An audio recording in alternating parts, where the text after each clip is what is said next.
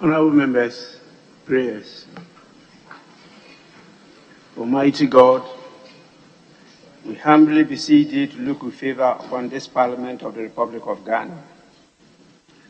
Grant that it may perform its high duty as in thy sight. Give divine guidance to the President of the Republic. Endow members of Parliament and ministers of state with discernment and vision, integrity and courage, that through the labors of government, this land and people may be well and truly served, and that good purposes for the common human life be realized in our midst. Amen. O God, grant us a vision of our country, fair as it might be, a country of righteousness, where none shall wrong his neighbor, a country of plenty, where evil and poverty shall be done away with, a country of brotherhood, where all success shall be founded on service and honor shall be given to the deserving, a country of peace, where government shall rest on the will of the people and the love for the common good. Bless the efforts of those who struggle to make this vision a living reality. Inspire and strengthen our people, that they may give time, thought, and sacrifice to speed the day of the coming beauty of Ghana and Africa. Amen.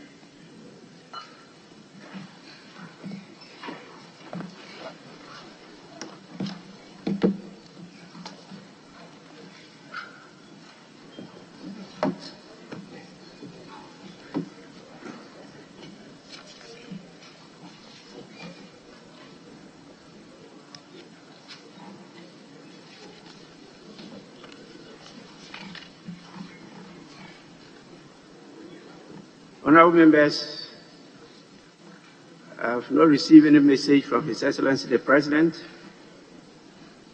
and I don't have a formal communication today. And so we'll move straight on to item 4 on the order paper of today. And we start with the votes and proceedings of Tuesday, 26th July, 2022. Page 1. Page 2. Page 3.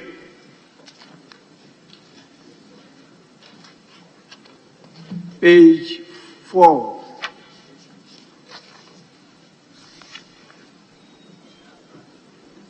Page 5.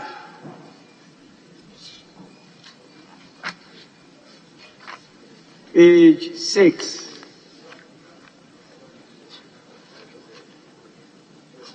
Page 7.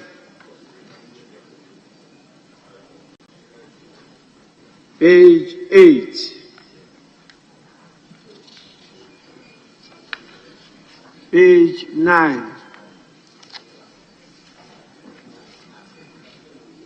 Page 10. Page 11. Page 12.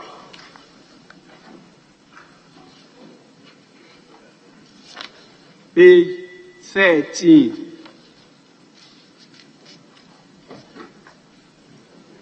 Page 14.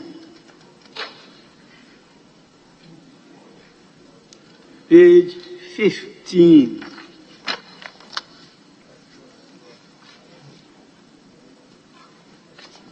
Page 16.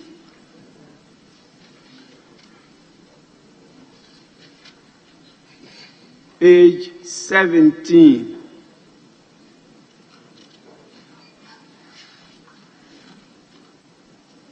Page 18.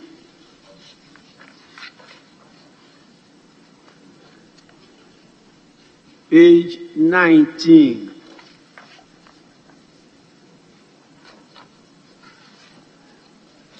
Page 20.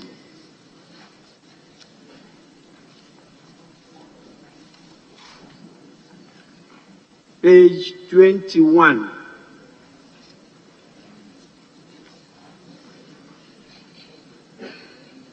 Page 22.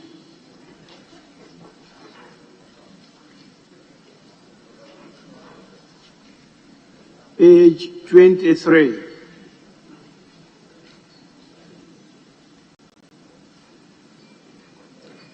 Page 24.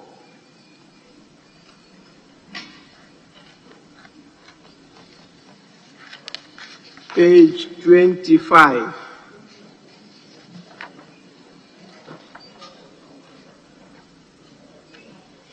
Page 26.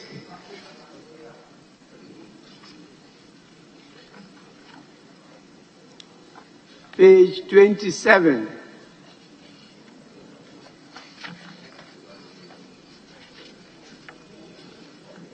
Page 28.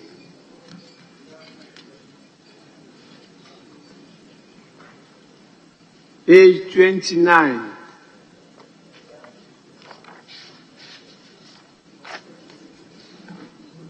Page 30.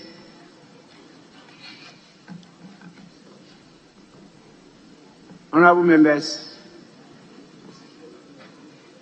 Yes, page 30.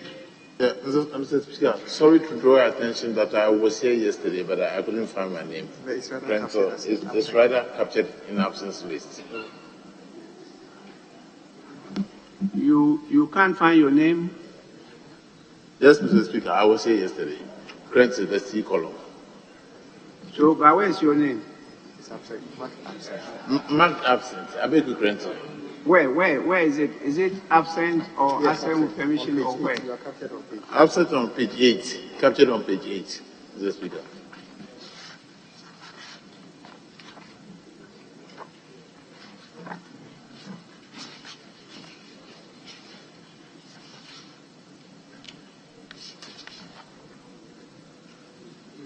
Page 8, you have item 3 and item 4. It's captured on the which of the items? Item 4, Mr. Speaker. Item 4, number 3. Number 3. Number 3. Yes, sir. You were completely absent without permission. Now he says he's been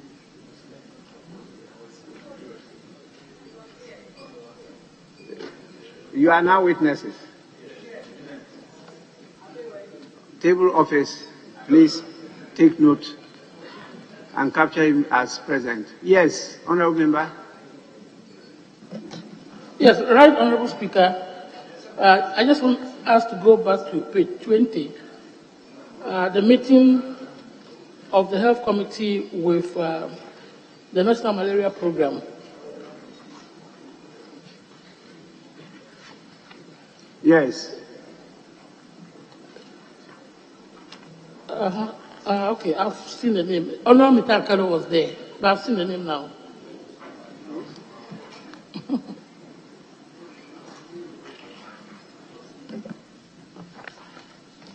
Honorable members, in the absence of any further corrections, the votes and proceedings of the 35th sitting held on Tuesday, 26 July 2022 are hereby adopted as a true record of proceedings. I don't have in my possession any copy of any official report. And so we'll move straight to item 5, questions. We have a number of questions on the order paper directed at the Minister for Energy,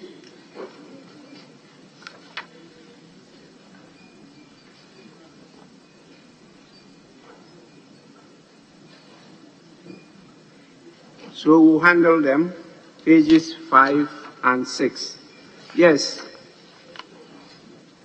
Majority Chief Whip. Speaker, with respect, I've spoken to my colleague want to seek your kind leave for the Deputy Minister of Energy to take the question instead.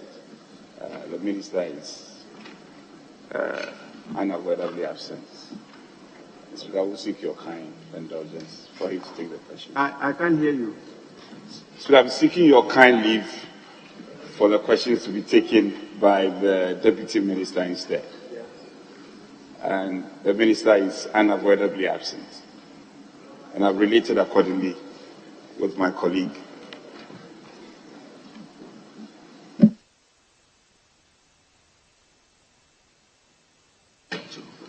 Right, Honourable Speaker, we have no objection to our colleague, Deputy Minister, answering the question, but the leader, the Chief Whip, ought to explain further why the Minister cannot be here. But we are at your liberty, but we have absolutely no objection to ask our colleague, the Deputy Minister, to answer the questions on behalf of the Minister.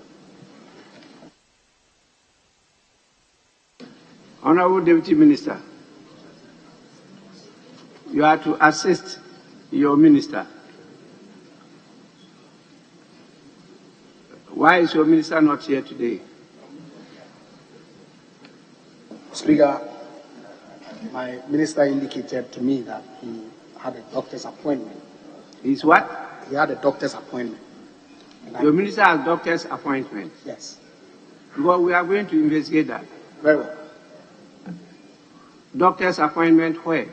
Speaker, I am not aware of exactly the location. I indicated to me that I should take the lead here, and that when he finishes, he's going to rush. He gave you verbal instructions to take the lead. That is so. And then he will follow up later. That is so. Even though he has doctor's appointment. Because he was on his way there when he called me that I should. So he's able to determine that he will finish with the doctor and follow up. No, Mr. Speaker, that's not what I said. I said, of course, I mean, the time that appointment will take cannot be determined by myself or himself, I suppose. And so he indicated that I should come. That's why I'm surprised that he's able to determine that he can see the doctor and see follow up to Parliament. No, and that. Anyway, take the appropriate seat. Thank you, Right Honourable. And then answer the questions.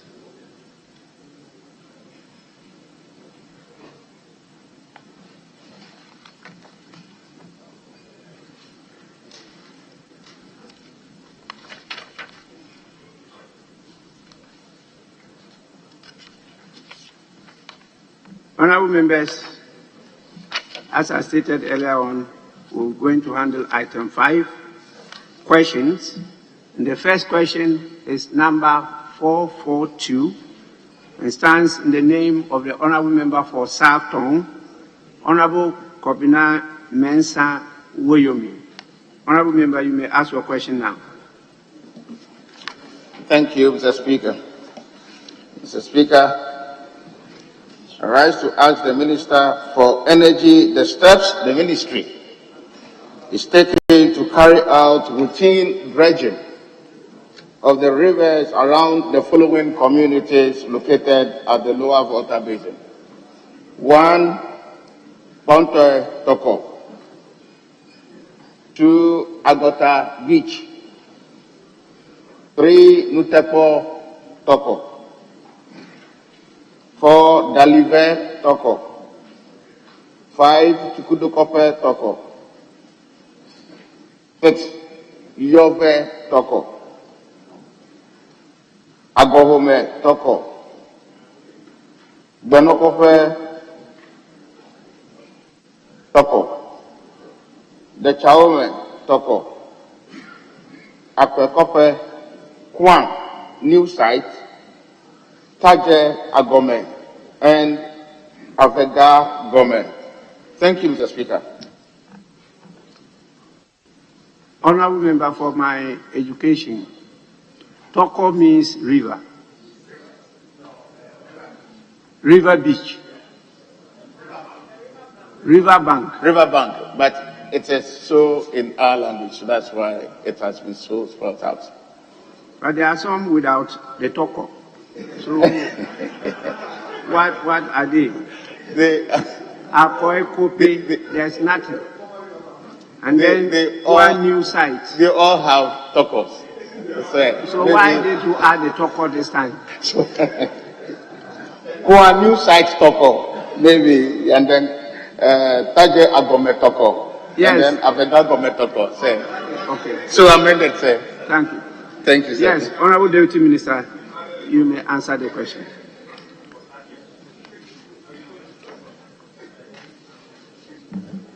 Thank you, Honorable Speaker, for the opportunity. Speaker, most of the 13 communities mentioned are located at various distances from the shoreline of the Volta River's main course. VRA has been operating a dredger on the lower Volta River since 1989 to carry out maintenance dredging along the shoreline communities. The dredging activity is in line with VRA's mandate to open the sandbank that builds up at the Adar estuary to allow for the discharge of the Volta River into the sea and the intrusion of saline seawater upstream to create the right estuarine ecosystem.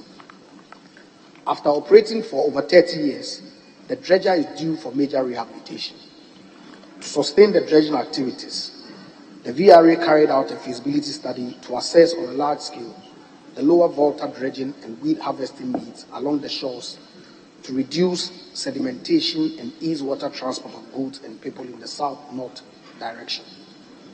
Additionally, Mr. Speaker, this will ensure sufficient seawater intrusion into the river to sustain aquatic life and clear aquatic weeds to destroy the habitat for snails that serve as bilharzia vectors.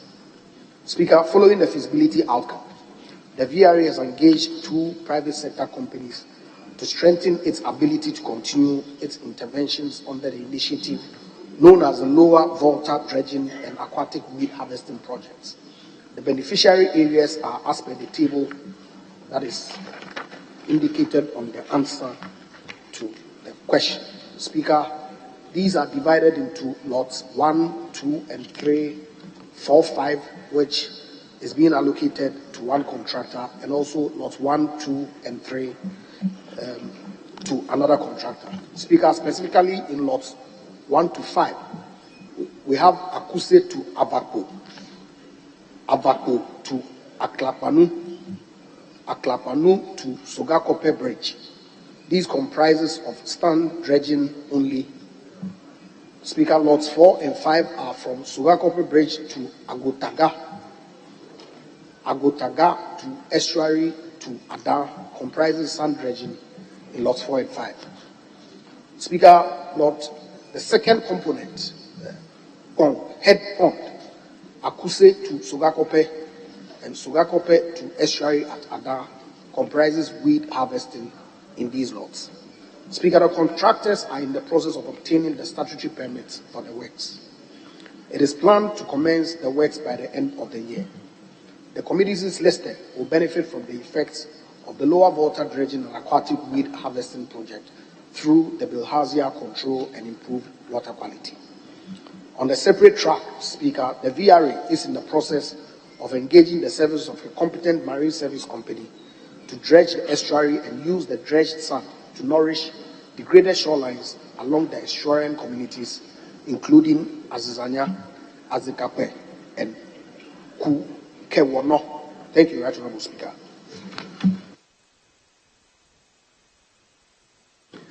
Yes, Honourable Member, any supplementary? Yes, sir, Mr. Speaker.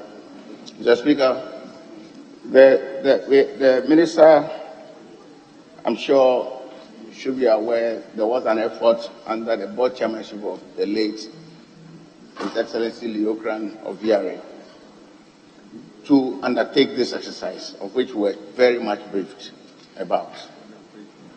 Now, the issue is what is missing in the answer, but what we do know is that there is this component to harvest the weeds and process the same.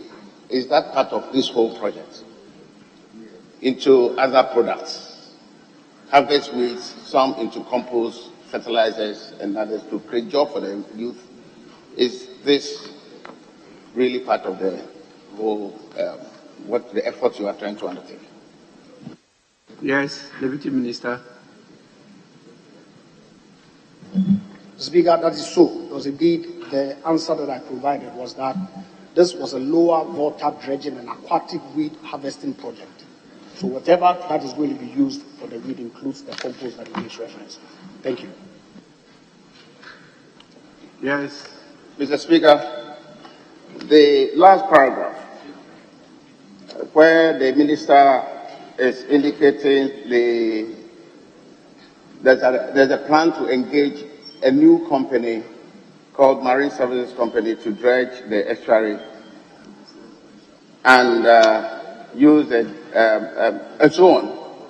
Is the minister aware that the current problem being encountered due to the tidal waves in various communities from Anglong towards the Qatar, enclave, and that which is no news, is something that we all do know, because of the blockade currently by the activities of this river.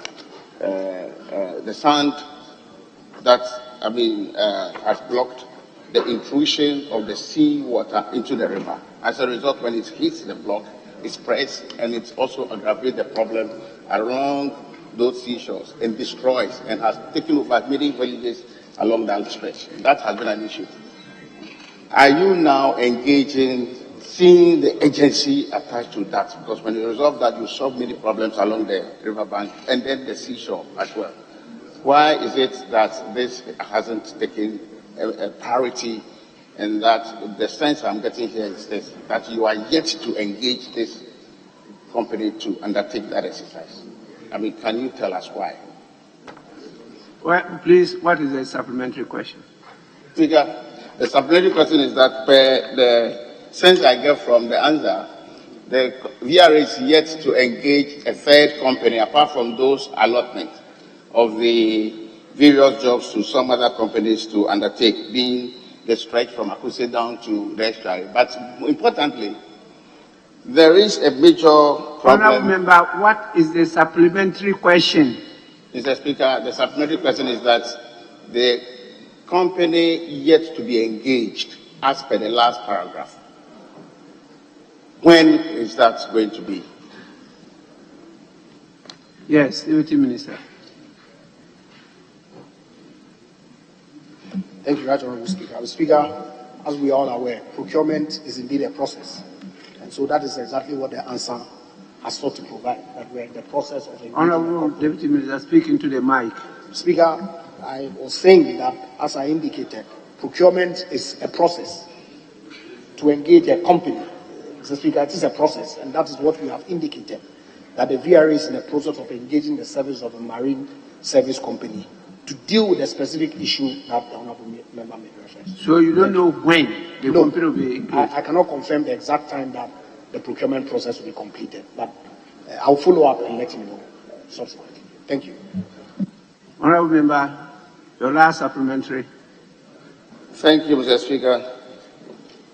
Mr. Speaker, one area has not been captured. That is one of the tributaries, looking at the answer provided, and they all have similar problems.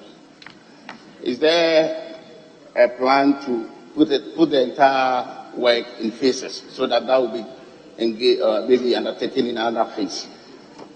Because there are three tributaries. What we have seen so far, you are dealing with the main cause of the river. What about the tributaries? Because they all have the same problem. I don't think you have captured any sense in that you are going to do the same in all the other tributaries of the river.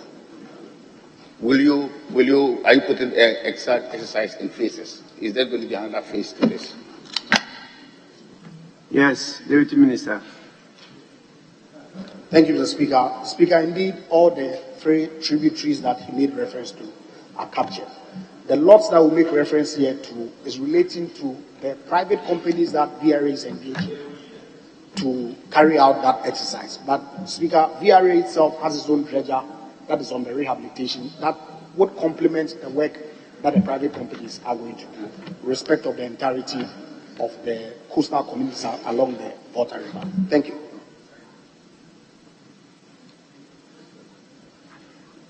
Honourable members, we move to the next question. Question number 596, stands in the name of the Honourable Member of Parliament for Awutu Senya West constituency, Honourable Mrs. Gisela Tete Agotui. Honourable Member, you may ask your question now. Thank you, Mr. Speaker. I rise to ask the Minister for Energy when the following communities in the Awutu Senya West constituency would be connected to the national grid: Betinfa, Amori, Obonaze, Yohani, Ayisekura, Okonfoekura, Sesekrum, Okuchoy, Obakwasem, and Papaye. Thank you. Yes, Honourable Deputy Minister.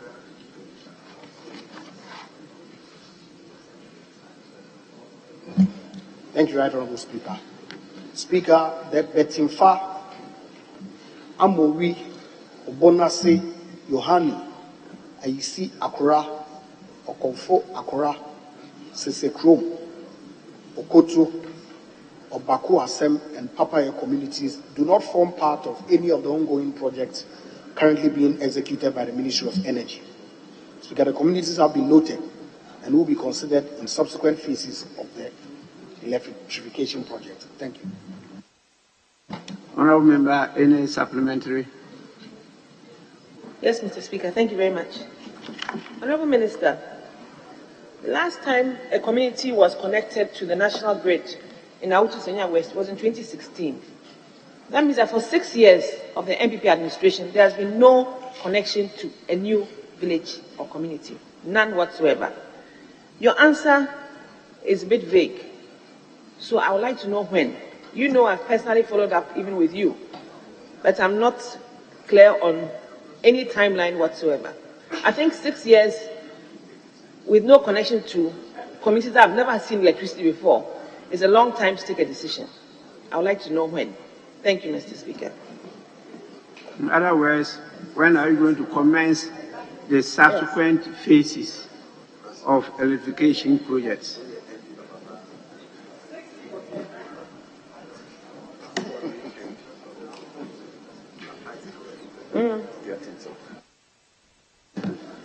Speaker, I believe that the Honourable Member would recognize that electrification projects have consistently been progressing. Governments have done incremental electrification of various communities in Ghana.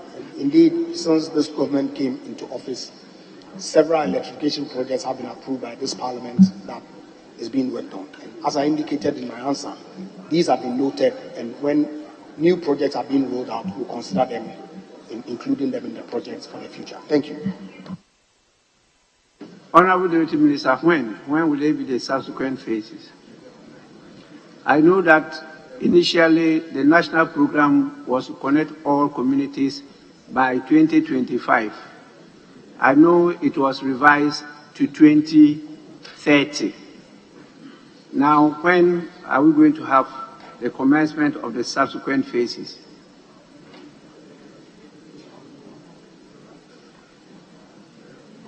Speaker, indeed, every year, government carries out electrification projects across the country. These are all rolled out in phases. And the next phase, I believe, will be in 2023, when the new budget cycle is considered for the ministry. And I'm sure that at that point, some other communities that have not been covered would be captured in that budget. Thank you, Mr. Speaker. Yes, your last supplementary. Thank you, Mr. Speaker. Mr. Speaker, my question at the time was actually in two parts, because there are 20 communities that do not have electricity. So I would like to ask the Minister, what considerations are made for communities to be rolled onto SHEP 4, SHEP 5, or whichever version of the SHEP will be coming in the near future? Because for 6 years, if even 2 were done in a year, or even 1, we'll be talking about 6 communities. None have been done at all. I'm emphasizing the 6 years because it does not show that there's a fair share of the national cake. Thank you, Mr. Speaker. Honorable member, I actually didn't get the supplementary question. I didn't get it.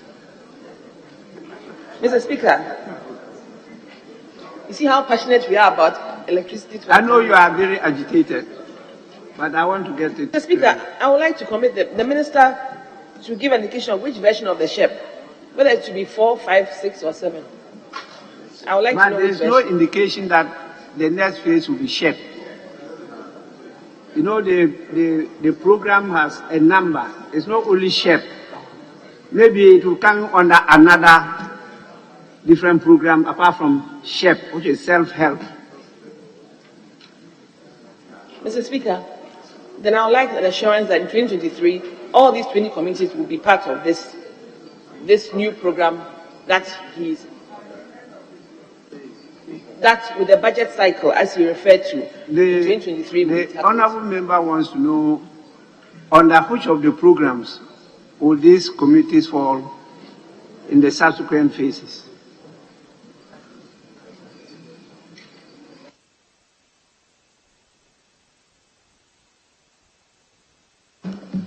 Right, Honourable Speaker, I began to feel that you are assisting me in the comments that you are making with respect to the question that my good friend asked. But I can assure you that indeed His Excellency the President has committed to ensure that we attain universal access by 2024. And as a ministry, we are working together with our MMDCs and members of Parliament to ensure that communities that have not been captured are captured for future programs that are rolled out under the electrification project. Thank you, Mr. Speaker.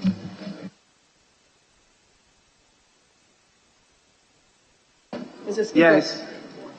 I will therefore inform the communities that by 2024 they will get electricity. Thank you, Mr. Speaker. Well, otherwise, no electricity, no votes for you. I take that as a friendly comment, not a supplementary question. So we'll move on to the next question, number 598. Sorry. Number 598 stands in the name of the Honourable Member for Upper Denchira West, Honourable Daniel Ohene Dako. Honourable Member, you may ask your question now.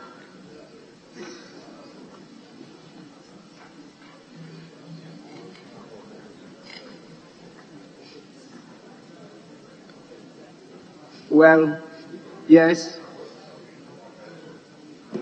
Mr. Speaker, I'd like to ask the question on behalf of, as he's in the central region.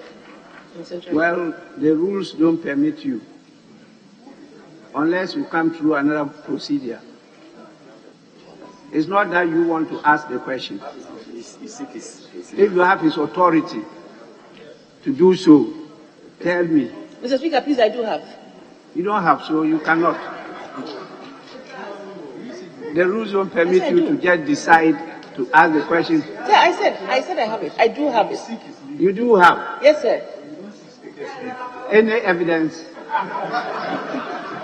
Sir, only a WhatsApp message.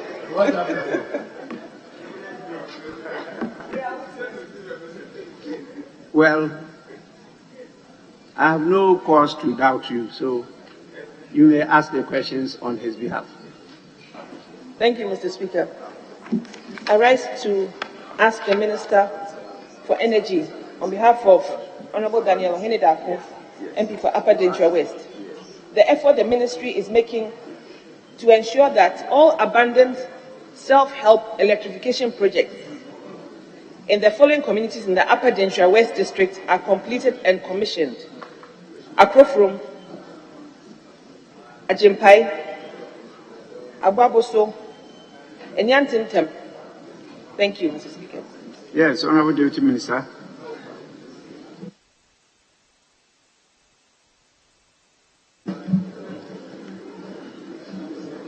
Right Honourable Speaker, the communities, namely Akrofrom, Ajimpaye, Aboaboso, and Aintentem, form part of the ministry's ongoing SHEP 4 rural electrification project in the central region.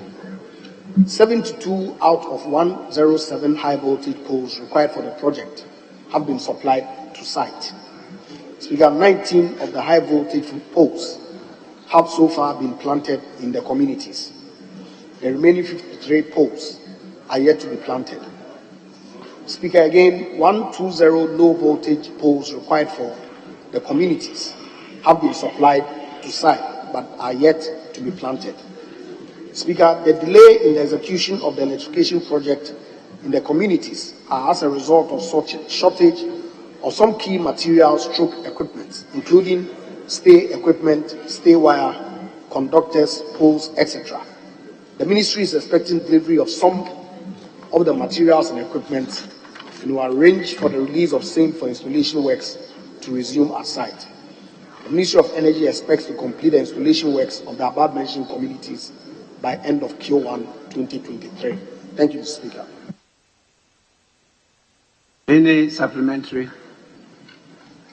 Mr. Speaker, I'd like to ask the Minister whether they are not concerned about materials being purchased and left at site to the elements of the weather. Is that of concern to you? Thank you. Yes, Deputy Minister.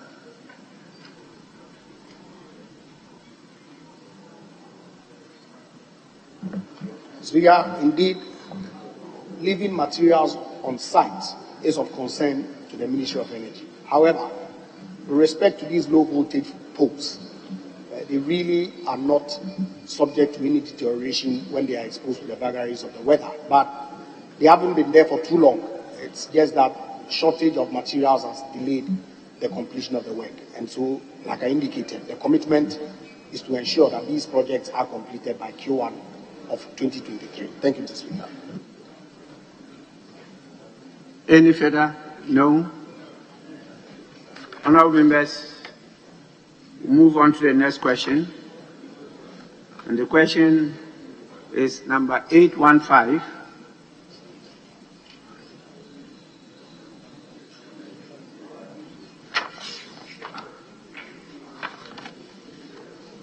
Stands in the name of the Honourable Member for Wa West, Honourable Peter Lanchine Tubo.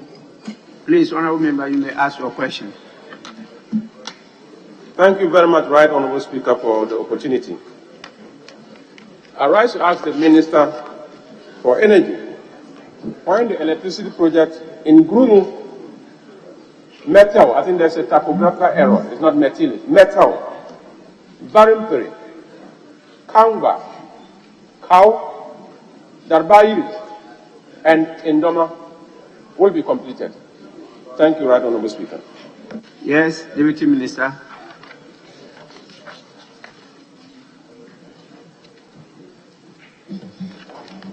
Right Honourable Speaker, the communities, namely Kumbungu, Meteli, Verempere, and Kau, form part of the Ministry of Energy's ongoing Shed 5 rural electrification project in the Wa West district of the Upper West region. Speaker, a total of 444 high voltage poles required for the communities have been supplied and planted. High voltage installation works are in process at Kumbungu, Meteli, and Kau communities. It is noted that the high voltage network being constructed passes through Verempe community. Speaker, 827 out of 1,210 of the required low voltage poles for the project have been supplied and planted in the Kumbungu, Meteli, Verempere, and Kau communities. Stringing of conductors is 95% complete in the Kumbungu community. The full complement of pole top-up accessories to allow for the execution of the outstanding low voltage installation works in Meteli, Verempere, and Kau are yet to be supplied. Speaker, the delays in the execution of the electrification project in the communities are as a result of the shortage of some key materials, stroke equipment, including stay equipment, conductors, transformers, etc. The Ministry, Speaker, is expecting delivery of some of these materials and equipment and will arrange for the release of same for installation works to resume at the site. Speaker, the Ministry of Energy expects to complete the installation works in the above-mentioned communities by end of Q1 2023. However, Mr. Speaker, engineering survey has been carried out in Kangba, Daribaire, and Tendoma communities as part of the Ministry's last-mile electrification survey for consideration for inclusion in the subsequent phases of the electrification program. Thank you, Right Honourable Speaker. Yes, Honourable Member, any supplementary question? Yes, Right Honourable Speaker, I have a supplementary question. Mr. Minister, Tendoma was wired hurriedly in 2020, before the 2020 elections. Tendoma, it was hurriedly wired before the 2020 elections. And as we speak, it has not been connected. Grumu was wired. You are talking about shortage of materials. Mr. Minister, can you assure the people of Grumu and the people of Tendoma that as you enjoy light sitting in Parliament working, there will be light in these communities very soon? If you can give me timelines. Thank you so much. Yes, Honourable Deputy Minister, it's assurance. Speaker, indeed, my assurance is contained in the last but one paragraph of my answer that by end of Q1 2023, we expect that these works will be completed for the good people of the communities that my good friend mentioned to enjoy electricity. Thank you.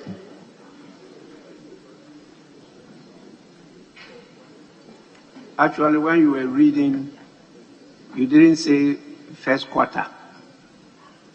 You said 1st October.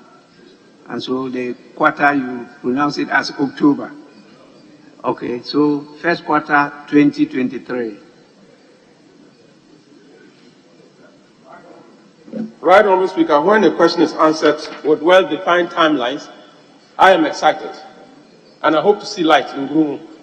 I hope to see light in Tendoma, and I hope to see light in Meteor come the end of March 2023. Thank you so much. Thank you, Honourable Member. So we'll move on to the next question. The next question stands in the name of the Honourable Member for Binduri, Honourable Abdullahi Abanga. Honourable Member, you may ask your question now. Okay, thank you very much, Mr. Speaker. Mr. Speaker, I rise to ask the Minister for Energy when the electrification project under the Shed 4 program in the following communities in the Binduri district of Upper East region will be completed.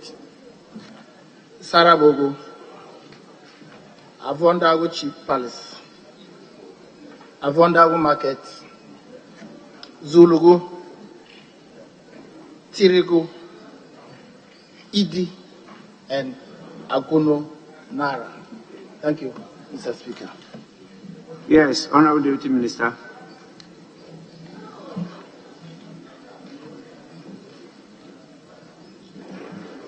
Thank you, Right Honourable Speaker. Speaker, the communities, namely Sarabogo, Avodago Chief's Palace, Avondago Market, Zulogo, Tirago, Idi, and Agonara, form part of the Ministry of Energy's ongoing Shed 4 rural electrification project in the Binduri district of the Upper East region. Speaker, a total of 67 out of 70 high voltage poles required for the communities have been supplied to site.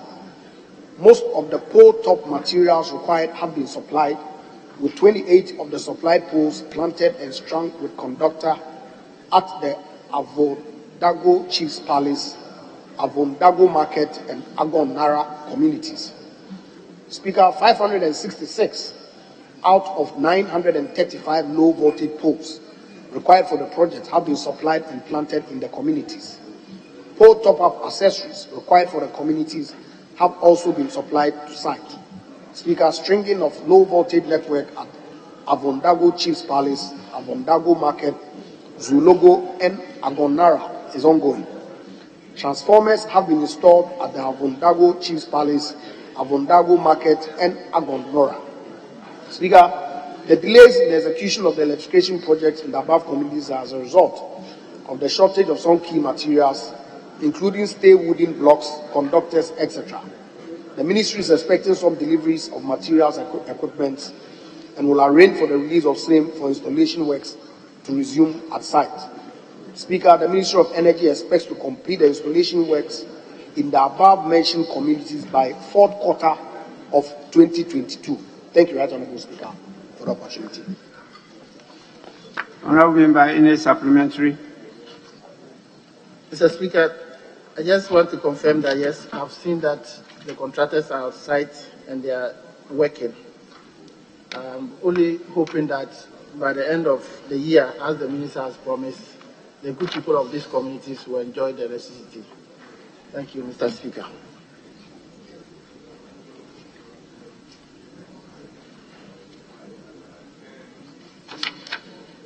Honourable members, we move to question number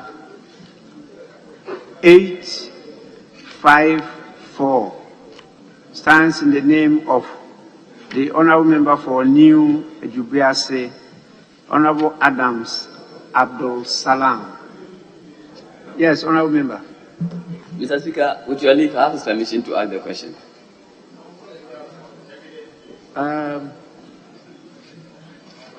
Come again. Mr. Speaker, with your leave, I have the permission of the Honourable Member to ask the question on his behalf. Well, you need his authority first.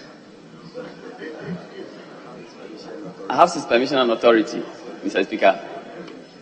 Very soon, I'll be asking for evidence. All right, Mr. Speaker, I have the evidence here. I know he's your friend, so Yes. you may do so. Okay.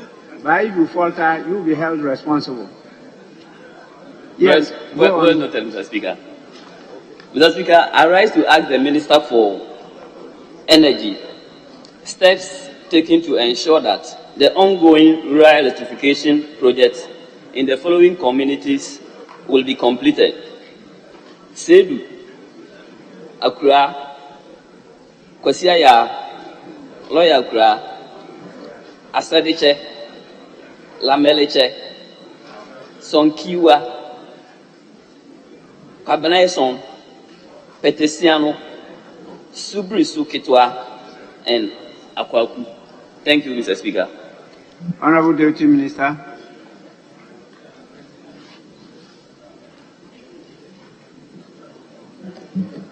Right Honourable Speaker, the communities, namely Asadeche, Lameleche, Son, Koyiwa, and Kwabeneson, have been earmarked to benefit from the Ministry's ongoing electrification project being executed by Messrs. China International Water and Electric Corporation, Phase 2, in the Volta, Eastern, Ashanti, Brongahafo, comprising of Bono, Bono East, Ahafo, and Western regions. Works in these beneficiary communities are yet to commence, Speaker. The delay in commencement is as a result of delay in obtaining signature guarantees from the Chinese government for the loan agreement to become effective. Speaker, Subrisu, Kitwa, and Akwaku communities form part of the Ministry of Energy's ongoing SHEP rural electrification project in the new Ejubriase district of the Ashanti region. HV and LV network and transformer substation works have been completed at Akwaku. The transformer has been energized pending the release of energy meters for installation in the Akwaku community by end of the fourth quarter of 2022. Speaker, 25 low voltage poles out of the 45 low voltage poles required for Subrisu Kitwa have been supplied and planted in the community. The ministry is, however, yet to supply the HT poles and balance of low voltage poles and pole top accessories. The delay in the execution of the electrification project in the community as a result of the shortage of key materials and equipment, including conductors, HV poles, and LV poles. Speaker, the ministry is expecting some deliveries of materials and equipment and will arrange for the release of same for installation works to resume at site. Speaker, the Ministry of Energy expects to complete the installation works on the above-mentioned communities by the end of the fourth quarter of 2022. Speaker, additionally, the Sedu, Accra, Kwesi Eya, Lawyer Akura, and Petesiano communities do not form part of any of the ministry's ongoing electrification projects. The communities have been noted and will be considered for connection to the national electricity grid in subsequent phases of the electrification program. I thank you. Yes, Honourable Member, any supplementary? Yes, Mr. Speaker. Mr. Speaker, as the Minister stated, Subriso, Kitwa, and Akwaku, they already have the project ongoing. Minister, I want to find out from the Minister when the contractors are coming back on site. Because they have left site as we speak now. Yes, Minister.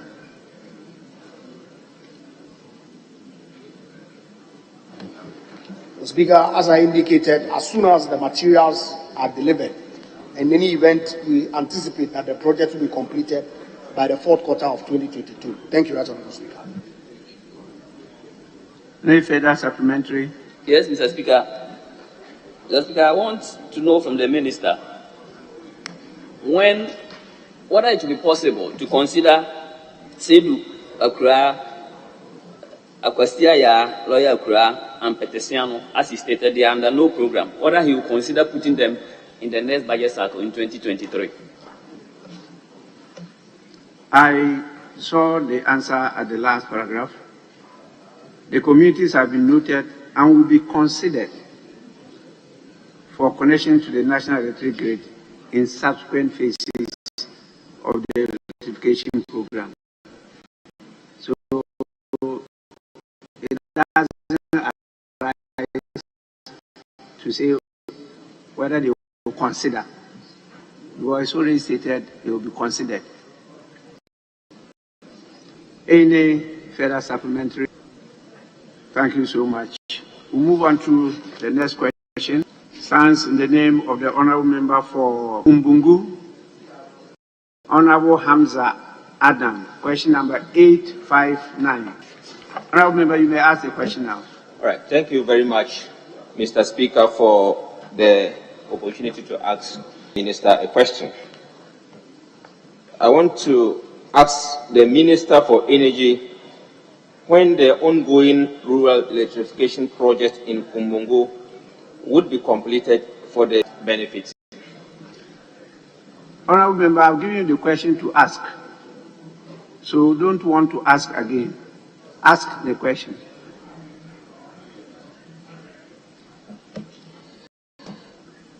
I rise to ask the Minister for Energy when the ongoing rural electrification project in Kumbungu would be completed for the people to start benefiting.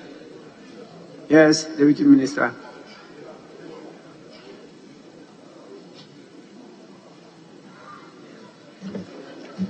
Thank you, Right Honourable Speaker. Speaker, the Ministry of Energy is currently working in 5 communities, namely Bugli, Kupungrigu, Pegu, Dalum, Behinayi, and Gingani under Chef 5 in the Kumbungu district in the northern region.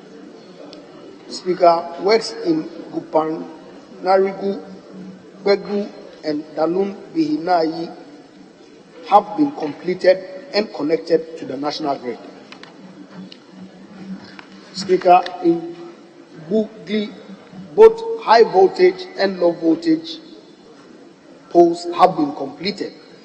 The transformers required have been installed and energized, leaving customer service connections. Speaker, 54 high voltage poles required for Gingani have been supplied, planted, and strung. 4 normal transformers required for Gingani have been installed and 3 energized, leaving 1. Speaker, works on the 4 transformer substation is yet to be completed.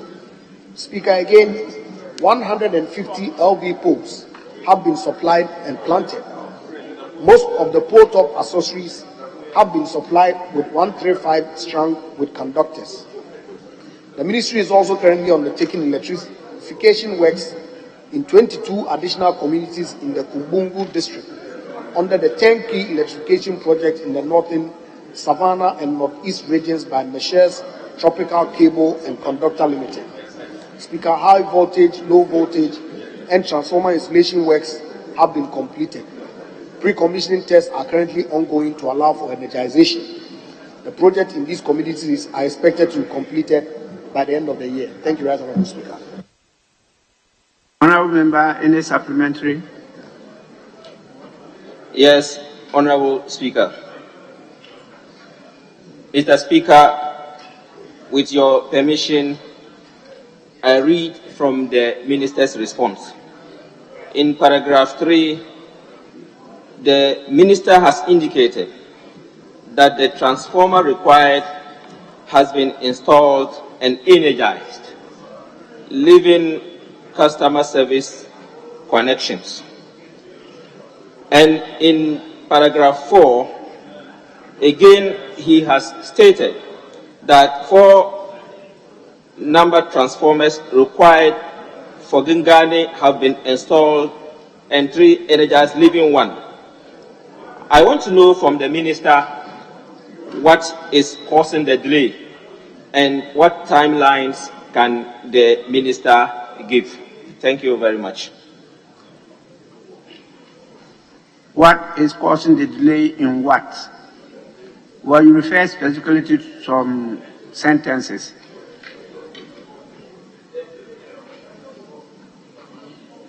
Delay in what?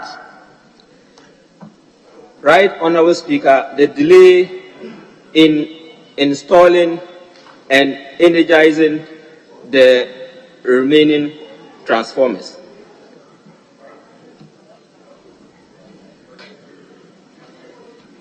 Well, Deputy Minister.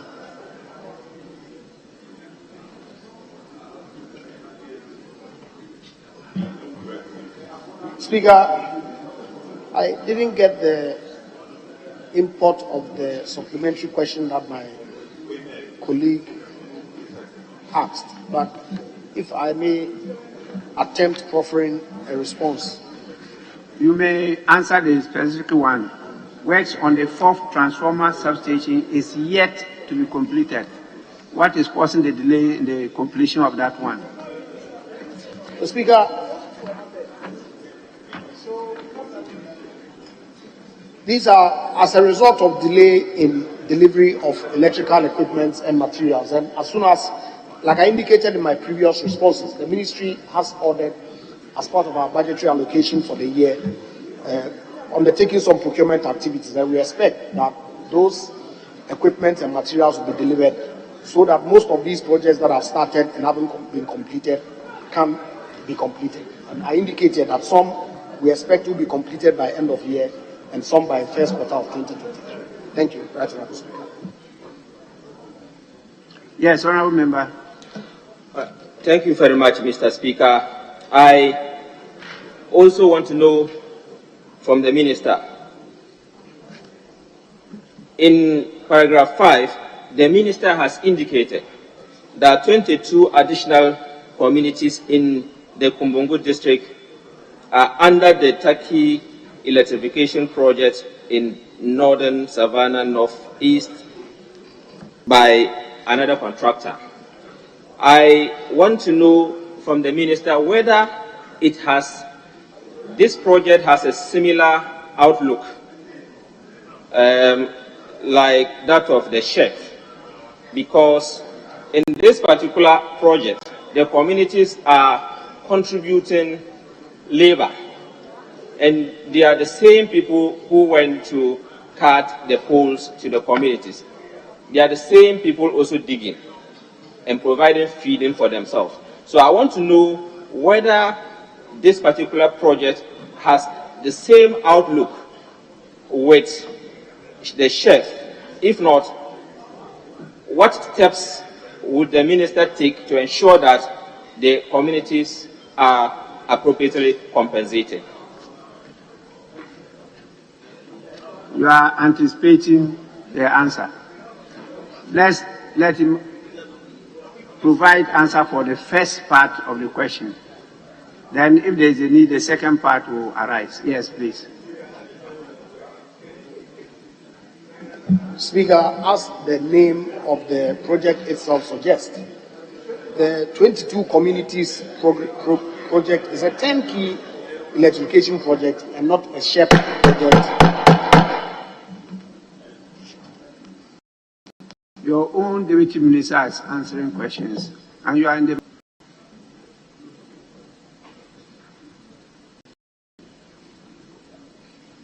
Please go on.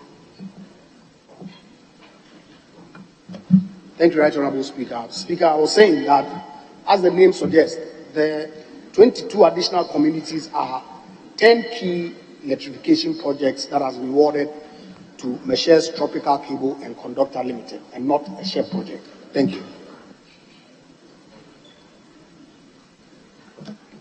Right, Honorable Speaker, I probably think that the minister didn't get me right, because I want to know whether that project, I'm aware it is not SHEF project, but I want to know whether the outlook is the same. Are the communities supposed to provide responsible for labor and then also cutting of the poles to the communities?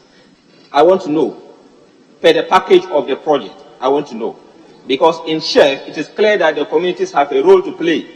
But in this particular one, I'm not too sure whether it is the responsibility of the communities to provide the labor as they are doing under this project.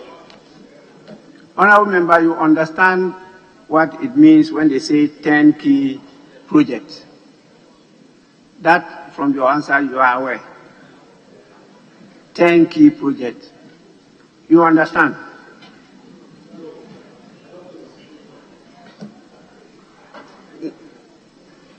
Yes. Mr. Speaker, so far as I know, the Turkey electrification project, I am not too sure of the outlook. I am aware of the SHEF. I don't know whether it is part of the SHEF project or not. Clearly, I'm not aware. The minister says it's not part of the SHEF project. It's a 10-key electrification project. It's in the answer. And so if what you are saying is being done, then maybe it's the communities that are volunteered to support the contractor to finish early. If not, then the second part of your question will come in.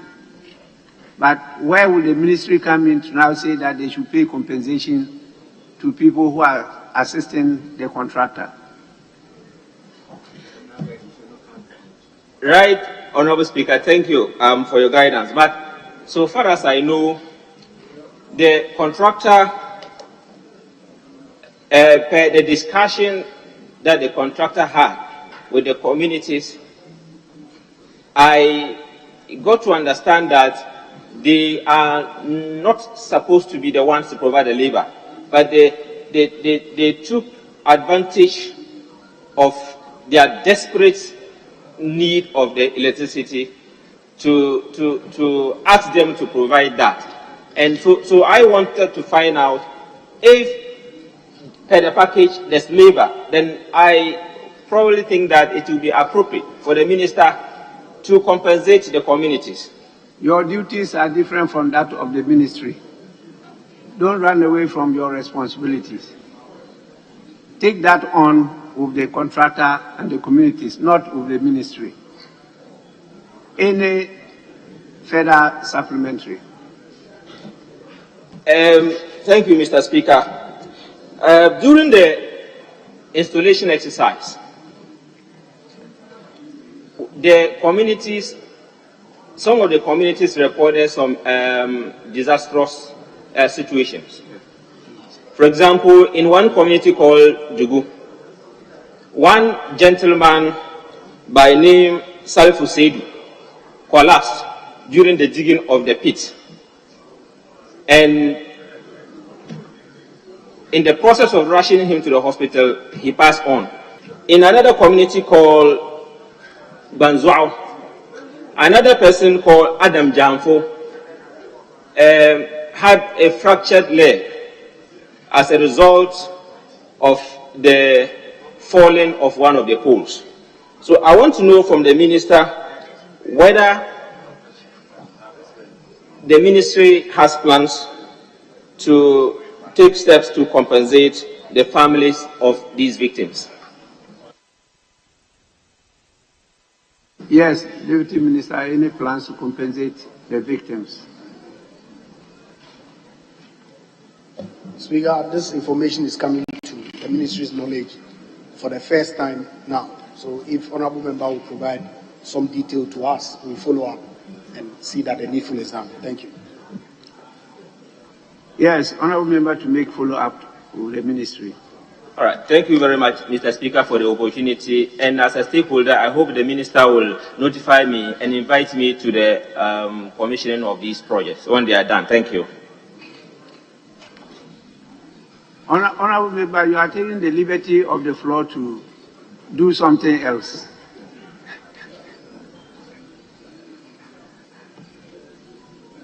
Yes, could we now go to the next question?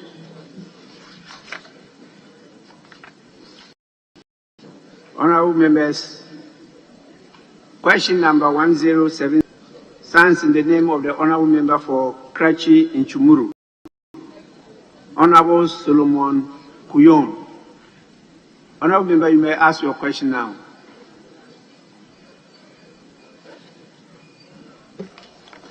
Thank you, Right Honourable Speaker.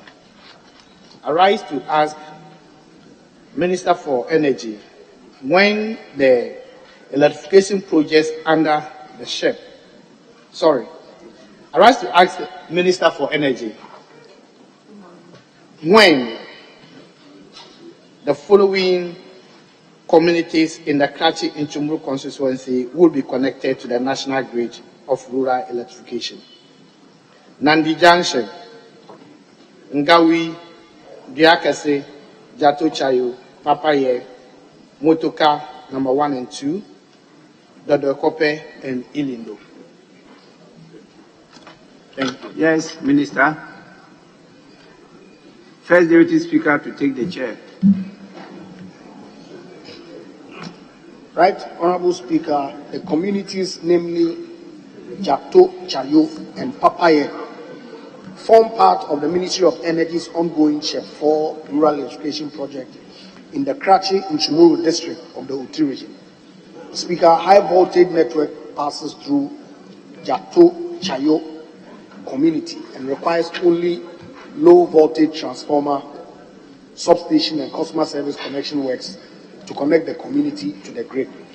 Speaker, 39 of the low voltage poles required have been supplied with 21 planted.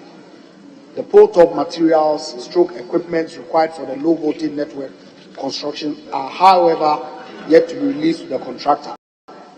Speaker, the delays in the execution of the electrification project at Papaye and Jato Chayo communities are as a result of some key materials, including transformers, conductors, etc. The ministry is expecting deliveries of materials and will arrange for the release of same for installation works to resume at site. Speaker, the Ministry of Energy expects to complete the installation works in the above-mentioned communities by end of 2022. Speaker, the remaining communities, namely Namdi Junction, Ngawe, Dia Kase, Motoka number 1 and 2, Dodokokwe, and Elindo, do not form part of the ministry's projects. The communities have been noted and will be considered for connection to the national electricity grid in subsequent phases of the electrification program. I thank you, Right Honourable Speaker. Honourable Member, any supplementary? Thank you, Honourable Speaker. From the Minister's response, the following communities, Nandi Junction, Ngawi, Biakase, Motoka number 1 and 2, the Doekope, and Ilindo do not form part of the ministry's projects. I recall in 2016, these projects started in these aforementioned communities. Metal poles were erected, wires were brought to site, And since January 2017, the contractor abandoned the place. Is that the contract is terminated? What happened? If Minister can explain to me. Honorable First Deputy Speaker, take the chair.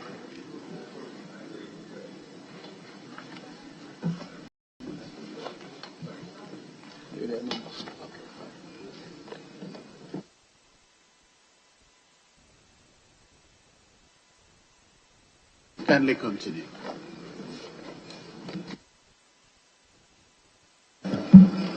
Speaker, the information that I have is to the effect that the contract that was awarded indeed on 16th November 2016 covered the communities Kaparai, Lakeside, Yike, Wanando 1 and Wanando 2. And the contractor was Nyanab Ghana Limited.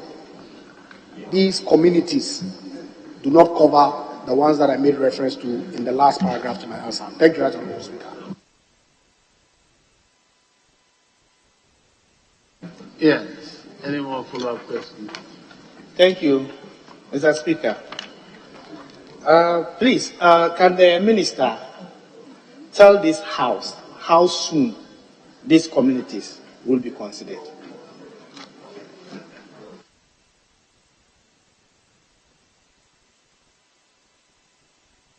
Yes, Honorable. Thank you, Right Honorable Speaker. Right Honorable Speaker, as part meant to attain universal access by 2024, all communities that have not been covered or captured will be considered in subsequent programs of the ministry. Thank you. Can you give us an idea of the subsequent program? I think that was his question. Do you have any idea of time?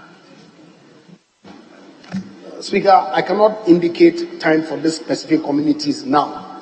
But like I said, the program that we are running from the ministry is to ensure that all communities that have not been covered are captured by 2024. So I expect that within that time frame, these communities will be covered after all. Thank you. Yes. Any more? You're done. Very well. That was question number 1072, right?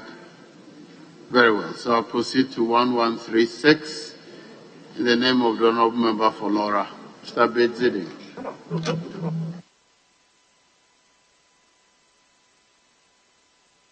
Oh, very well. The question was 1070. We are now going to 1072. Very well. Honourable Member for Krachi and Chumo, you may ask your next question.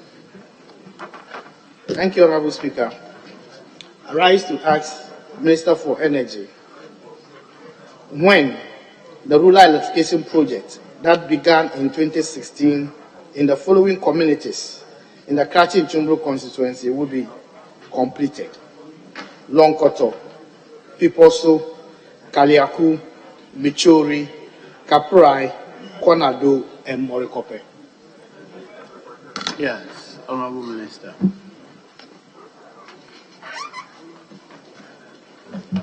Thank you, Right Honourable Speaker. Speaker, the Longkoto, Beposo, Kaliaku, Bichori, and Konado communities form part of the Ministry of Energy's ongoing Chef 4 Rural Electrification Project in the Krachi and Chimoro district of the Uti region. Speaker, high voltage and low voltage network construction works have been completed in the communities. The outstanding works in these communities are customer service installation works. The ministry is expecting a list of registered customers from the utility Northern Electricity Distribution Company, NECO, following which meters will be issued to the contractor for installation. Speaker, completion of works in Kaprai community has delayed as a result of shortage of some key materials and equipment, conductors, transformers, etc. The ministry is expecting deliveries of some materials and equipment and will arrange for the release of same for installation works to resume at site. The Ministry of Energy expects to complete the installation works at Kaprai by the end of 2022. Speaker, Morikope does not form part of any of the ministry's ongoing electrification projects. The community has been duly noted and will be considered for connection to the national grid in subsequent phases of the electrification program. Thank you. Yes. Thank you, Honorable Speaker. I would like to ask the Minister whether it has come to your attention that the same rural electrification project started in the following communities: Papaye, Tipunja, Jajai, and Contact people. So, Honorable in Member, 2020, you are introducing new communities apart from what you have asked a question on. You can do that. Please ask your questions on okay, thank you. Long Cocteau, Biposo, and others. Not thank you, additional. Honorable Speaker. What I'm trying to say is that this rural electrification project started in 2020 in some communities in the same constituency, but completed, and the communities are benefiting or enjoying the electricity now. Whilst this one that started in 2016 is still crawling, and that is what I want clarification from the Minister. What has accounted to that? Yes, Honorable Member.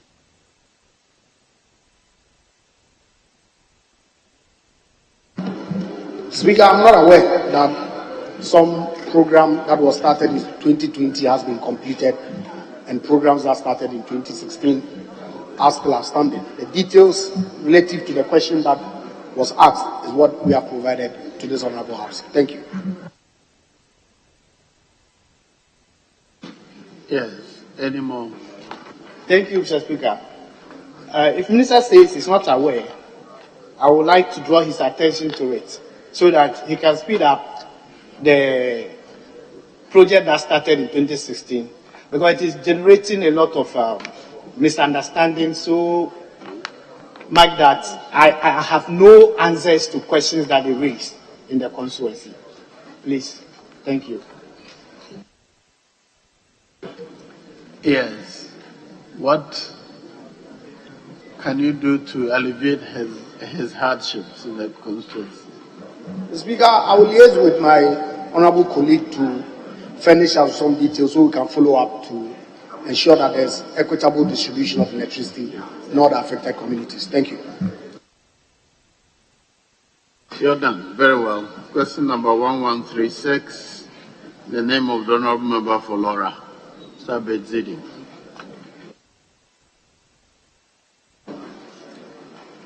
Thank you very much, Right Honorable Speaker. Right Honorable Speaker, I rise to ask the Minister of Energy when the ministry will complete the electrification program connecting the following communities to the national grid, currently under the program in the Laura municipality. 1. Bo Nairi. 2. Council. 3. Dunguni Kunchen. 4. Kogwari. 5. Nairi Yir. 6. Dazuri. 7. Sorguon Kakaltuo. 8. Nabrunya. 9. Bompare. Thank you, Mr. Speaker. Yes. Thank you, Right Honorable Speaker. Right Honorable Speaker, the communities, namely Bo Nai, Bombweni, Kuncheni, Kogori, Dazuri, Sagon, Kautu, Nabunye, and Bompari form part of the Ministry of Energy's ongoing Chef 4 rural electrification project in the Laura district of the Upper West region. Speaker, a total of 206 high voltage poles required for the communities have been supplied to Bonayi, Dogwini, Kuncheni, Kogori, Dazuri, Sogon, Kakao, Nabunye, and Bompari. Speaker, most of the required pole top-up materials have been supplied, with 109 of the supplied poles planted and strung with conductors in Bonayi, Bomwini, Kuncheni, Kogori, Dazuni, and Bompari. Speaker, 1,031 out of 1,870 low voltage poles required for the project have also been supplied and planted in the communities. Speaker, pole top-up accessories required for the communities have been supplied to the site. Stringing with conductors is ongoing in Bonayi, Bomwini, Kuncheni, Gori, Dazuri, and Bompari. Speaker, transformers have been installed at Sogon, Kakautu, Nabunye, Dazuri, and Bompari. The remaining communities, Speaker, namely Tamsi and Nayeri Yiri, do not form part of the Ministry of Energy's projects. These communities will be considered in the subsequent electrification project. Speaker, the delays in the execution of the electrification project in the above communities are as a result of the shortage of some key materials and equipment, including steel wooden blocks, conductors, etc. The ministry, as I've indicated, is taking delivery of some materials and will arrange for the release of same for installation works to resume at these sites. Speaker, I can commit that the ministry expects that the installation works in the above mentioned communities will be completed by the first quarter of 2023. Thank you. Right Honourable Speaker.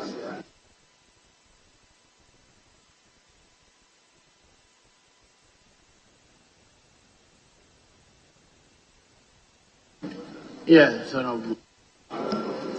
Thank you, Mr. Speaker. Mr. Speaker, let me commend the Minister for the support they gave in respect of Bonairi. But I'd like to inform that Bonairi has now been connected after I went to lobby them to try to get that place connected as a result of a challenge that we had there. Thank you very much for that. Mr. Speaker, indeed, I'm aware that there have been partial works in these communities. Indeed, the works were started as far back as 2016. In the case of Bompari, Dazuri, Kakaltuo, Nabrinya, Sorgua, I actually went to the ministry to lobby for them to get this particular project. And since they started in 2016, it's 6 years now, and the program is still outstanding. Mr. Speaker, I'd like to find out from the Minister, when, after 6 years, will the works be completed? Because I've seen that he has answered that in the first quarter of 2022. Meanwhile, the contractors have left the site. So when indeed will the contractors get back to site to ensure that the work is completed in order to meet your own deadline of March 2022? No, 23, sorry. First quarter of 2023. Thank you, Mr. Speaker. Yes.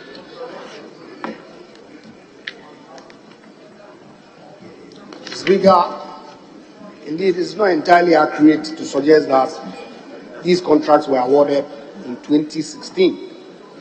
Because indeed, the truth of the matter is that some contracts were awarded in July of 2016, some on the 20th of September 2019, and some on the 19th of September 2019, under both Schedule 4 and 5 of the National Electrification Project.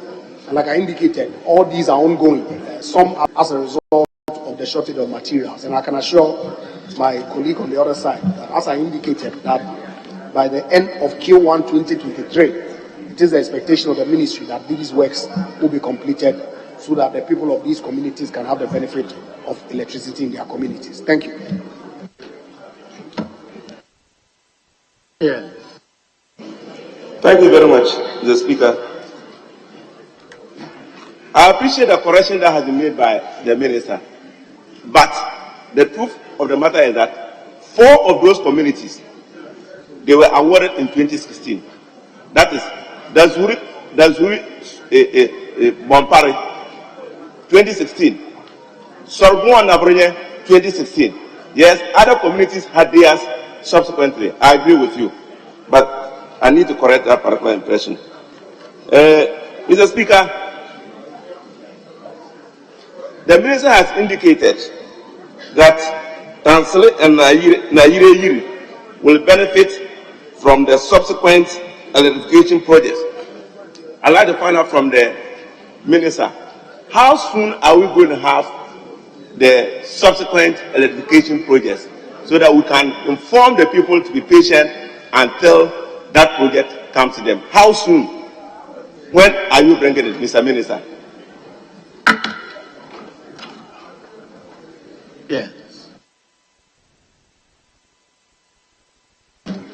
Right Honourable Speaker, thank you. Indeed, as I've indicated in previous answers, it is the commitment of government to attain universal access to electricity by 2024. And it is my expectation that all the communities that so far do not have electricity will be connected within that time frame so that we can achieve the universal access program that we set for ourselves. Thank you. The last opposition. Very well, thank you. Honourable members, that brings us to the end of question time. We thank you, Honourable Minister, for attending upon the House to answer questions. You are now discharged.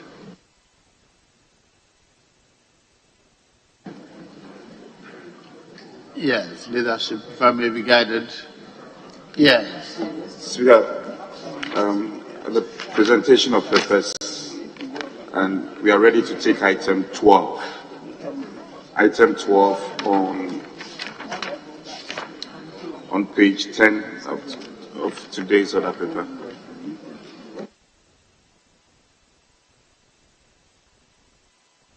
Did you say presentation of papers?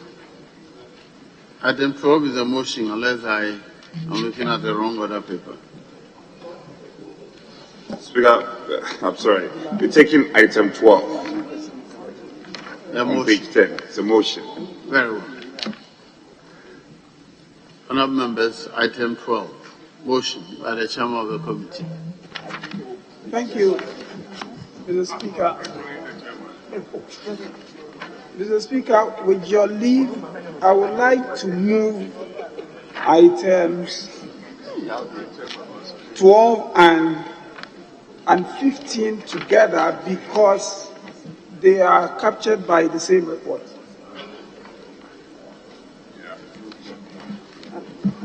Very well. Is that acceptable to the minority? Speaker, that's acceptable. Thank you. Very well. Yes, Chairman. Thank you, Mr. Speaker. I rise to move that the motions listed as items, the procedural motions listed as items 12 and 15 be moved today. I so move. Yes. Yeah, I'd like to second the motion. Honourable members, items 12 and 15 are procedural motions. All in favour of the House adopting the procedural motions, say aye. All against, say no. The ayes have it. The House has adopted the procedural motions numbered 12 and 15 on pages 10 and 12 of today's order paper. Yes. Motion numbered 13 and 16, I guess. Yes, Mr. Speaker, I rise to move that the motions listed as items 13 and 16 be moved and in the process present your committee's report. Mr. Speaker, these motions are in respect of buyer's credit agreement between the government of the Republic of Ghana and Deutsche Bank for an amount of 135,396,518 euros and 38 cents, and a commercial facility agreement between the government of the Republic of Ghana and Deutsche Bank for an amount of 21 million euros. I request the Hansa department to capture the entire content of the report once, Mr. Speaker, I present the highlights. The purpose of the project is to improve travel time and reduce waiting times within the Kumasi metropolis with consequent reduction in poverty and enhanced development in the region. Mr. Speaker, the terms of the facility are captured under paragraph 4 of your committee's report. The scope of works under paragraph 5, your committee's observation under paragraph 6. In conclusion, Mr. Speaker, the committee has considered the agreements and finds the project to be important towards improving vehicular movement in Kumasi and contributing to the enhancement of the road network of the country as a whole. The committee therefore recommends to the House to adopt this report and approve by the resolution the request. I so move, Mr. Speaker. Yes, Honorable Rankin. Thank you, Mr. Speaker. I beg to second the motion. Mr. Speaker, the development of Swami Interchange is a part of the strategy adopted to improve the capacity and reduce the travel time in Kumasi. Mr. Speaker, this will have a significant improvement on the economy of Kumasi. Mr. Speaker, the objective of the facility is to improve the travel time and reduce the waiting time within the Kumasi metro. Mr. Speaker, the terms and conditions are those. The insurance is 16,396,518. The terms, the interest rate, structure, and everything are stated here. Mr. Speaker,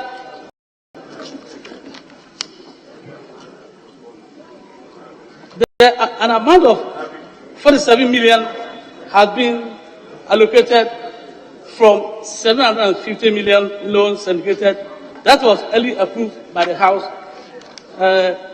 last week. Mr. Speaker, we noted that the Kumasi, as the second largest city, it holds a significant economic importance in the country. And this, if the interchange is constructed, I think it will help Kumasi to improve the commercial activity in Kumasi. Mr. Speaker, the phase 1, we are informed that phase 1 is expected to be complete within the period of 36 months. And you all saw what happened last week in Kumasi about our own majority leader. So this loan is very important to the heart of Honorable Chairperson. Mr. Speaker, the committee was informed that... You mean the majority leader? Yes. Very well. Mr. Speaker, the very for money was conducted and was submitted to the Ghana Institute of Surveyor for the further discussion. Mr. Speaker, with these few words, I support the motion, and I think that this will help the city of Kumasi. It's not only Swami, but it will just link the whole Kumasi and the commercial system. With these few words, I second the motion. Yes, Honorable Okankwe Central. Thank you very much, Mr. Speaker, for the opportunity to contribute to the motion on the floor. Mr. Speaker, I'm very happy for the people of Swami and the Ashanti region. Not only the majority leaders' constituents are going to benefit from this very important project, but constituencies like Fidiakwabre North, Fidiakwabre South, Techiman South, Techiman North, Kintampo, out to Tamale, all use of Eastern, North and South are all beneficiaries of this project. So it's just that the majority leader has taken the bullet for all the MPs on that stretch, including the minority leader. If it doesn't fly, you have to use that stretch to tamale. The Speaker. Mr. Speaker, may I refer you to paragraph 6.6 on value for money analysis. Very often, all the value for money analysis are sent to Crown agents, and it's very important and heartwarming that our engineers are now being included in this very important exercise as provided for by law. Now, the Ghana Institute of Surveyors are part of the institutions conducting the VFM, and it will help in the retention of funds in this country. Also, if you look at the scope, Mr. Speaker, on page 5, pavements, road restraint systems, road markings, and I'll dwell on road markings and traffic lights. It's very important that road markings are part of the scope, because very often roads are constructed without markings and it causes a lot of accidents.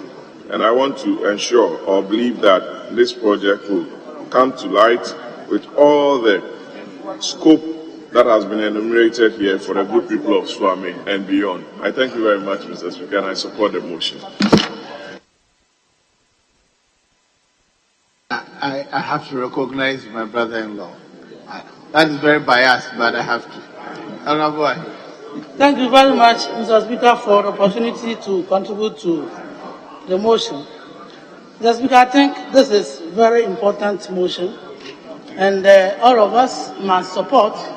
Mr. Speaker, we have recently been referring to Swami roundabout and roundabout as if it's only going to benefit the people in Swami.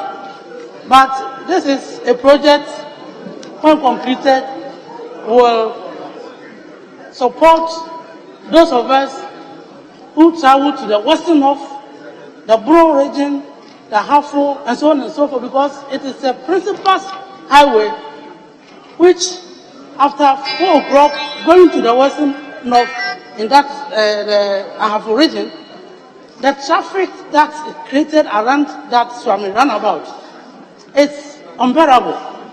So I believe, even though when completed, the majority leader will be the major beneficiary, there are others who will also benefit, including myself, because I use that road frequently. Anytime I'm going home, that's why I use. But when I get there around 2 o'clock, it will take you sometimes 2 hours before you can exit that corridor. So this is a good project. We are only praying that the contractor will do a diligent job and then work within the time so that that session will be open to traffic, to allow free flow of transport in that corridor. So, Mr. Speaker, as I've said before, this is a project that all of us must support so that we can open that session for free flow of vehicles from the around Swami area to the western of the Bono, the Ahafo region, and so on and so forth. And so I call on members to support it so that collectively all of us can benefit when completed. It is not the majority leader alone who is going to benefit. All of us will benefit when the project is completed. And so it's a good project. And then I call on all of us to support this project. With these few words, Mr. Speaker, I want to thank you. And then people should not think that it is the majority leader who is going to benefit. All of us will benefit when this project is completed. Thank you very much for the opportunity. Yes, leadership now. Are you also going to benefit? I know Tamale will benefit, but I'm not sure about. No, he has spoken and he has responded. So one each, then leadership.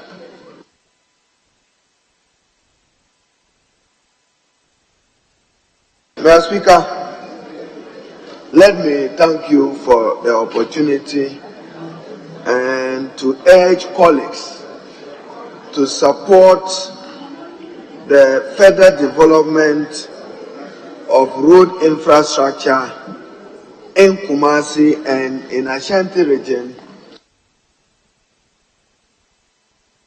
the areas of our leader Swami. Therefore, Mr. Speaker, we support this motion. Suffice it to add that the committee in its report have said that there is value for money analysis. It's important that we follow through and make sure that the value for money is done, and is done in exercise of our oversight in protecting the public purse and in ensuring that we have quality. I know the leader of government business himself has some background. He knows what is called asphalt layer, what is a normal layer, and what is one layer. Therefore, he should religiously police it so that the work is executed. Mr. Speaker, why this road is important is that I sometimes use it when I want to cut off from Kumasi through Techima on the way to my village in Wayamba Tamale. And therefore, Mr. Speaker, the traffic there, sometimes you spend more time than you would have journeyed between Kumasi and Techima. The amount of time you spend just it. And Mr. Speaker, I conclude using this as example.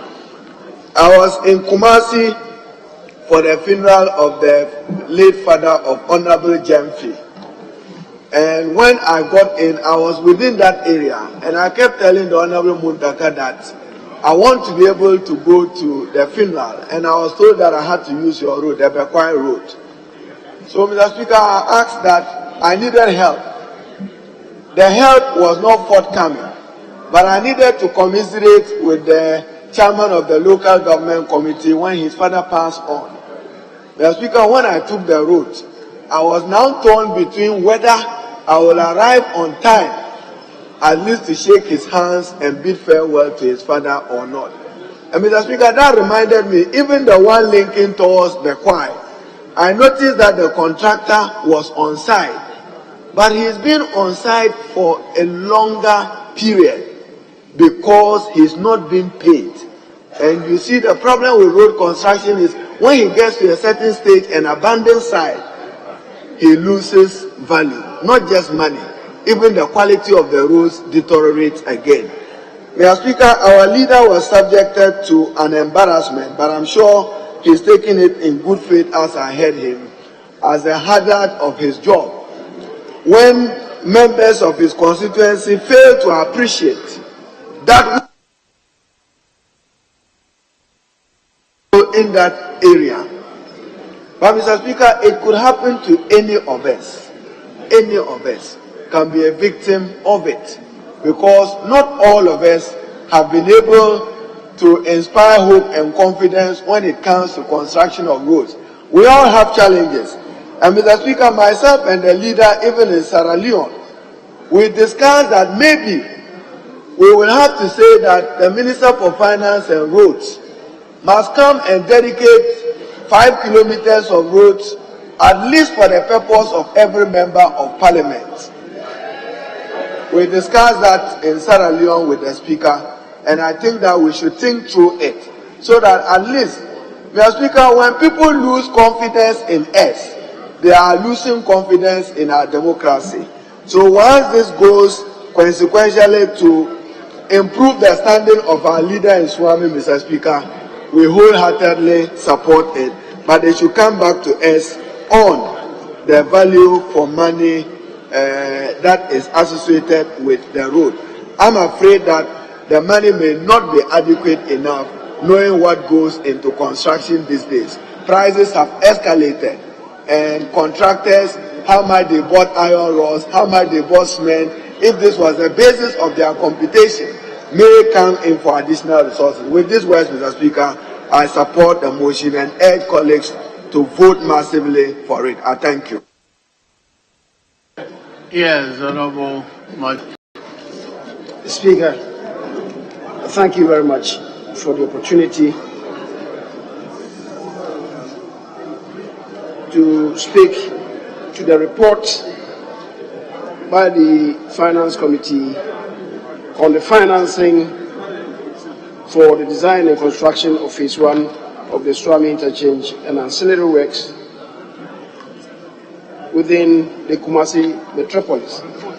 The Speaker, the construction of this interchange has become absolutely necessary because the traffic situation at the Swami roundabout is, to say the least, very, very horrible. The Speaker, it is so because the roundabout at Swami marks the convergence of 5 major routes. The one from Honourable members, order. The one from Mampong, the other from Tamale Techiman through Ofinso, one from Kejetia, the other from the airport, and the one leading to Obuasi and indeed the Borough and Ahafo regions. Speaker, that one also leads again to the Western North, as the Honourable Member for Bodi has indicated. So these are major roads converging on that very roundabout.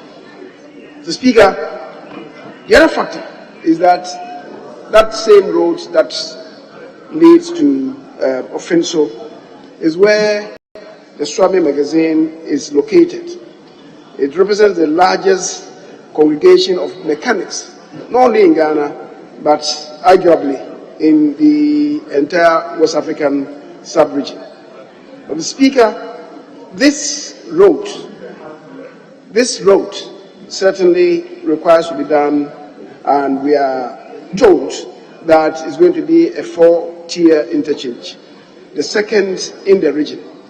One hopes that it will really bring value to transportation in the country, and especially entering and exiting Kumasi. And the Speaker, it also forms part, that roundabout forms part of the inner ring road development in Kumasi, which begins from the Awunaga, the road that leads to Accra, then you branch off to the airport roundabout, and then you continue to Swami. You continue again to Sofo Line, which now has been developed into an interchange, then to Santasi roundabout. You continue to Ahujo roundabout, and then to the Honourable Patricia PJ's enclave, the Asukwa, where another interchange has been built. And Mr. Speaker, we need to complete all these minor and major interchanges to allow better traffic flow. At Swami, apart from everything else, Mr. Speaker, the gradient now at the roundabout is so sharp that these articulated trucks that are plying the road every now and then cannot climb because the gradient is very sharp. I want to believe that when construction begins, this will be taken into consideration so that we have a reduction of the sharpness of the gradient so that we have better arrangement of the traffic flow in the area. The Speaker, I should thank my colleagues for adding their voice to this. But let me say that certainly the beginning of the construction would generate some inconvenience. It is one of the reasons why I have gone to Swami magazine to explain to them there were some drastic conditions that had been created by the construction of the road there. And people were complaining about the dust. Not good. But certainly the construction of this interchange is going to generate much more dust. So I've gone there to inform them about the pendency of this. Unfortunately, some people didn't understand, and it ended up the way it ended up.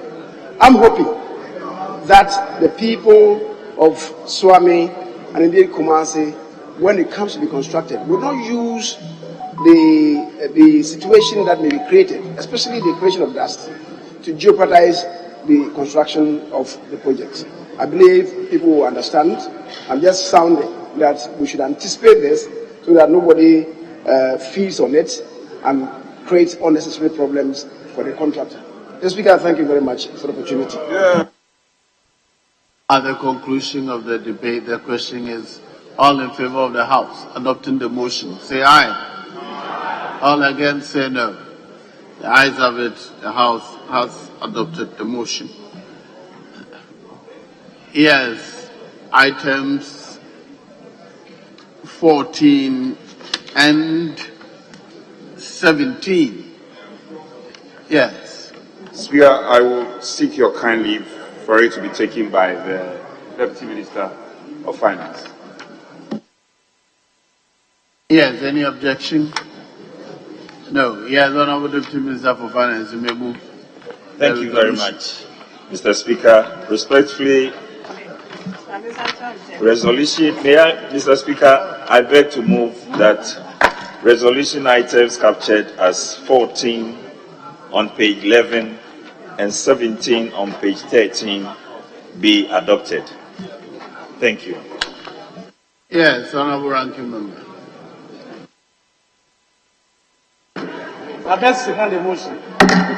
Honorable Members, the motion is to adopt the resolutions numbered 14 and 17 on pages 11 and 13 of today's order paper. All in favor of the House adopting the said resolutions, say aye. All against, say no. The ayes have it. The House has adopted the resolutions numbered 14 and 17 on pages 11 and 13 of today's order paper. Yes. Chief Webb. Speaker, items 21 and 24 on pages 16 and 18. Yes, Honorable Chairman of the Committee. Thank you very much. As Speaker, I rise to move that the procedural motions listed as items 20, 21 and 24 be moved today. I so move. Yes, Ranking Member. Second the motion. Honourable Members, items 21 and 24. Is that right? 21 and 24 are procedural motions. All in favor of the House adopting the procedural motions, say aye. All against that, say no. The ayes have it. Items 21 and 24 are hereby adopted. Yes. Item 22 and 25. Chairman of the Committee. Thank you, Mr. Speaker. I rise to move that the motions listed as items 22 and 25 be moved. And in the process, I submit your committee's report, which the content of which I request the Hazard Department to capture in full, whilst I take the House through the highlights. They are in respect of the term loan facility agreement between the Government of the Republic of Ghana and Standard Chartered Bank for an amount of 97,721,615 euros and 90 cents to finance the construction of the Yape, Bupe, and Daboya bridges in Ghana, and the term loan facility agreement between the Government of the Republic of Ghana, represented by the Ministry of Finance, and Standard Chartered Bank for an amount of 4,527,063 euros and 54 cents to finance the construction of same, the Yape, Bupe, and Daboya bridges in Ghana. Mr. Speaker, the objective of the facility is to finance a project to develop an efficient and integrated transport network for the safe movement of people and goods, the specifics of which are clearly indicated under paragraph 3.1 of your committee's report. The terms and conditions of the loan are indicated under paragraph 4. The facility is up to the figure indicated in the motion. The all-in cost is 3.61% per annum for the first facility. The supporting commercial facility is up to the figure indicated in the motion. The all-in cost is 6.48% per annum. Mr. Speaker, we see the project breakdown in terms of the cost under paragraph 5.1, your committee's observation under paragraph 6. In conclusion, therefore, Mr. Speaker, your committee, having looked at the request, considered the agreements and finds that a successful implementation of the project would bring immense safety benefits as well as enhancement of the quality of life of road users in the catchment area. In view of the foregoing, the committee respectfully recommends to the House to adopt this report and approve by resolution the said request contained in the motion. I so move, Mr. Speaker.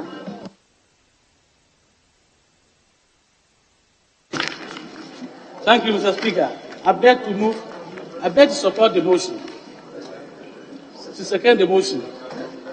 Mr. Speaker, the objective of the project is to improve the transport between the north and south and to enhance the trade facilitation between Ghana and other neighbor countries.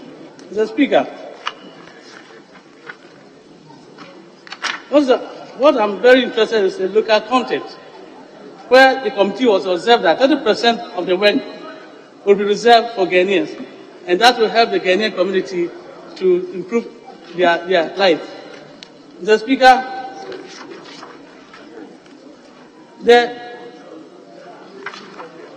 the value for money audit too was done, and you were told that it was a condition precedent for the contract agreement, and therefore, Mr. Speaker, that was told that they will be completed and submitted to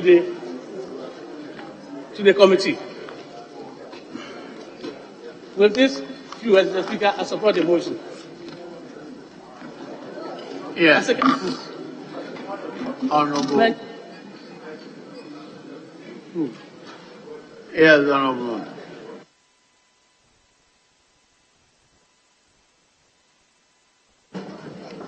Mr. Speaker, thank you very much for giving me this opportunity to support the motion. Mr. Speaker, these 3 bridges that we are going to debate today and approve, I want to beg my colleagues to support the motion so that the whole area will be opened up. The 3 bridges serve as a gateway to the northern territories or northern regions, and also connecting our West African neighbors, the Burkina Faso, Niger, Mali, Togo, and Nigeria. Mr. Speaker, especially the one that is going to be constructed around Daboya, that is the Daboya-Mankaro constituency, is going to benefit from the facilities that will be created in terms of trade, movement among the people, and allowing our agricultural products to move down to the south, so that at the end of the day, poverty and other related issues will be reduced. This Daboya bridge that will go through Tolong, Tamale, will also connect Burkina Faso and the other West African countries. It will also open up the so-called overseas that we used to have.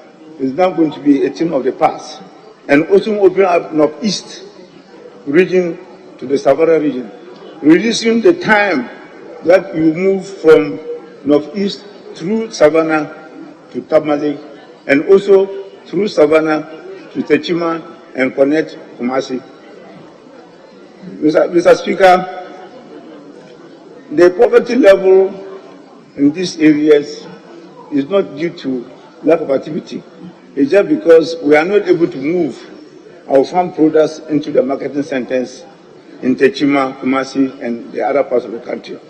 So with the construction of these 3 bridges, I think this thing will be up to pass, and money circulation will improve, and poverty levels will be reduced. So with this small contribution, I thank everybody very much, and members try to support this motion. Thank you very much. Yes, I will chew it first. Most grateful, Mr. Speaker, for this opportunity to speak to your committee's report. Mr. Speaker, as a member of parliament representing the people of Sola in the Savannah region, I know so much about Daboya, Yape, and then, of course, Bupe. I travel very often, Mr. Speaker, on those areas. And so, Mr. Speaker, I know this loan coming will be a savior to the people who live, especially in Daboya, Mr. Speaker.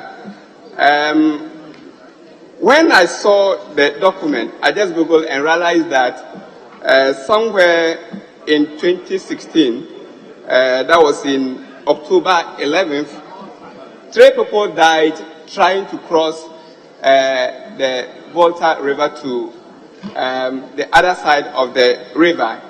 Mr. Speaker, Daboya, for instance, is a place that hosts the factories for the almighty smoke. Mr. Speaker, if the bridge is constructed, it's going to open up the smoke market for the people of Daboya. Mr. Speaker, that bridge construction will also link up the people of Daboya to Tamale.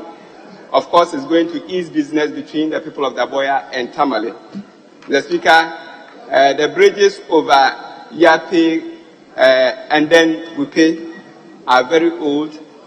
And so, Mr. Speaker, getting this facility and constructing new bridges on these rivers would be a savior to the people who live in the Savannah region. And of course, not only the people of Savannah region, but to the people of Ghana, and then also those who travel from Burkina Faso to Accra to do business.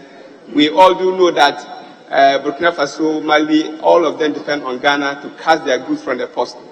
And so, Mr. Speaker, this facility is coming at the right time, and I think it is good and wise for all of us to call for the support of the facility. I very much appreciate the opportunity, Mr. Speaker. Thank you.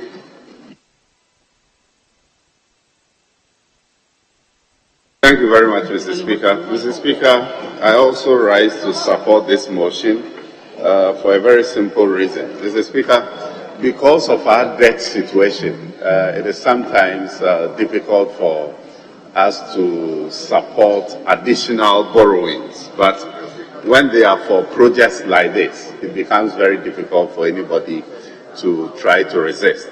And if you read the report on page 3, it talks about the difficulties that the people of Daboya are going through, to the extent that some of them have to resort to using canoes to cross the river. It shows how difficult the situation is and how it is affecting economic activities. The people of Daboya have shown a lot of support. In fact, when this report was brought to the committee, their former MP, Obey, came to lobby those of us on the minority side to try and support this facility because it is dear to him and to the people of his constituency. And so we were all happy to support it, and we are happy that government has shown some commitment to fix the bridges. And so I urge all of us to support this motion, and also urge everybody who will be associated with this project to make sure that it is executed in good time. Thank you very much, Mr. Speaker. Yes, and I was after that I'll come to leadership. Oh, you want to speak before? Very well. Honorable, please hold on. Yes. I rise to speak in support. Looking at the report and the basis for such an important project, it goes without saying that it comes in as a project to more or less support in terms of a game changer. My colleague who just spoke to variables like economic activities and the fact that this project is coming in to support economic activities of the area. Speaker, it goes without saying that that part of the world or that part of the country is noted for the production of foodstuff, and the transportation of these foodstuff has always come as a challenge because of the dearth of these critical facilities. So it's a well thought out project coming in at an appropriate time to help in the ferrying and conveyance of such important food items to other parts of the world. One cannot help it, and I'm happy both sides of the House is speaking in support. We want to see more of such support coming, especially from the minority side, when some of these critical projects are coming up. They support and speak in support. So, Speaker, it shows the thoughtfulness of the government in terms of dealing with the challenge of transportation of food to the southern part of the country and other parts of the country that are in need. So I support the motion, and I urge all of us to speak in support. I thank you. Yes, Honorable. Thank you, Mr. Speaker.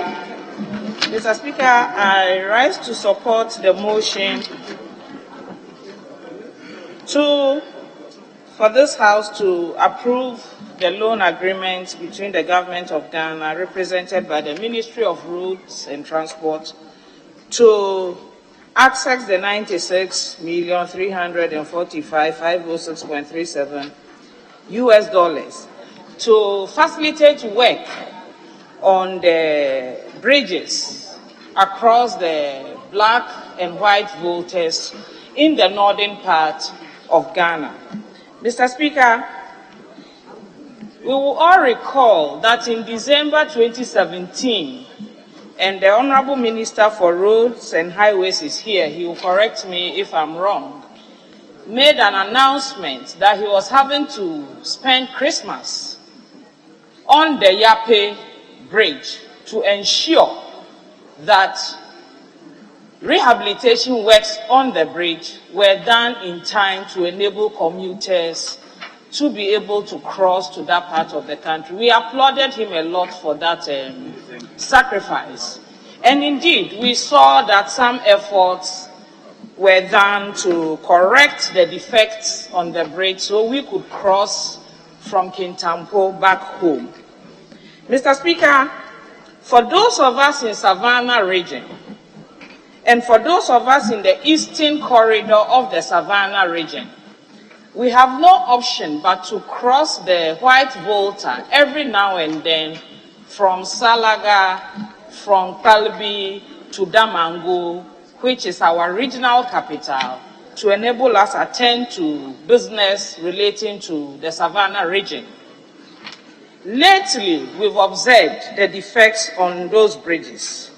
And so I think we are very happy at the proactive nature of government to solicit this loan facility in order to put these bridges in good shape. Mr. Speaker, apart from us commuting, the bridges also serve the purpose of enabling our mothers and fathers travel from the northern part of this country to the southern part with their wares in agricultural products, foodstuffs, livestock, to the southern parts of Ghana to enable them and some subsistence allowances to carry on with their lives. The more the bridges and roads are in bad shape, the more it puts their life and their trade and enterprise in danger. And so we speak for our mothers and fathers who are engaged in everyday trading across the white and the black Volta. And we say that we support entirely this motion to access this loan. Mr. Speaker, I want to add, as a matter of concern, and I'm happy that the Honorable Minister for Roads and Highways is here, that when you get to the Yape or Bupe bridges, you find that there are a lot of our sisters and mothers hawking along the toll booths that used to be there for everyday sustenance. And so I want to plead that maybe in designing the new bridges, we might have to create some terminals just before the bridge so that our mothers can sit there, say their wares. We, the commuters, will stop by, buy the Kobe and the smoked fish, and bring it down south to our families.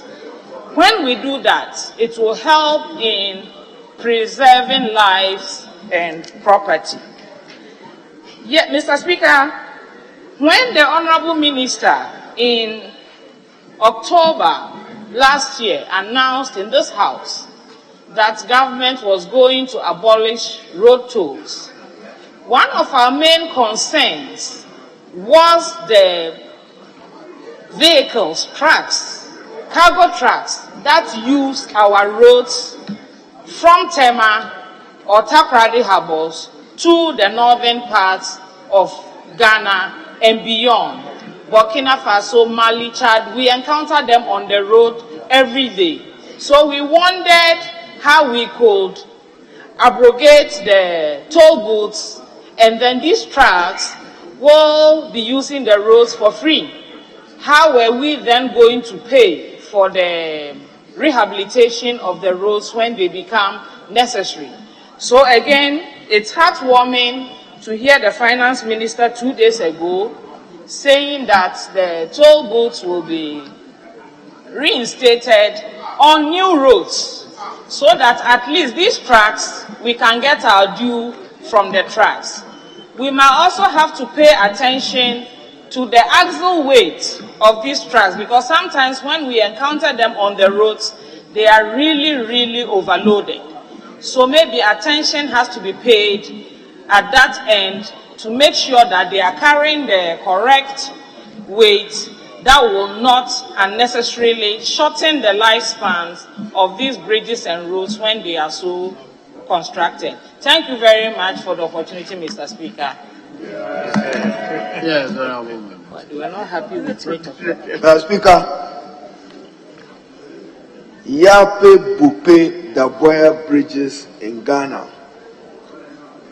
The Parliament of Ghana is being called upon to approve 97 million euro for the construction of those bridges. Mr. Speaker, long overdue. And I think that is worth recognizing that government is taking a major step in improving road access in northern region. Commendable if it is executed to the letter and the spirit of the agreement, not one of the promises we had in 2017 or 2018. At least finally, the people of Ndaura Japa and other persons associated in northern Ghana, either heading towards Mampurgu or Dagbang or Yogun, as I said in Deura, will appreciate this initiative. But Mr. Speaker, we're talking about Swami. The Daboya Bridge, one of the principal beneficiaries will be the Honorable Member for Tolong, Habib.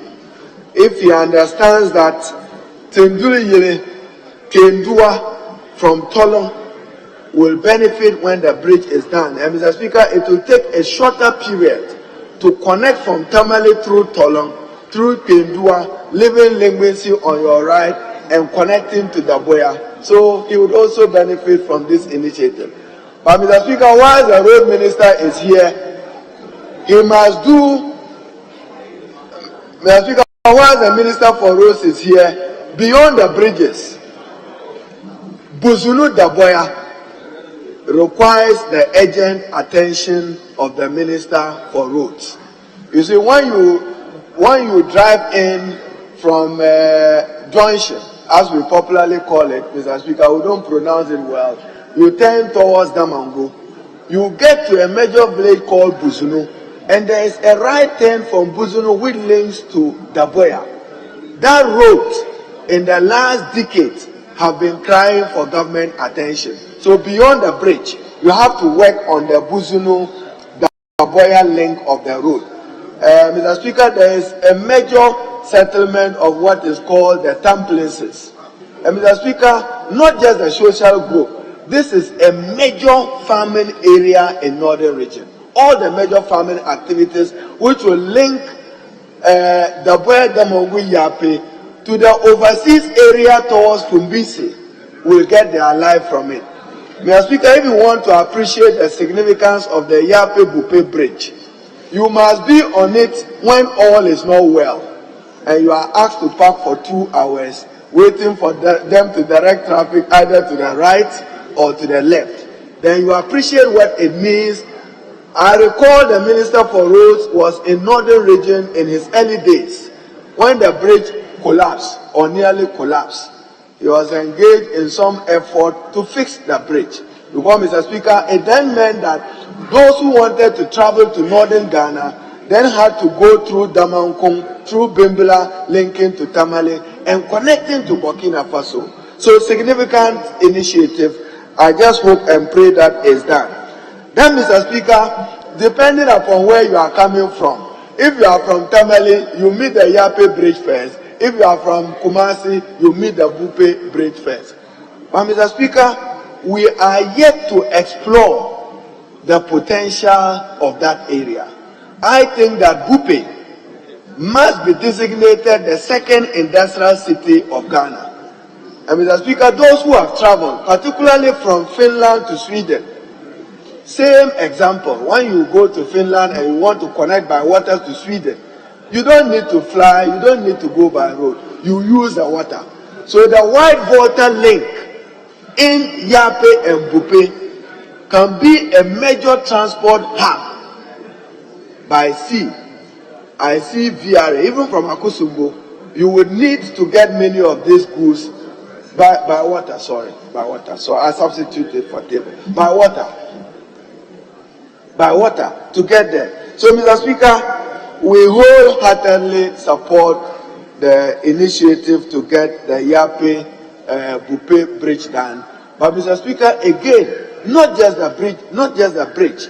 Before you get to the bridge, there is a dangerous curve, and there are potholes leading to the bridge from that Fulani community settlement. And Mr. Speaker, again concerned, when vehicles are forced to stop, armed robbers take advantage of them because you have to slow down. Then they rob and kill them and take their possession.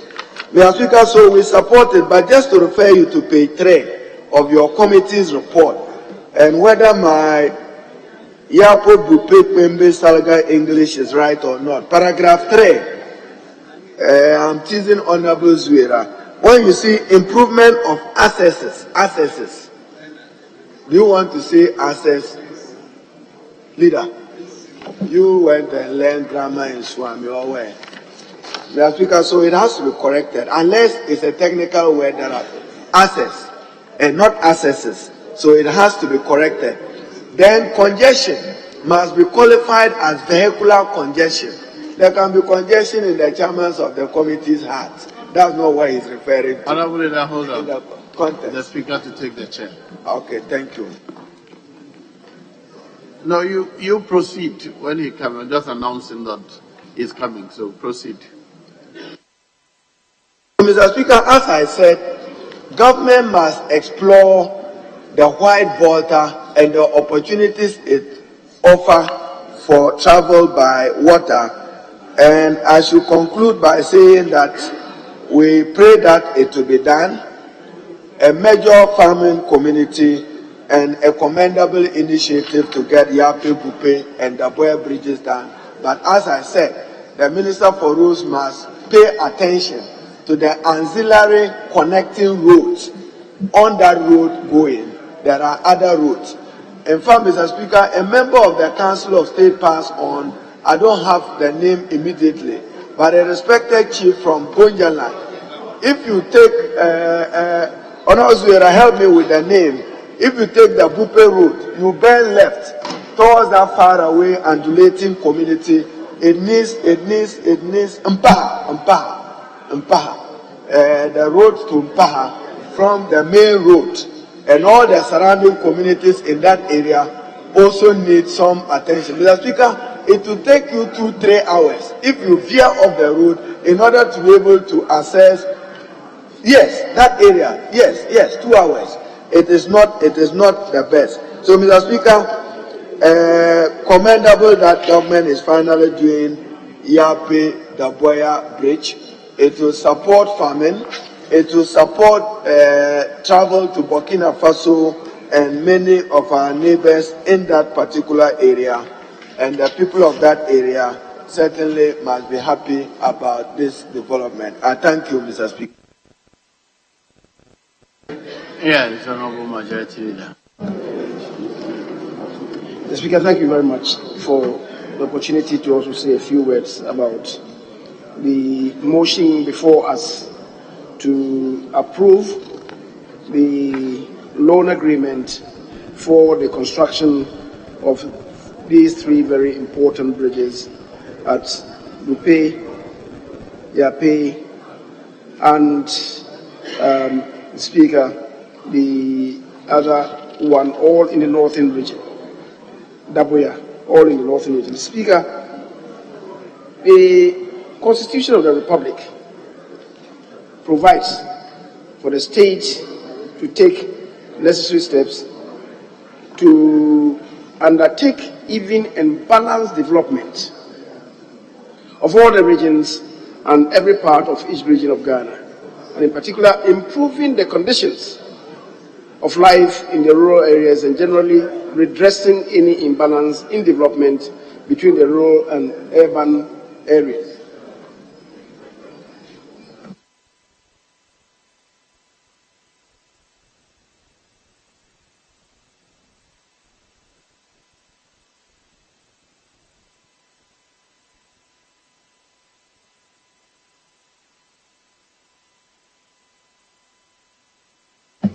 Yes, Majority Leader, you may continue.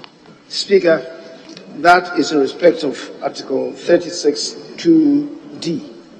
The Speaker, Article 36(6) also compels the state to afford equality of economic opportunity to all citizens. The Speaker, so we do know that integrating the country, developing the country is so much dependent on road construction in our part of the world, where water transport is not emphasized. The rail transport is intact, as we are trying to rebuild, and as for air transport, the Speaker, it's a very difficult enterprise. The Speaker, so we need to develop our roads. Maybe it's also important to refer to Article 36(3), which provides that the state shall take appropriate measures to promote the development of agriculture and industry. The Minority Leader is reminding us that that enclave could be the food basket of this country, so much dependent on the efforts of the people up north. They must be connected. If food that is produced gets rotten at the farm gates, it is a disincentive to the farmers to intensify the production of these food items. So, Mr. Speaker, I think what government is doing is really in the right direction. We are facilitating the movement of persons, goods, and in that part of the world, Mr. Speaker, particularly transhumans as well. Road network is facilitated by the construction of these bridges. I'm hoping, because, Mr. Speaker, I've traversed that road on a couple of occasions, at both Bupe and Yape. Mr. Speaker, we are looking at constructing the approaches so that the span of the bridge will be about 240 meters. That is required because, Mr. Speaker, if anybody goes there in the rainy season, we see what the flood waters do to the integrity of the roads. They themselves, what exists now, are filled up places. Because the embankment on the roads themselves are not properly done. And so with the recent flooding, due primarily to climate change, we must ensure that the roads that we construct, the bridges that will be constructed, will be steely enough to resist the impact, the rampaging impact of the flood waters. Having said so, Mr. Speaker, I believe we are all adamant that we must support this facility, except to add to what the minority leader said, that we could promote water body transportation. What we need to do is really to ensure that we have very minimum evaporation of the waters in the water. These days, in the dry season, one can perhaps even walk across. How do you encourage water transport in such situations? We need to take the afforestation at the banks and protect the vegetation there from the wild bushfires that have become ritualistic every year, destroying the vegetation on the margins of the water bodies. Mr. Speaker, that will not facilitate water transport. So we need to do this protection first to ensure that the water body itself is serene, is clean, to attract investors. Mr. Speaker, today we are talking about the construction of bridges. Let us end there and support the facility. I thank you for the opportunity.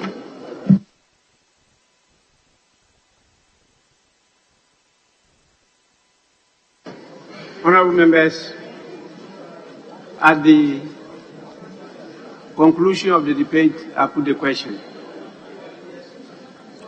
Those in favour of the adoption of the report of the committee, say aye. Those against, say no.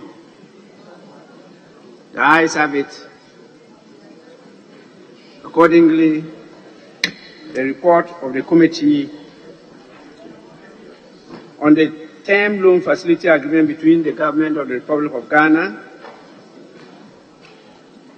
represented by the Minister of Finance and Standard Chartered Bank, London, for an amount of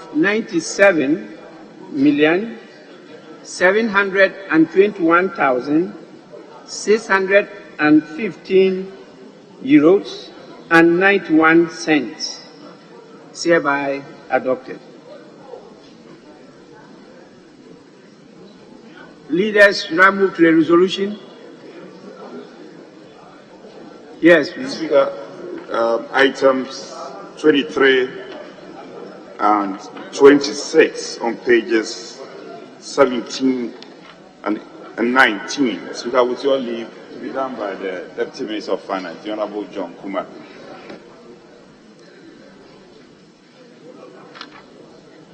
Honourable members, my understanding is that the request is for resolution number 23 and 29 be taken together. 26, right? 23 and 26. 23 and 26. Those two resolutions be taken together. Yes, Minister of Finance. Thank you very much, Mr. Speaker.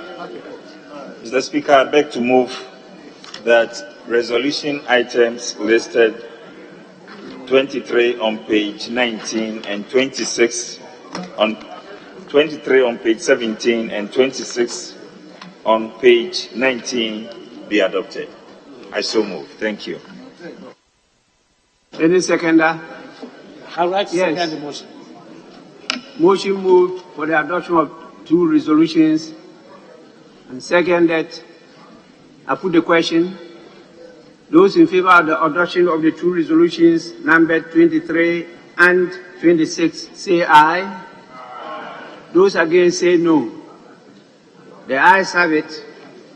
Resolutions numbered 23 and 26 on the order paper are accordingly resolved.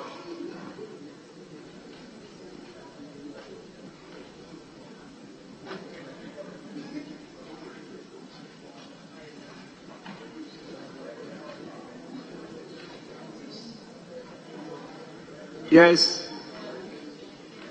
Item.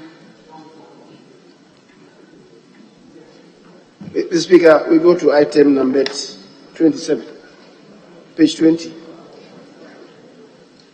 Item 27 at page 20, motion. Chairman of the committee. Thank you, Mr. Speaker. I rise to move that the procedural motion listed as item 27 on today's order paper be moved today. I so move. Any seconder? I second the motion, Right Honorable Speaker. Procedural motion moved and seconded. I put the question. Those in favor say aye. Those against say no. The ayes have it. Please, the substantive motion number 28. Thank you, Speaker. I rise to move that this Honorable House adopts the report of the Finance Committee on the financing agreement between the Government of the Republic of Ghana and the International Development Association of the World Bank for an amount of $150 million United States to finance the Gulf of Guinea Northern Region's Social Cohesion Project. Mr. Speaker, in moving this motion, I would like to submit your committee's report. We met with officials from the Ministry of Finance and Ministry of Local Government. The justification for the project, Mr. Speaker, is consistent with the main objective of ensuring a wealthy, inclusive, sustainable, empowered, and resilient Ghana as espoused in the Ghana Beyond Aid agenda. Mr. Speaker, the terms of the facility are indicated under paragraph 5 of your committee's report. It's a loan amount of some $150 million United States dollars, a grant component of 24.08%, and has maturity period, including 5 years grace period of 30 years. Mr. Speaker, your committee's observations have been captured under paragraph 8 of the committee's report. And therefore, I go to the conclusion. The committee, Mr. Speaker, having carefully examined the referral, is of the view that the implementation of the project would contribute to the eradication of poverty and the improvement of security and enhance socio-economic development of the beneficiary communities. In view of this, we respectfully recommend to this House to approve the said facility. I so move, Mr. Speaker.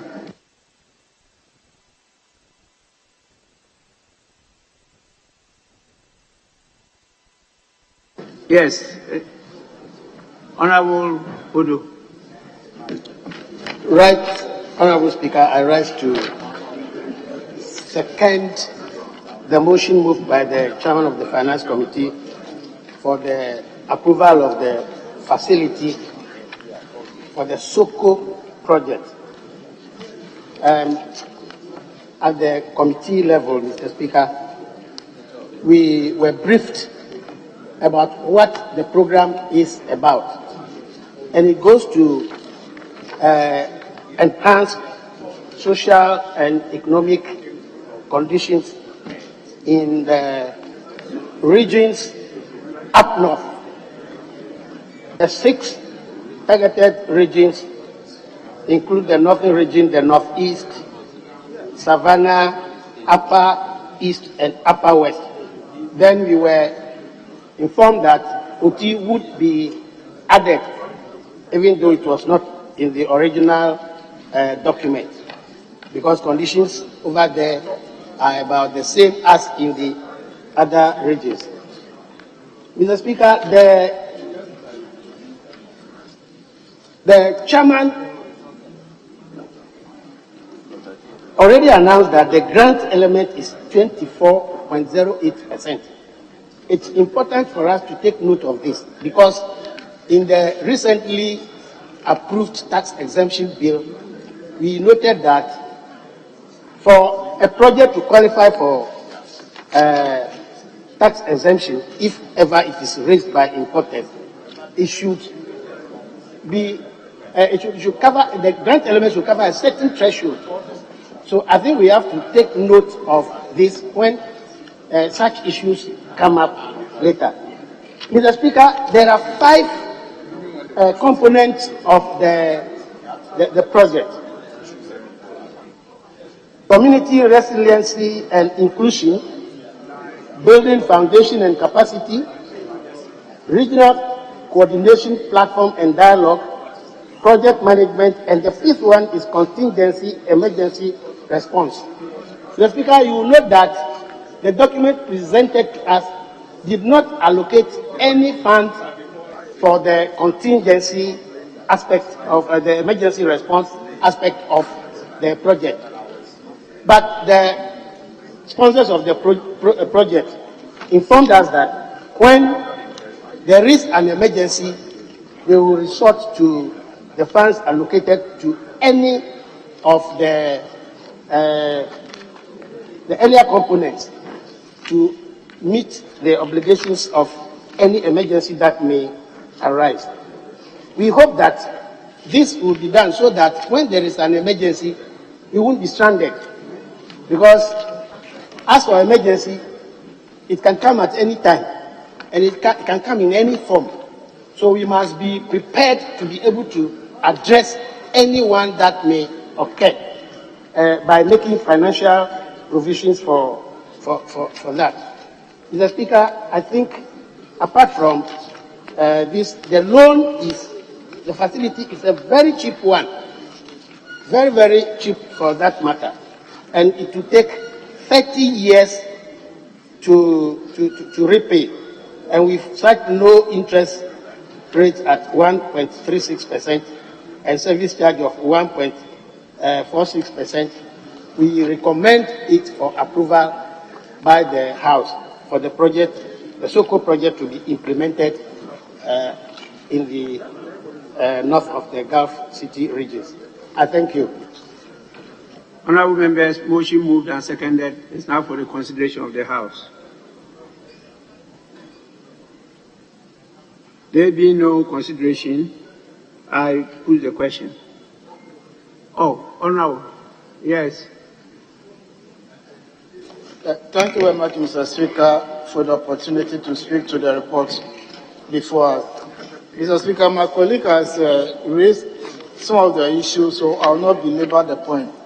But, Mr. Speaker, if you look through the original document presented to the committee, they did indicate that we are going to spend 112.5 million under component 1, 50 million under component 15, 7.5 million under component 3, and 15 million under component 5.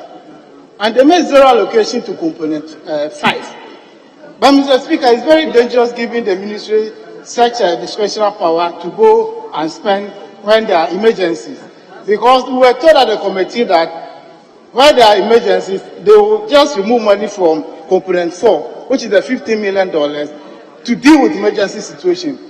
They will not come back to Parliament to tell us these are the emergencies and this amount of money we are drawing from component 5. So giving them this kind of approval and giving the ministry this kind of discretion is like giving them a blank check. So, Mr. Speaker, as a House, we need to take a decision on such matters. This original document, the report did not capture it.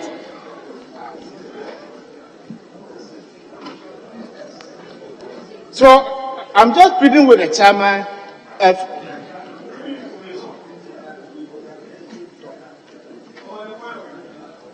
You want to provide information. But Mr. Speaker has not recognized you. So, Mr. Speaker, these are some of the issues we need to address. Because after the approval is given, the ministry will not come back to report to the committee or to the House how much they are going to withdraw from component 5 to spend on the emergency situation. So these are the issues I want to raise. And Mr. Speaker, we were told at the committee that under page 7, the project activities and benefits, they use part of the money to construct dams, roads, markets, and all that. But since 2017 up to 2019, we had a Ministry of Special Initiative which promised this country that they are going to construct dam at every village in the northern region. One village, one dam project. So are they telling us that that project has failed, of which you are going to take another facility from World Bank to construct additional dams? Because the report did not tell us that, okay, they constructed, let's say, 15 dams. We are left with, let's say, 10 dams. So we are going to construct the 10 in addition to this.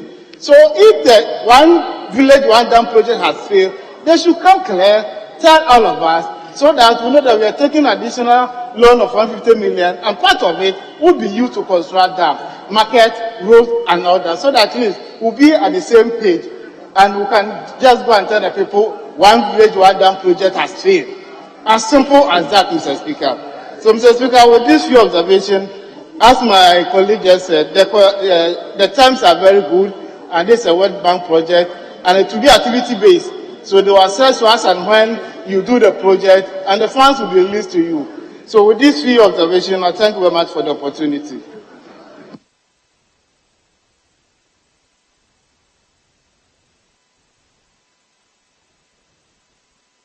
I thought that the chairman will wait, listen to the comments of the rest, take note of them, and then you respond.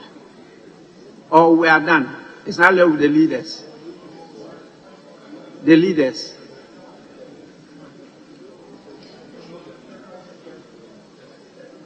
Okay, now then chairman. Speaker, thank you for the opportunity. It is just to point out that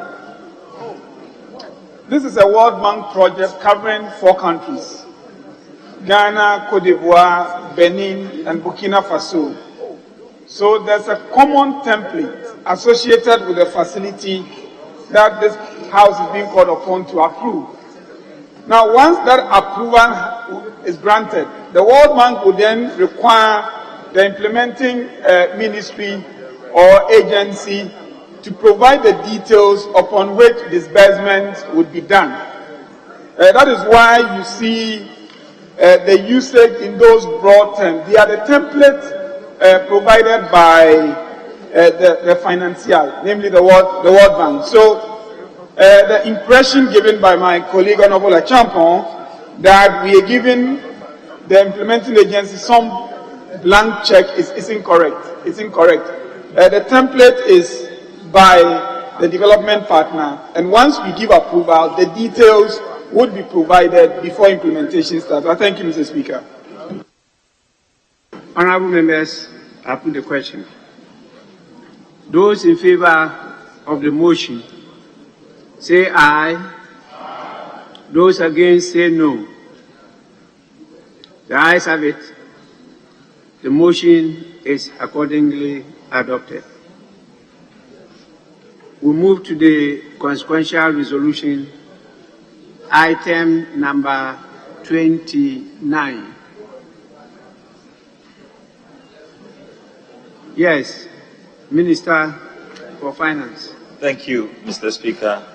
Respectfully, Mr. Speaker, I beg to move that resolution item listed as 29 on page 21 be adopted. Thank you. Any seconder? Yes. Right, Honorable Speaker, I second the motion. Honorable members, this is a consequential resolution, so I put the question.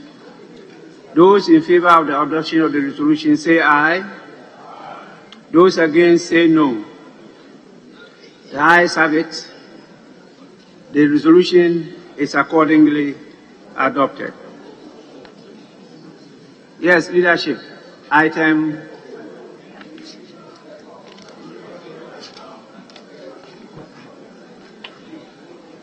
yes. Mr. Speaker, especially if we could go to conclude the debate, the comments on the media review.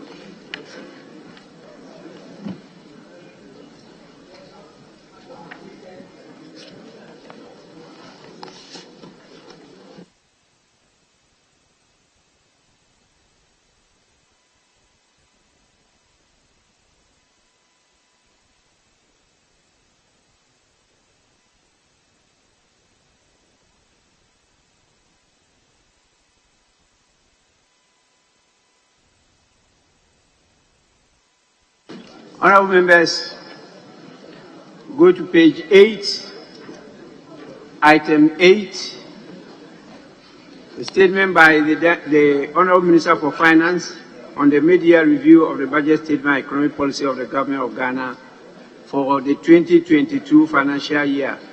Conclusion of comments. I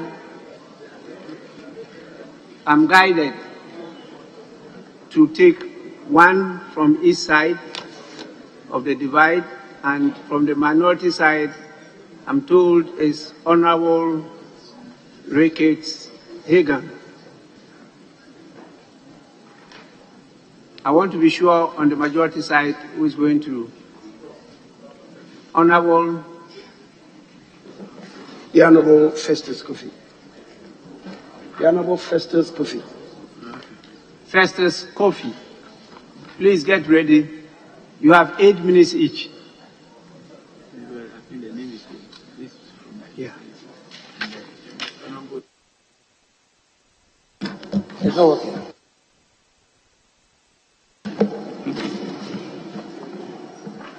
This is not working. Yeah. Thank you very much, Right Honourable Speaker, for the opportunity to contribute to the statement made by the Finance Minister on the mid-year review. Mr. Speaker, what we expected from the Finance Minister, the issues that we expected the Finance Minister to address were not addressed. He just scratched the surface, and it seems as if he has not really grasped the enormity of the problem that is facing the economy at the moment. Mr. Speaker, but I want to make some corrections on some of the revised, or point out some of the revised figures that the Finance Minister reported to us. Mr. Speaker, the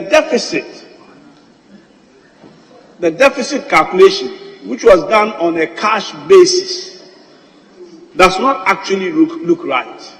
Mr. Speaker, the Minister told us that they are revising the deficit from 7.4 to 6.6, and this is basically based on GDP revision. Mr. Speaker, when it was, if you do the GDP, you will get, in nominal terms, 502 billion. Mr. Speaker, that means that the deficit will be 7.4. Now, when it comes to revising the GDP to 3.7, it changes the GDP upon which the calculation of the deficit should be done. You cannot do your deficit calculation based on the GDP that you have revised. Also, in real terms, real GDP accounts for inflation. So you cannot also use inflation deflector again to calculate your GDP, to calculate your deficit and reduce it to 6.6. Mr. Speaker, I think the Finance Minister should look at that calculation again here. Mr. Speaker, that cannot be, because the figure as of December of last year, that is end of last year, ended at 351.8 billion. Mr. Speaker, when the budget was read, the debt was 341.8 billion, and 10 billion was added to it to make it 351 billion. Mr. Speaker, at the time the budget was read, our external debt was 163 billion against a domestic debt of 178. The external debt of 163 billion was equivalent at the time to 27 billion US dollars at an exchange rate of 6. Mr. Speaker, that figure today, according to the Bank of Ghana's own rate, should be 223 billion. If you take the same 27 billion US dollars at November, which was 163 billion, and look at it today, at the exchange rate of about 8, you are going to get 223 billion. Therefore, exchange rate losses alone has contributed 60 billion to Ghana's debt. Mr. Speaker, that is why it is important that this government pays attention to the balance of payment issue, pays attention to the exchange rate issue, pays attention to the reserves, pays attention to the external debt. That is where Ghana's problem is at the moment. And we are in imminent danger if we don't address that problem and look at all these domestic things that we are doing, you start this and that. Mr. Speaker, we stand the risk of defaulting. We stand the risk of our reserves being completely depleted. And we stand the danger of the economy becoming basically bankrupt. Mr. Speaker, the other thing I want to look at is basically to do with this BOG financing. The Bank of Ghana financing of 22 billion. Mr. Speaker, I think the Deputy Finance Minister told us that it was an overdraft. Overdraft from the Bank of Ghana. Bank of Ghana is the bank of the government. It is also an independent. That is why there are rules of engagement between Bank of Ghana and the government. And Bank of Ghana can only lend 5% of the previous year's revenue to government, not the figures we have at the moment. When you ask them, the Bank of Ghana has now responded with something completely different. They are talking about doing IMF SDR. Meanwhile, on page, Mr. Speaker, with your indulgence, I'll read. On page, this is the media review. On page 97, if you look at the Appendix 2A, Summary of Central Government Operations, the IMF SDR has its own line. So the budget figure of 4 billion is there, but when it comes to what has been used, it says 0. And they are telling us that that money is now within this 22 billion. Why would they move that from the line where they have actually entered here and move it to somewhere else? Mr. Speaker, and they tell you that some of the money was used for repurchasing of the bond. Mr. Speaker, I don't think they understand what the repurchasing of the bond is. Mr. Speaker, Ghana government instructs the ministry, the Bank of Ghana to borrow money on its behalf.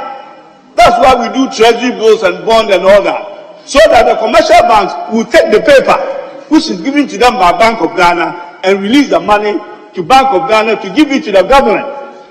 Now, if you do a repurchase agreement, that allows Bank of Ghana to buy back those bonds if they feel that it's not trading well on the secondary market, or the holder of the bond wants to sell.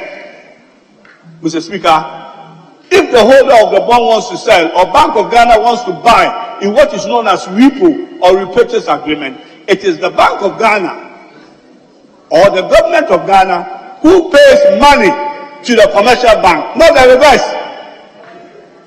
So how would it end here on government account as credit when the government is paying the people he had already taken money from and issue them a bond, and they are coming to sell the bond, and they come with the bond and the money to give to you? Mr. Speaker, Bank of Ghana should come again. We don't know who is telling, whether it's the Deputy Finance Minister talking about. Clearly, he doesn't know what he was talking about. Clearly. And I think that, I know he's been there for some time, and I'm sure he will learn. Mr. Speaker, when we come to the IMF program, the media review was silence on it. All we know is Bank of Ghana, IMF came and they are gone. Whatever was agreed, whatever they discussed, nobody told us anything. Which type of agreement are we likely to go on? Has the debt sustainability analysis, has it been done? Are we restructuring our debt, Mr. Speaker? The reason why we are unlikely to get a program is that the Ghana's debt structure has changed from the past when we went to IMF. Mr. Speaker, with your indulgence, in President Kufuor's time, when we did the HIPIC, it was 205. At 205, Ghana has never gone to the international capital market. We went to the international capital market in 2007, where President Kufuor borrowed $250 million. When we came to President Mills, when President Mills went to IMF, President Mills had never done Eurobond. The only existing Eurobond was the one done by President Kufuor for 10 years. So most of our restructuring were bilateral and multilateral. We have never restructured debt in the capital market because that's a completely different ballgame that my brothers and sisters on the other side should understand. When we went to President Mahama, we had only done 2 Eurobond. We did 3 in the year we went to IMF. So at this time we were betting on the IMF program, the international capital market debt that we had was 2.75 billion, which is Kufuor's 750 plus the 250. What we did in restructuring was to pay down Kufuor's one by 500 million, so that we were left with 25 billion, which we put in a single fund for them to come 2017 to use to pay that debt. When you come to their time, Mr. Speaker, Kufuor, President Kufuor, and the NDC, the Eurobond we did was 3.75 billion. Mr. Speaker, in the last 5 years, this government had gone to the capital market to do Eurobond for $11 billion US. 11 billion. Mr. Speaker, the Eurobonds that this government has done is 75% of all the Eurobonds that we've done, which is about 15 billion. Mr. Speaker, what have they done with the money? They ask what is wrong. What have they done with the money? Mr. Speaker, what is going to happen now, and what they haven't realized, they have already downgraded us. The capital market is not the same as multilateral loans, which is a country and then the likes of World Bank. It's not the same as bilateral loans, which is country to country. This is to do with the capital market. When you go there to restructure, Mr. Speaker, we have something that they become familiar with. They call them the rating agency. They are waiting for them. What will happen is that our debt will be further downgraded. Therefore, our bonds becomes a junk bond. Now, how do you refinance a junk bond? Your situation today is worse than it was yesterday.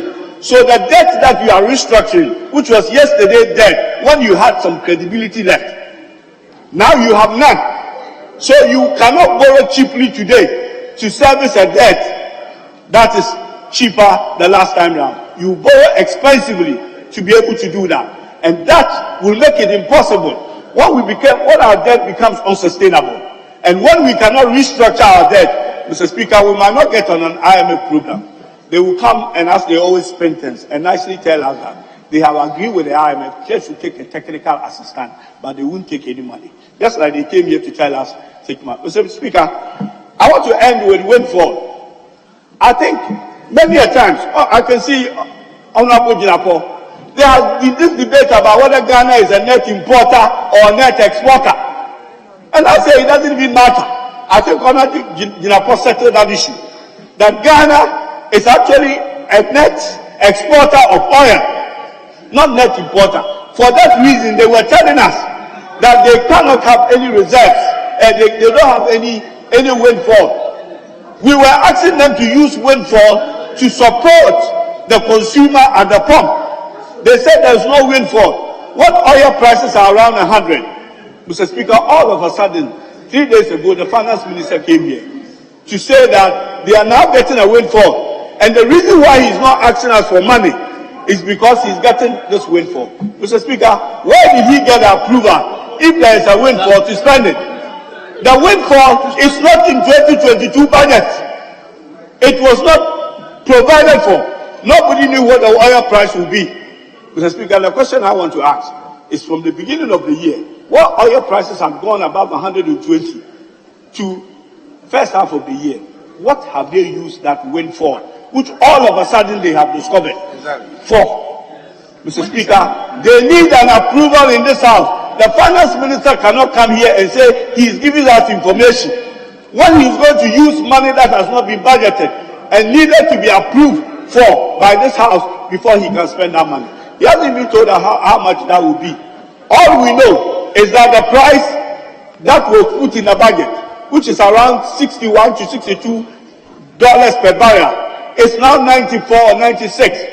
So now all of a sudden they've realized the windfall. Mr. Speaker, we will have to demand for these guys to come and tell us exactly how much windfall.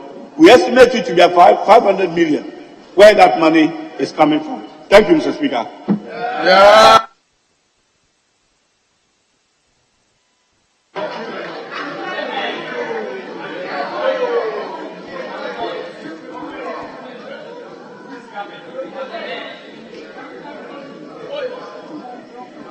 Well, honorable members, I granted the honorable member more than 8 minutes.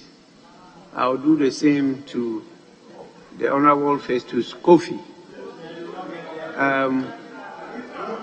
It's because he raised some very critical, fine arguments, some education for all of us. That's why I gave him some time. Yes, Honorable Dr. Festus Kofi, it's your turn. Thank you, Right Honorable Speaker, for the opportunity to make some few comments on the mid-year budget review for the year 2022 by the Minister of Finance. Honorable Right Speaker, this is House of Records, and I want to put certain statements that made by my colleague in the right perspective. Now it appears they've shifted from the position of printing of cash and now making an argument on repo. Repo is repurchases of bonds and bills. And these bonds are available to the public. They buy from the commercial banks and they have that right to sell these repos, these bills to the commercial banks in terms of liquidity issues. And this is stated in the Act of Bank of Ghana that the banks can absorb these bills. Once it's not matured, then Bank of Ghana can pay these bills on behalf of the central government. It cannot be counted as part of the national debt because when it was originally bought from the public, it has been counted as part of the domestic debt. And therefore, before maturity, if an individual or an investor wants to rediscount their bills, it passes through the commercial banks, and Bank of Ghana or the central bank makes funds available to these commercial banks. And therefore, it cannot be counted additionally as part of the domestic debts, else it will be double counting. Mr. Speaker, the IMF position that was taken by the Honorable Minister was clearly stated in his media reports. If you look at page 24, paragraph 95, it is there. So my colleague saying that was not highlighted in the media budget is also not true. Honorable Speaker, NDC has taken this country to IMF for the past 10 years or so, 4 times. In 2005, 1995, 1999, 2009, and 2014. So it's not true that they went to IMF in 2007. It was 2009. 2005 we went there, 1999 we went there, 2009 we went there, and 2015 too we went to IMF. Mr. Speaker, the statement made by the Minister of Finance on the media review is a statement of hope, a statement that has really stabilized the economy, that has given some calmness. This is a situation in a time when we have global economies shrinking. We are committed to the Public Financial Act and ensure financial expenditure discipline. We are also committed to fiscal discipline and macroeconomic stability. We are also committed to, in pursuance of contributing to the construction of the critical rules, and here let me emphasize, the critical rules, and also committed to the reforms in the energy sector. Whereas global economies, even the giant economies, are increasing their expenditure, our minister Our minister, based on our commitment to the Financial Responsibility Act, has decided to reduce expenditure as well as reducing revenue. And he has reduced the fiscal deficit from 7.54 that was originally pegged to 6.6. The minister also decided to reduce our GDP growth from 5.8 to 3.7. Honorable Speaker, the minister in his statement also indicated the emphasis being shifted on government using loans to construct roads by resorting to the PPP, that's the public-private partnership. And that is a very bold decision. Mr. Speaker, in the past, for the past 10 years, and this is not an arguable fact, that we've been using loans to construct roads here because our loans, the trade line expenditure as a ratio to our tax revenue has always exceeded 100%. It's a clear demonstration that we have always been borrowing to construct roads. From 2012 to date, we have exceeded 120, and in some cases, it's about 140. 2010, 105, and that was the minimum. 2015, 124. 2019, 123, and 124% of our tax revenue. It's a clear indication that we have been borrowing to construct, and we know how much it costs to construct a kilometer of road. And that is why the government is emphasizing on constructing of physical roads. We most times invite the road minister here on a monthly basis. Almost every constituency lacks roads. It's very difficult and extremely impossible for us to construct all the roads in this country, unless probably we have admitted that we want to balloon our debt position. Honorable Speaker, our decision to go to IMF was a bold decision by the Finance Minister. We have global crisis which we don't want to listen or don't want to hear, and that is the fact. The Ukraine war, the COVID have all contributed to that. If you want to measure the performance of MPP, just look at the period before COVID, and you will see all the parameters were all in a very favorable condition. So it is the global crisis that has pushed us to IMF. Unlike NDC, I will not go far, but in the year 2015, even a year before, or 2 years before, or 3 years before, let's look at your parameters. Within 3 years, the city depreciated by 77%. 2013, 80%, 2014, 36%, and 2015, 80%. Put them together, 77%. Within that same period, we recorded the lowest GDP. 2013 of 2.9, it came to 2.2 and 3.4. So it's not like we were in a very serious or economic crisis that we went to IMF. It is because of the global crisis. Mr. Speaker, the economic strength of every country depends on the balance of payments. On balance of payments. We have in the past been accruing surpluses on our external fronts. 2020 was 2 billion, it reduced to 1 billion last year, and as we speak, as of June, it was 330 million. The current account and the capital account also saw some upsurge of some inflows. The overall balance, which was positive about 2.5 billion last year, reduced to 2.4 billion a deficit. This is as a result of the global crisis. If we want to really measure the position of Ghana relative to what is happening in the sub-Saharan Africa, most of the countries in sub-Saharan Africa recorded negative balance of payments. You can mention Benin, Zambia, Tunisia, Tanzania, South Africa, Sierra Leone, Senegal, Morocco, and other countries. They all recorded negative balance of payment.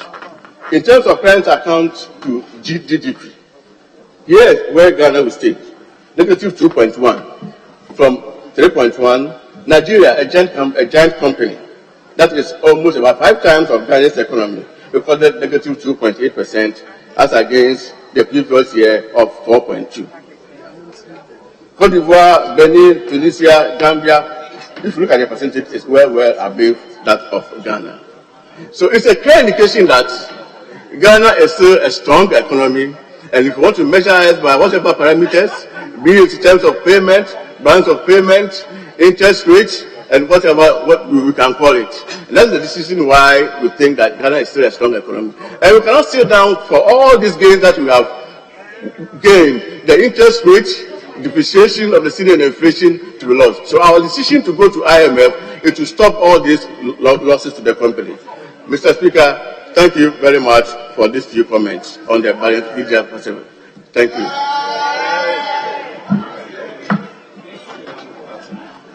Honourable members, it's now the turn of the leaders, and I will start with the minority leader.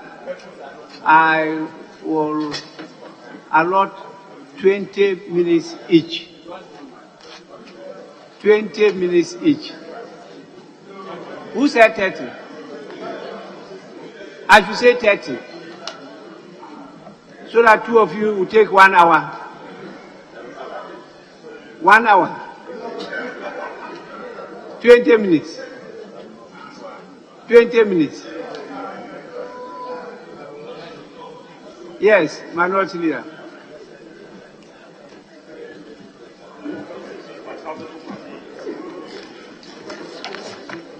Mr. Speaker, let me thank you for the opportunity to contribute to the mid-year review statement of the Honorable Minister for Finance, Ken Ofori-Atta, to this August House. And Mr. Speaker, to note that he was in compliance with Article 1798 of the 1992 Constitution, and more importantly, Section 28 of the Public Financial Management Act, which requires him to come before this August House to report.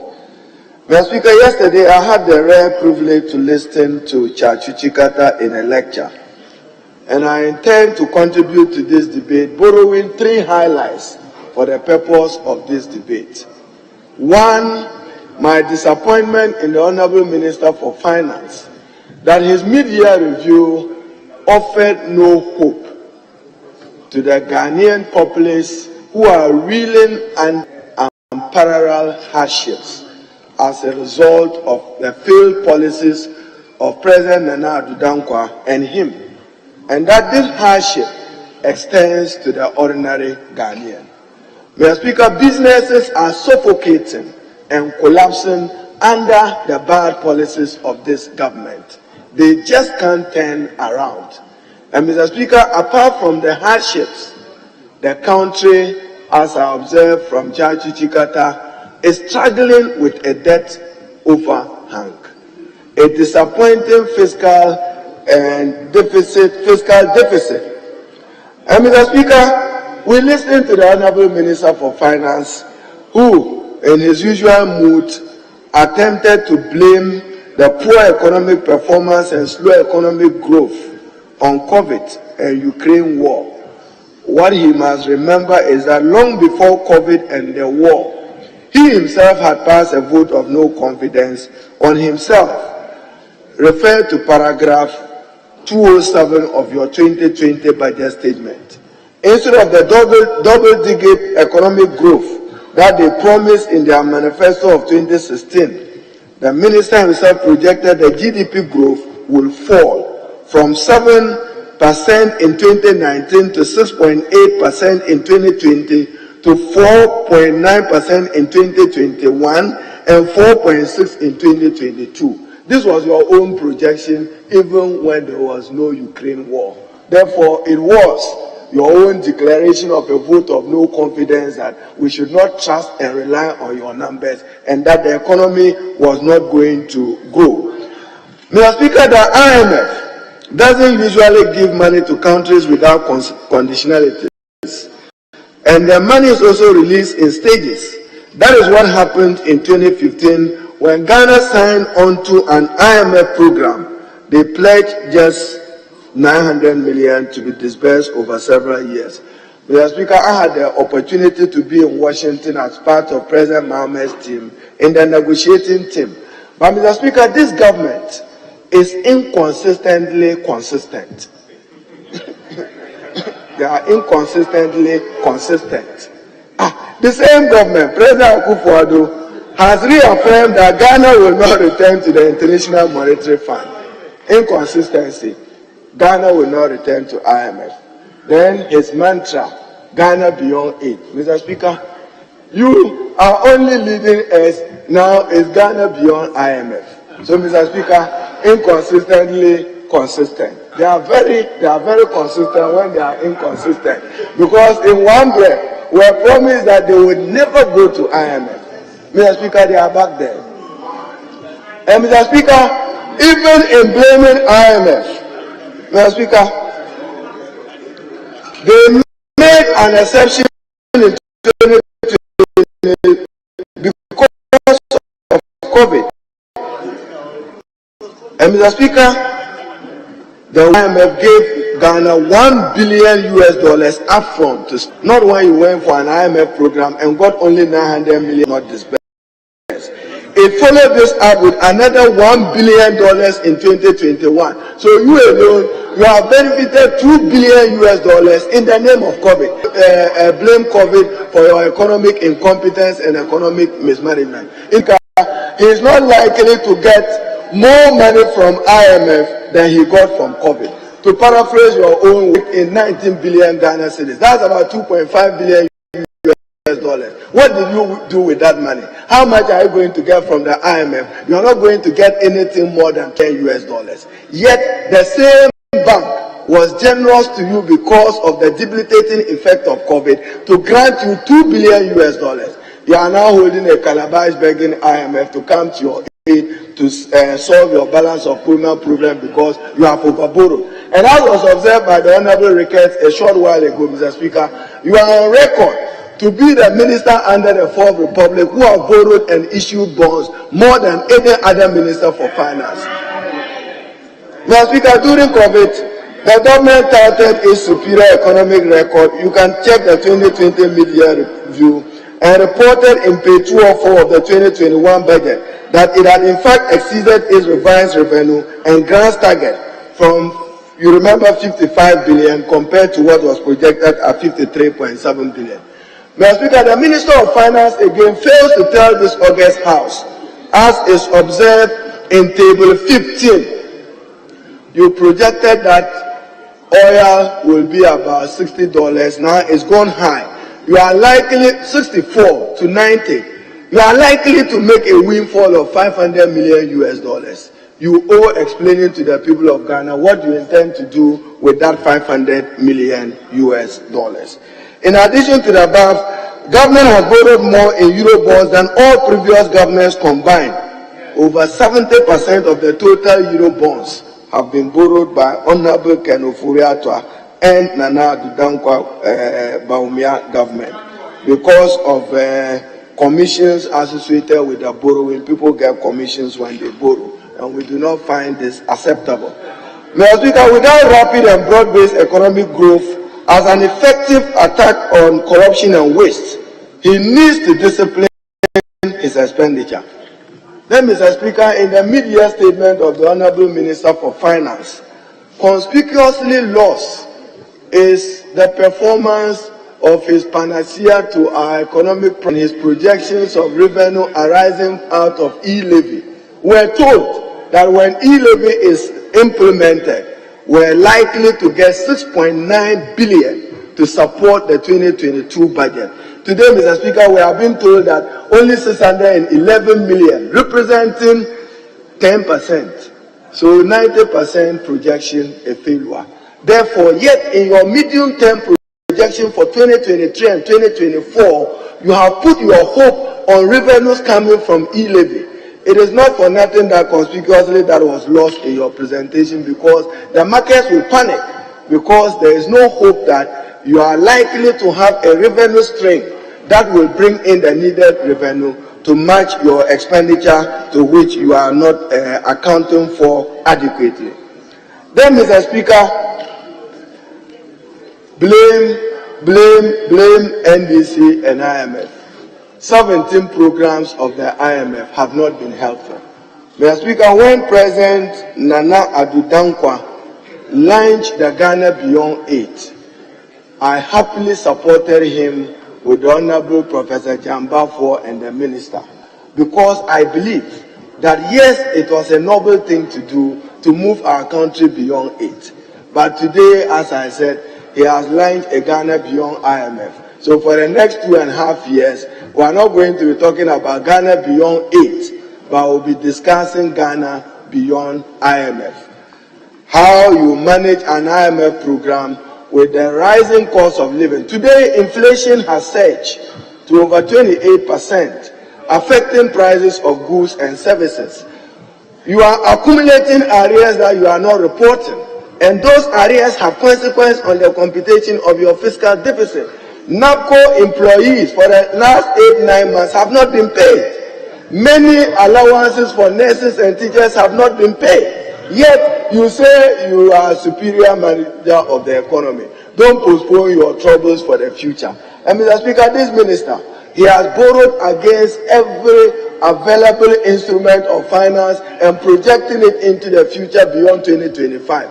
It is not likely that beyond 2025 you will be the Minister for Finance. At least, Mr. Speaker, he would not be. ESLA that you bastardized. It has brought in 23 billion Ghana cedis. Thank the superiority of President Mahama and the NDC for taking through that initiative as a revenue measure. Mr. Speaker, what is worrying is that this Minister for Finance have borrowed against ESLA into 2030. And say they have superior management of it. Mr. Speaker, I cannot continue without referring you to a possible breach of law. And Mr. Speaker, we take that matter very seriously. And I should refer you to the Bank of Ghana Amendment Act of 2016, Act 918. And in particular, as I listened to the Honorable Deputy Minister for Finance, John Kuma, make public utterances that government took an overdraft. What are you taking overdraft for from the Bank of Ghana in any case? Then, Mr. Speaker, I read, and Mr. Speaker, that is why I believe that per the provision of Article 1798 of the Constitution and Section 29 of the Public Financial Management Act, I do not think that the Minister for Finance Media Review should come and merely make a statement and walk away with it. For instance, interest payment will increase from 3.4 billion to 4.1 billion. That is why you reported. 37 billion. Let me quote you right. 37 billion to 41 billion. Now, under appropriation, we appropriated for the purpose of interest payment 37 billion.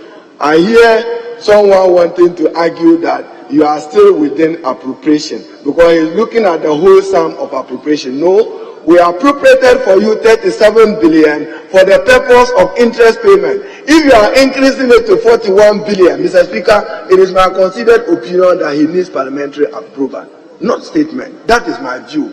And you can look at Article 1798 well and read Section 29 of the Public Financial Management Act. At worst, he is to report.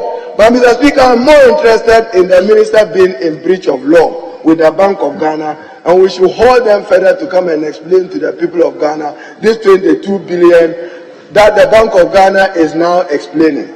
Mr. Speaker, granted, I have listened to the Bank of Ghana, as Ricketts and the Honorable are to observe, say that they were refinancing government bonds. There was some SDR of the IMF that they committed some of the money to.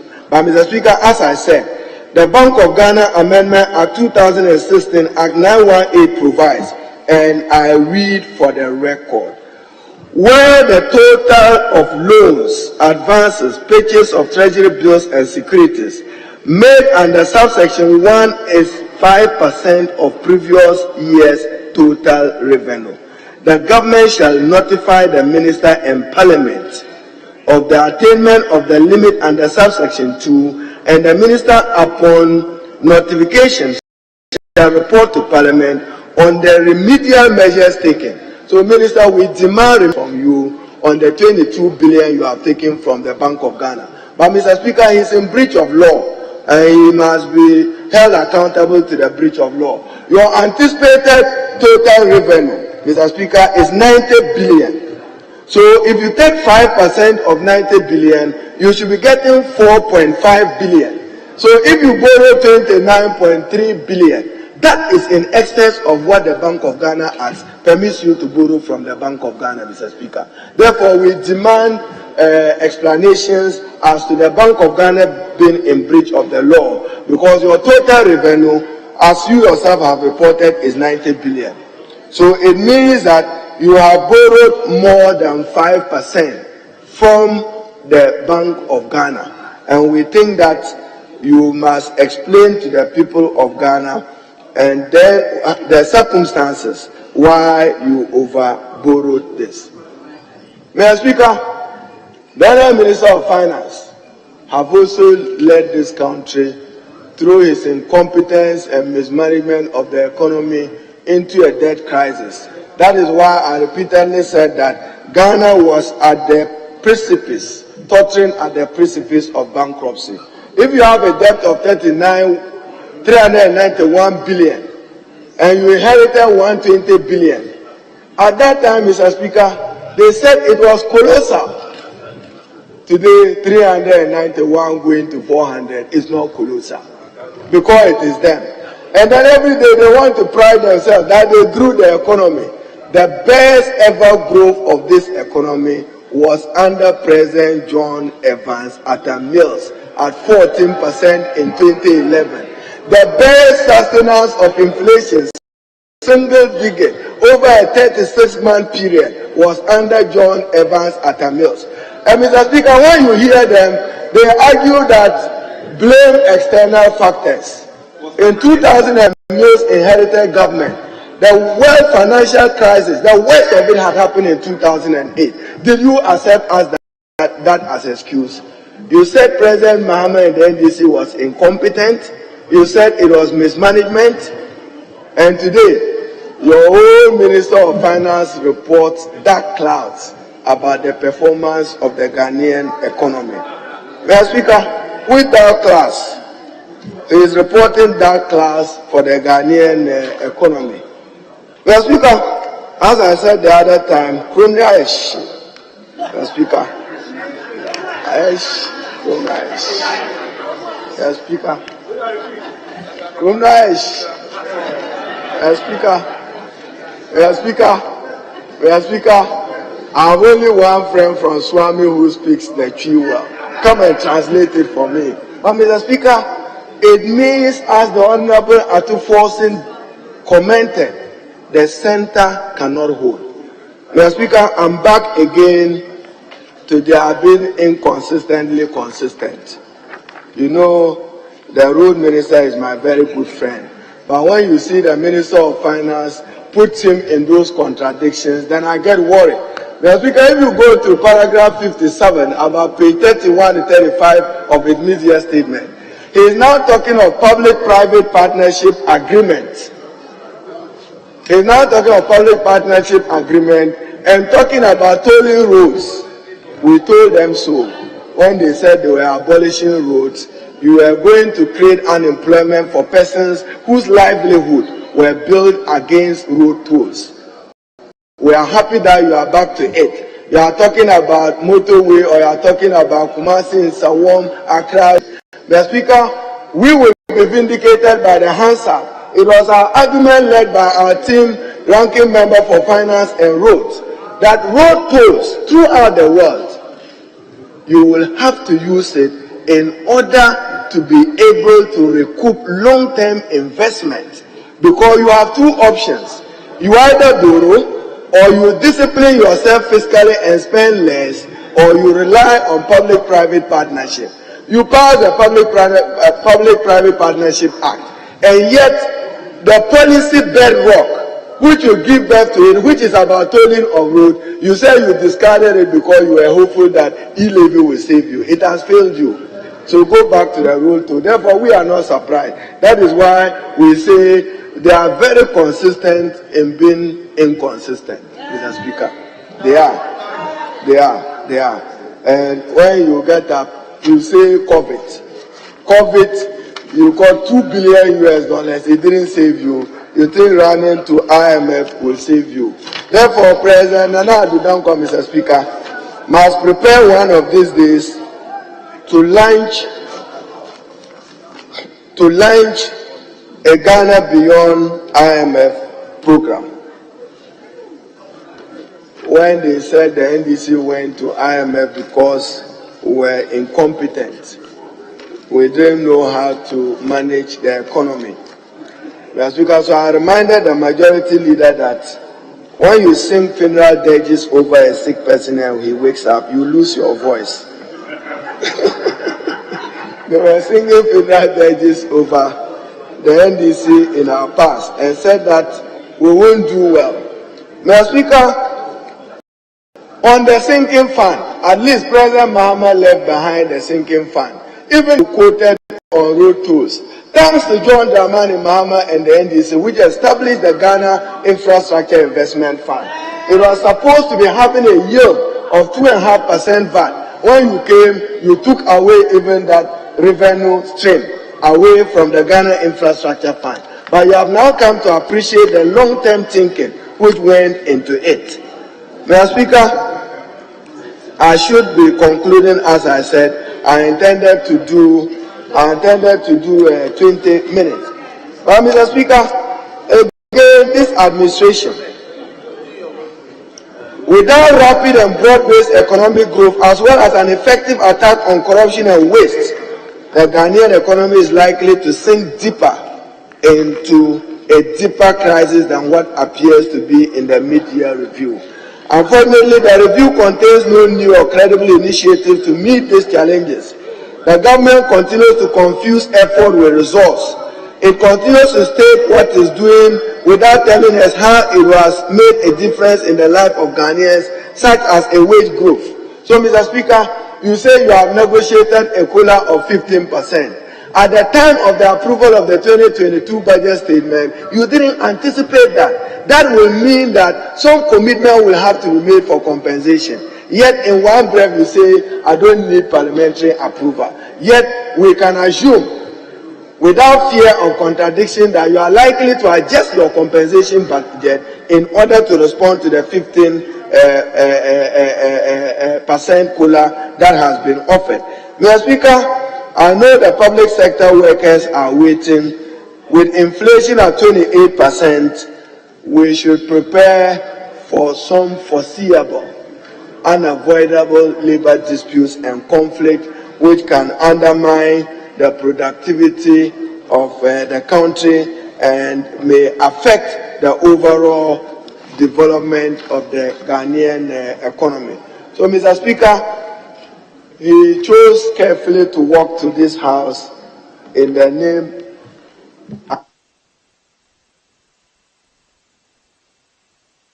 Mr. Speaker, he carefully walked to this August house in the name of a statement, not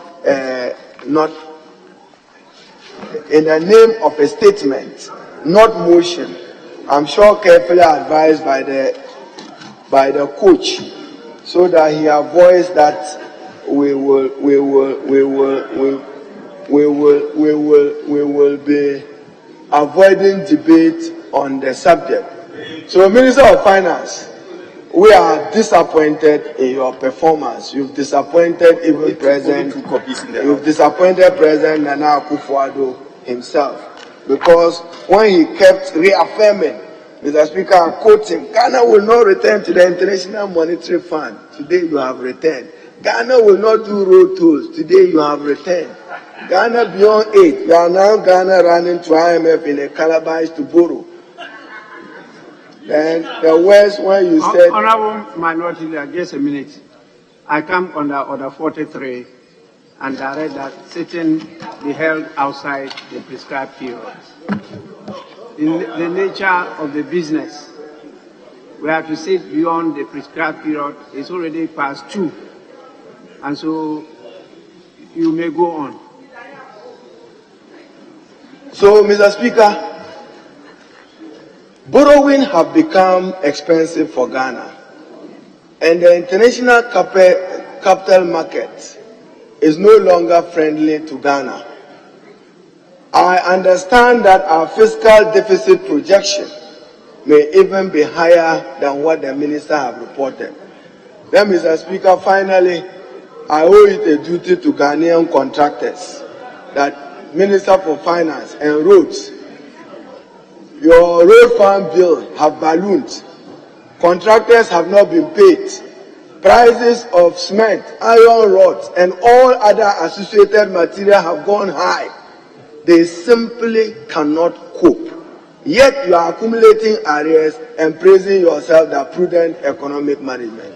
Find money to pay contractors their outstanding obligations. Because, Mr. Speaker, many of them are dying quietly. And, Mr. Speaker, this is what I want to say when the Minister for Finance is here.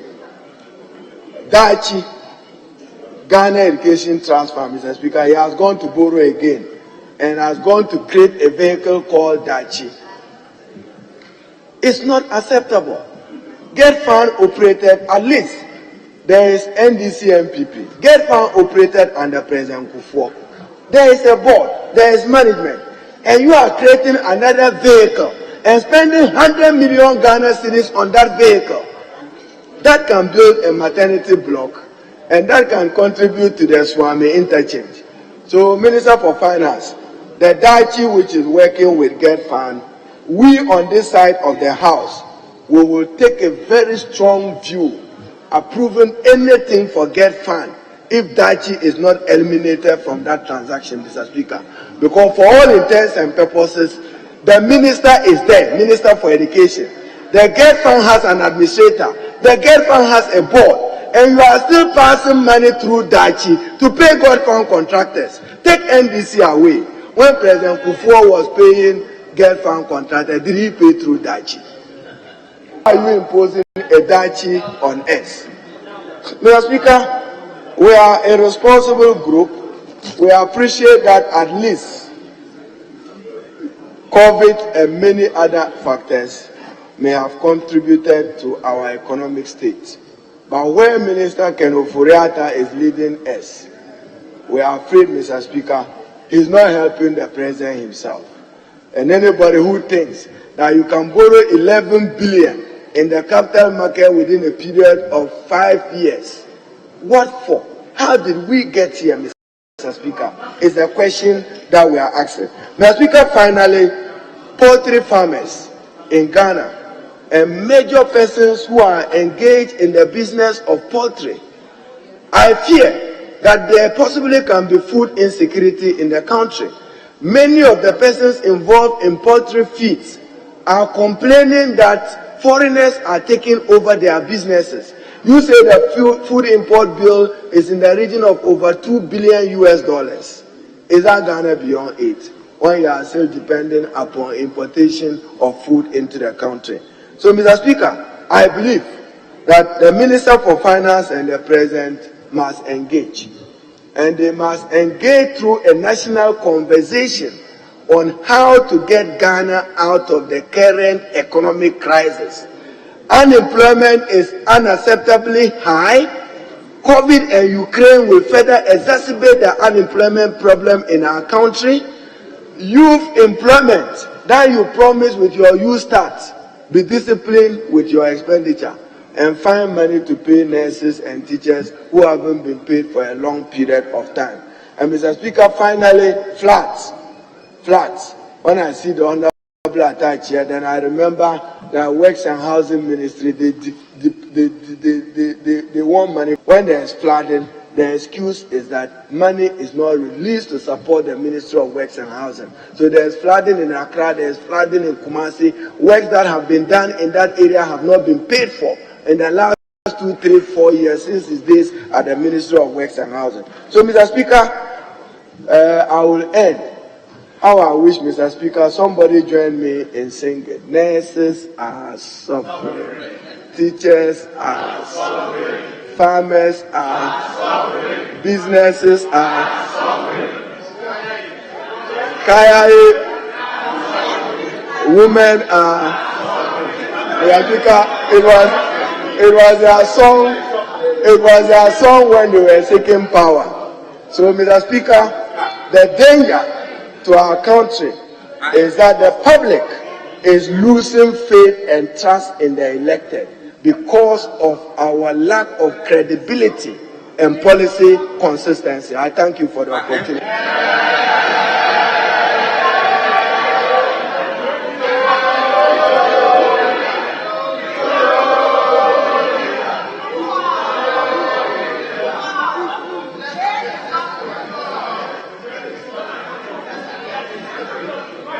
Honorable members, the minority leader used 28 minutes. 28 minutes. The majority leader is your turn.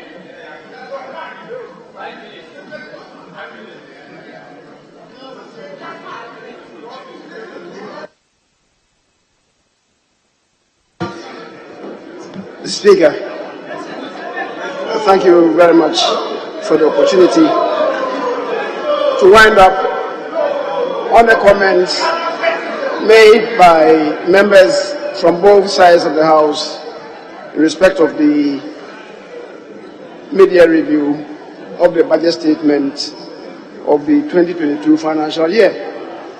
Mr. Speaker, before I begin, I believe it's important to congratulate the minority leader for finally admitting that the COVID-Russian-Ukrainian war, the twin evils, would further exacerbate the economic conditions in the country. They have been in denial since the beginning of these comments that it has no impact. COVID has no impact. The Russian invasion of Ukraine has no impact on the economy. Today, the chicken have come home to roost. And I must congratulate you for being truthful, unlike many of your colleagues who have spoken. Mr. Speaker, persons who have spoken before me have alluded to the cause of the debt overhang that the country is reeling under. But we know, if truth must be told, that the first is the energy sector debt that the government ran into, which is on average amounting to about $1 billion annually since we came. The Speaker, count the number of years, and you know how much this country has spent on the energy sector. The take or pay agreement. I recognize, and I must admit, that when the country was plunged into doomsday, the Speaker, we needed to climb out of that darkness. President Mahama, in addressing it, reacted to how to deal with the situation at the time.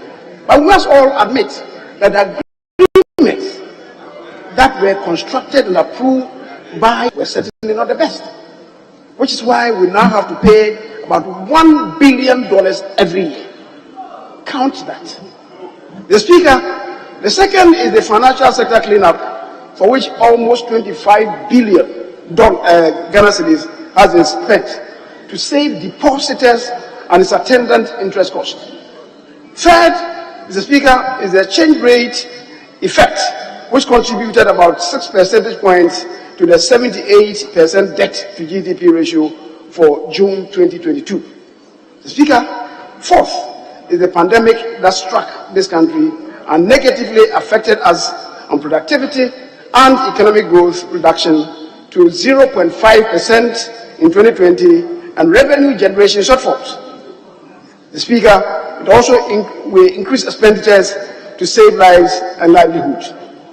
Mr. Speaker, the fifth factor that as a country we must confront is another false measure. That's the Russian invasion of Ukraine, which has led to global inflation, Fed rate increases, global finances flight to safety from emerging markets, for which Russia and Ukraine are part, to other assets classes. Mr. Speaker, these last two events have caught the world unprepared, and economies are really under intense pressure. Mr. Speaker, at the heart of the review is the return of the country to IMF, which has generated controversies and arguments relating to political equalization. The truth is that the country is a member of the IMF, and whenever a country that is a member of the IMF has internal and external imbalances, that country can approach the IMF for financial support and also technical assistance in areas of interest. Mr. Speaker, according to the Managing Director of the International Monetary Fund, Kristalina Georgieva, more than 30% of emerging economies and developing countries are at or near debt distress. For low-income countries, the number is 60%. The IMF chief was speaking at the joint meeting of the G20 finance ministers and central bank governors when she emphasized rather alarmingly, Mr. Speaker, I want to quote, "The outlook of the global economy has darkened significantly, and uncertainty is exceptionally high." When the Minister for Finance quoted this, they are not his words. They are the words of the boss of the IMF. Mr. Speaker, clearly the difficulties that our country is suffering is not limited to Ghana.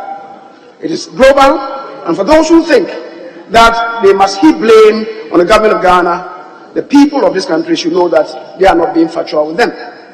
The Speaker, here Lady Kristalina Georgieva again, when she added, and again I'm quoting her, "The war in Ukraine has intensified, exerting added pressures on commodity and food prices. Global financial conditions are tightening more than previously anticipated, and continuing pandemic-related disruptions and renewed bottlenecks in global supply chain are weighing on economic activity." Unquote. The Speaker, Ghana is not alone in this predicament. However, the situation in Ghana got exacerbated when confusion ensued here in Parliament over the passage of e-levy. That sent a bad signal and triggered panic to the business and investor community. So when the people of this country cite Parliament as frustrating the passage of the levy and therefore a factor in the financial crisis that the nation finds itself in, they cannot be wrong.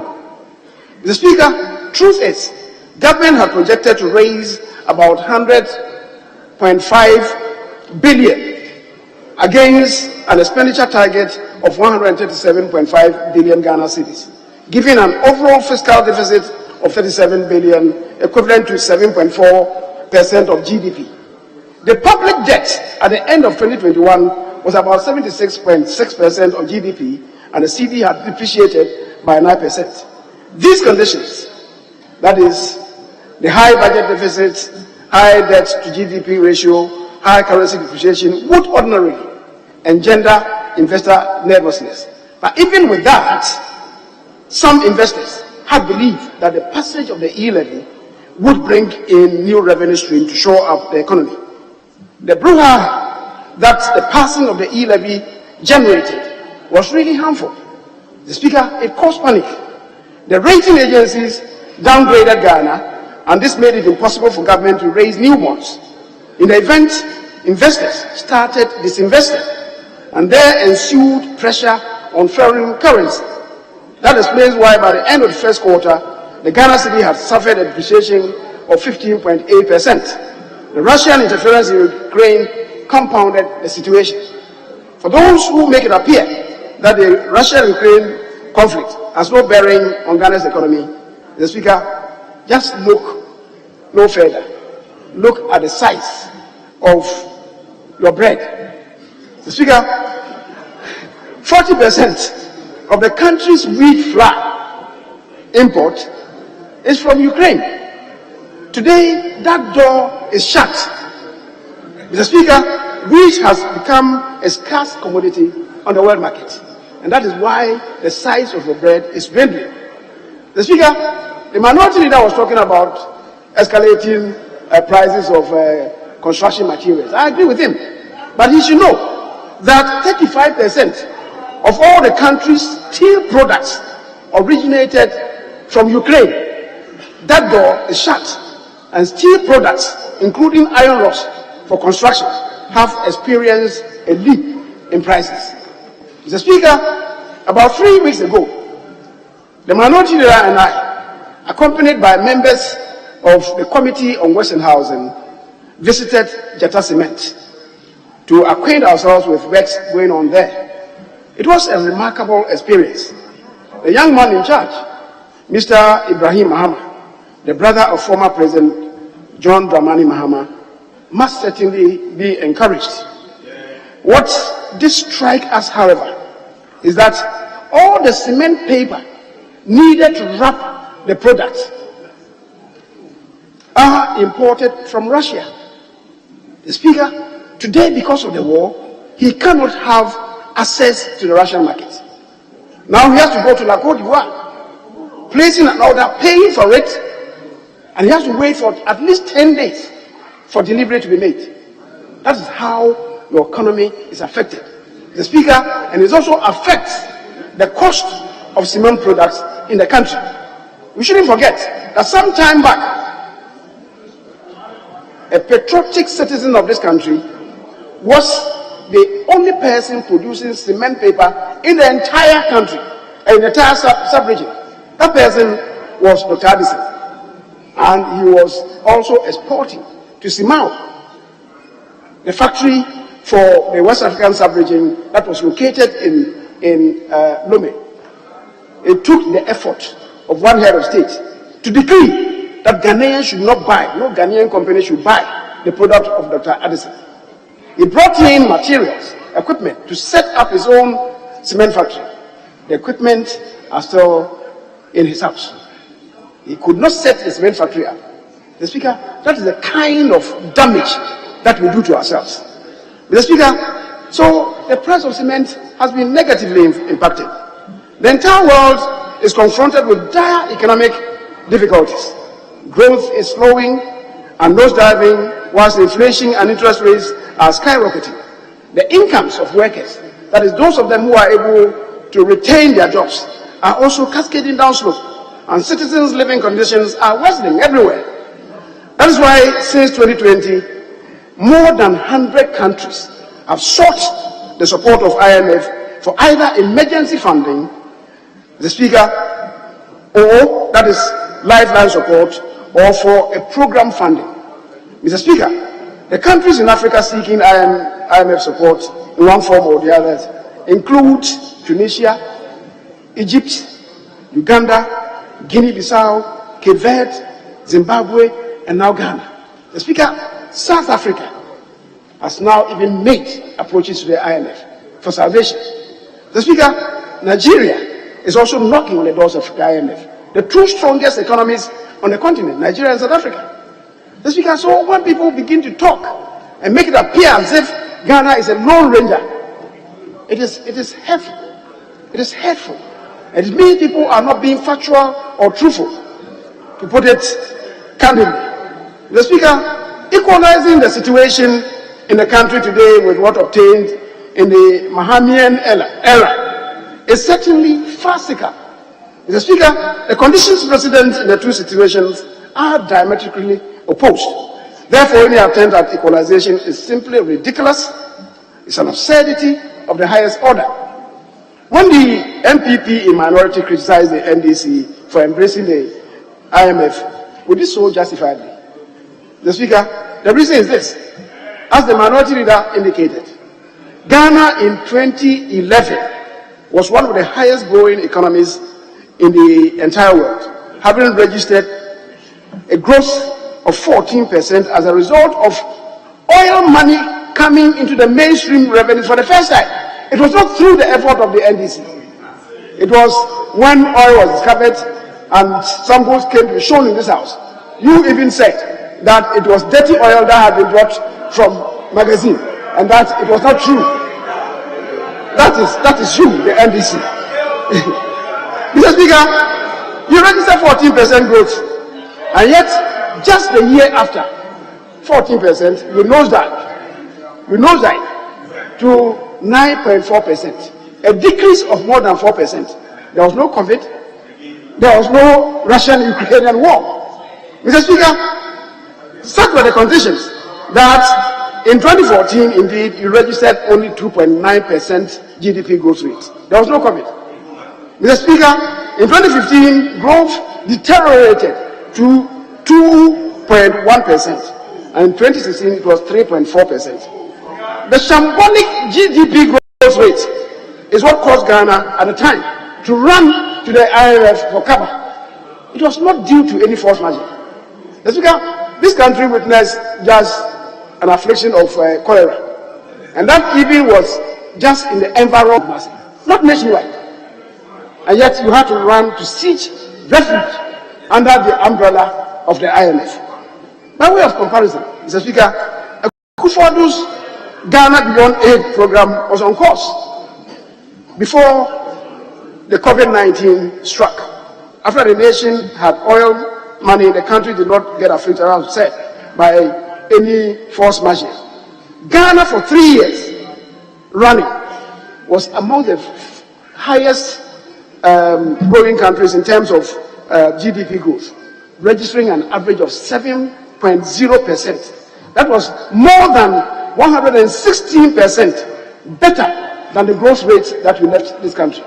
And today, you are the pretenders, telling Ghanaians that you are better managers of this economy. The people of Ghana know better. The Speaker, in 2015, growth rate was 2.1%, the lowest GDP growth rate before then in 25 years. Whereas the 3.4 in 2016 was the worst in 22 years. The Speaker, there was no COVID, as I've said. There was no Russian-Ukraine war. The Speaker, the average GDP growth rate for the COVID years of 2020, which was 0.5%, 2021 5.4%, with a projection of 5.8 for 2022, means average growth for these 3 COVID years will be about 4%. And that, Mr. Speaker, compares with a 2.8% growth rate of GDP under President Mahama. No COVID, no Russian-Ukraine war. So who are better managers of this country? Mr. Speaker, under President Mahama, the Bank of Ghana prime rate shot up to 25.5%, whilst interest rates shot up to 28%, and lending rates were between 33 and 36%. That was in 2016. Under Akufo-Addo, Bank of Ghana prime rate climbed down from 25.5 to 12.5 in September 2021, which was the lowest in 10 years.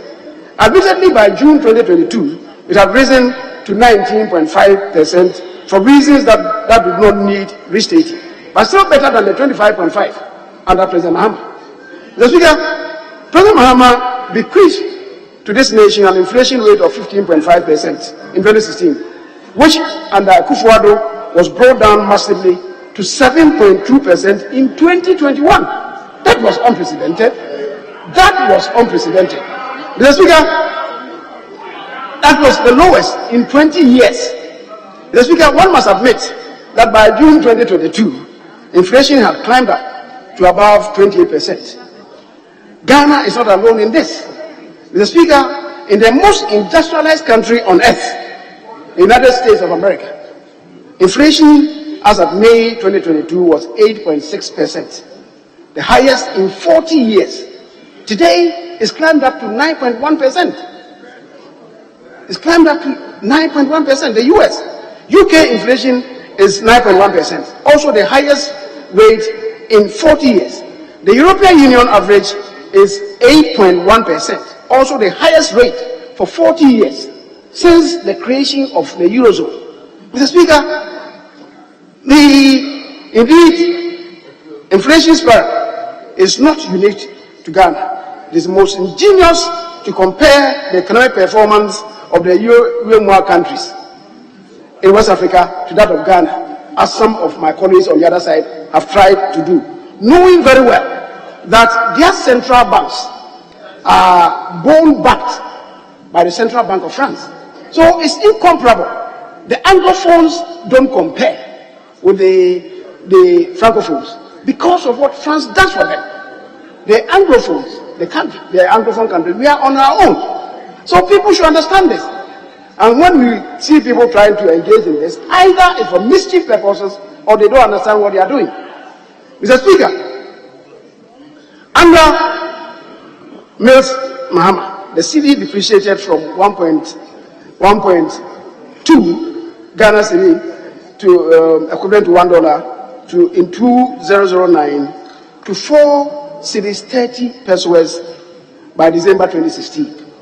That depreciation was about 260% over the 8-year period, giving an average depreciation of 32% of the city, of 32% under President Mills and President Mahama. In the 3 years under Akufo-Addo, that is the pre-COVID years, depreciation of the city averaged 10.1%, as against 32% annually on your part. Can't you see these things and speak to them? Mr. Speaker,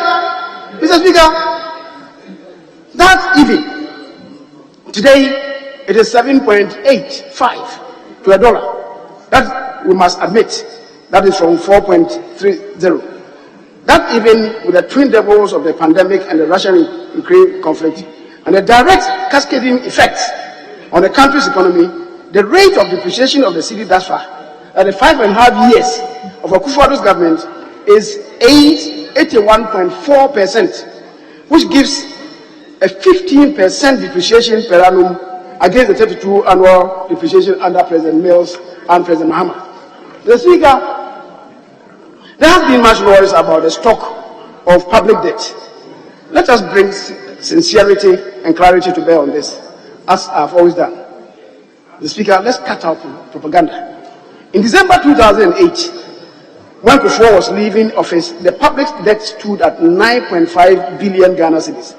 For 8 years under Mills Mahama, the debt escalated to 122 billion. In other words, the debt stock had risen by 1,184%. On the average, the annual rate of debt accumulation was 148% on the average. Mr. Speaker, under Akufo-Addo, the public debt has scaled up from 122 billion to, as we speak today, not even the 391 that you're talking about, but 393 billion. 393 billion. Mr. Speaker, the GDP has expanded to 591 billion. That means that the debt to GDP is 66%. Mr. Speaker, any student of economics can do this arithmetic. And yet you have people who say, insisting that is 76%. What do you learn your economics from? Voodoo economics. You want to inflate the nation with your voodoo economics? The Speaker, they are first looking at the debt stock, which is 393 billion. And yet they put blinkers on when they have to appreciate the extent of GDP growth. The Speaker, so it is not 90% as the Honorable ranking member of the Finance Committee said. Mr. Speaker, so these are facts. These are facts. Mr. Speaker, it is important to state that while the average yearly debt accumulation of 148% under President Akufo-Addo, the debt stock, which has moved from 122 to 393, translates into a yearly debt accumulation of 43%.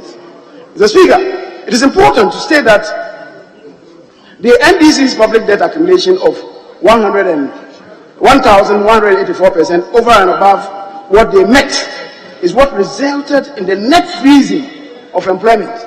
And my colleague was the minority leader was once the Minister for Employment. He knows that there was a net freeze on employment because of the management, the poor management of the economy then. Mr. Speaker, today we have increased employment into public space by close to 300,000. About 93,734 teachers have been recruited. About 100,000 health professionals have been recruited. About 100,000 have been recruited into NAPO. Mr. Speaker, the escalation of the public debt under the NDC caused what my colleague, the minority leader, described them as adundumadundum. It was the poor management of the economy that resulted in that. There was no force majeure. There was no COVID. There was no Russian invasion of Ukraine. For 4 years, Mr. Speaker, because of the shambolic management of this country, for 4 years, blackboard chalks could not be procured for students. And it took the second lady at the time to cry out to teachers that they were not going to supply them with chalks. The teachers should make their own arrangements to have chalks procured for them to enable them to teach. Mr. Speaker, the Ghanaian people have not forgotten this. Under Kufuor, 48,000 teachers, teacher trainees have had their training allowance restored. Arabic instructors have had their allowances restored. Mr. Speaker, with the country reading under the 1,148 and 84% debt accumulation under President Mahama, NHIS was on the verge of collapse. Kufuor has been able to revive it significantly. When redenominated in dollar terms, the total accumulation of debt under Mills and Mahama translates to $37 billion. Mr. Speaker, where are we now? With all the noise, where are we now? Do the arithmetic and do the year-on-year calculation. You will come to realize that under Kufuor, the borrowing is less than 22 billion. You did $37 billion. You did $37 billion. Mr. Speaker, so let's be truthful about these things. In the midst of the current challenges, the one district, one factory is doing well, with 120 factories functioning. We have procured over 300 state-of-the-art ambulances that have helped to save many lives. Under the NDC, road network experienced expansion. We must agree.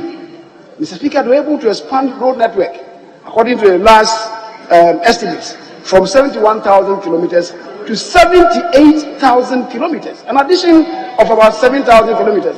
The NDC must be applauded for what they did. But today, the road network has improved from 78,000 to 94,000, an addition of 16,000 kilometers under NPP. So when you ask, what have you done with the money? This is one of the things that you have done with your money. Mr. Speaker, under Kufuor, health facilities, including Agenda 111, are being developed. Under Kufuor, free senior high, which as of yet has benefited over 1.5 million students, is on course. The monies received have not been wasted. Mr. Speaker, it is also important to respond to both Honorable Atuforsen and Honorable Adongo when they stated that government had borrowed over 22 billion from Bank of Ghana this year. That cannot be true. The Speaker, as the Deputy Minister has explained in the chart that was offered, government had to fall on its own deposit with the Bank of Ghana. And that was in the region of about 4 billion with the Bank of Ghana.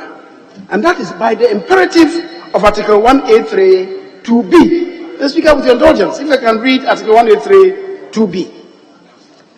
Article 183 2B provides that the Bank of Ghana shall be the sole custodian of state funds of Ghana, both in and outside Ghana, and may, by notice published in the Gazette, authorize any other person or authority to act as a custodian of any such fund as may be specified in the Gazette notice. The Speaker, so if you deposit, you are required as a country, if you go to borrow outside, to lodge it with Bank of Ghana. My colleagues on the other side are surprised at this. They must be surprised because during their term, when they went out to borrow and they came back, they lodged them with private banks. And they were not published in any gazette. That's how come when the blasters went to Brazil, we then had to fall on Unibank. It was Ghana's money that we had lost there. We had to fall on Unibank, the Unibank deposit, for Unibank to on-lend it to us. Mr. Speaker,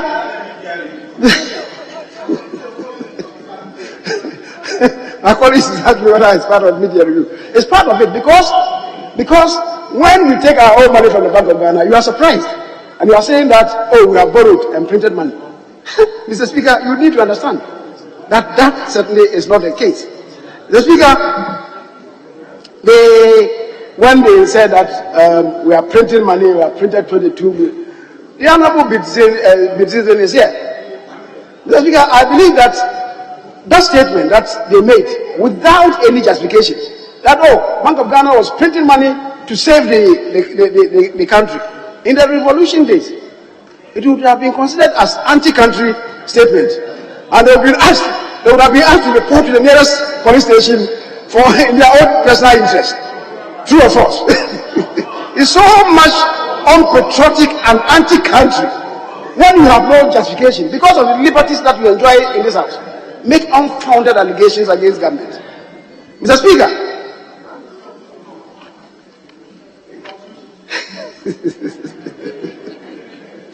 Mr. Speaker, as I said, we spent 25 billion to clean up the banking sector due to the operation of some glorified Ponzi schemes that you superintended and pretended they were banks and duped the good people, the good unsuspecting people of this country. Mr. Speaker, the effect of the cleanup, the 25 billion that the country has spent to rescue depositors, is more than the effect of, as the Honorable Adogo was saying, that no bomb has fallen on Ghana from Ukraine. 25 billion to save the deposits. The effect is perhaps greater than 10 bombs on Ghana. You should understand that. The Speaker, finally, let me make an emphatic statement that as of June 30th, 2022, the gross international reserve of the country stood at 7.68 billion, down from the 9.69 billion as of December 2021. That's a matter of fact. The net international reserves, that stood at 6.08 billion in December.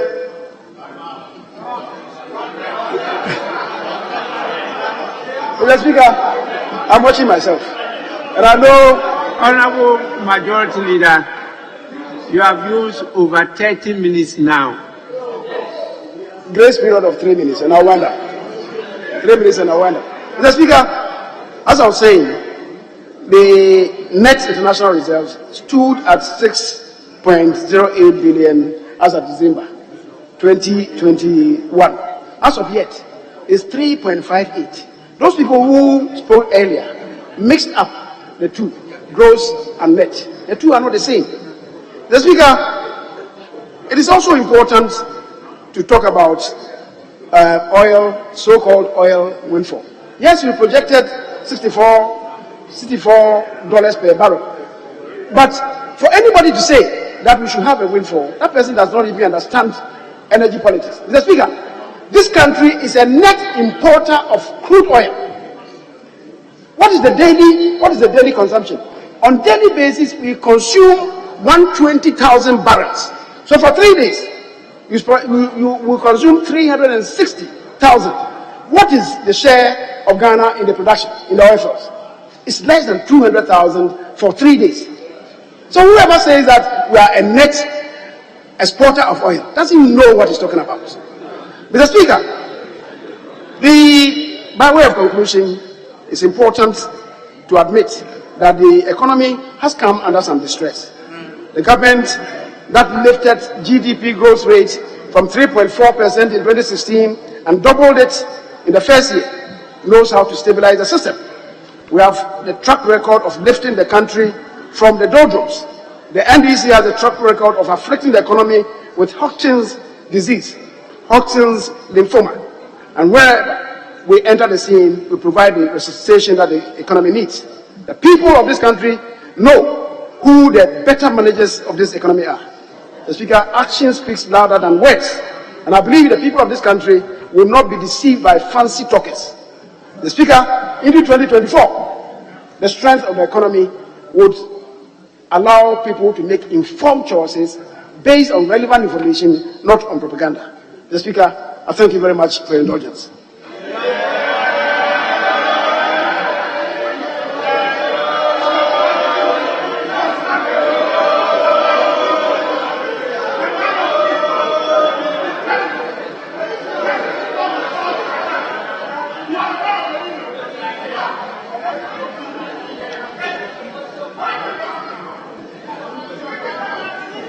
Honorable members, we have come to the end of the comments on the mid-year review of the budget statement and economic policy for the 2022 financial year.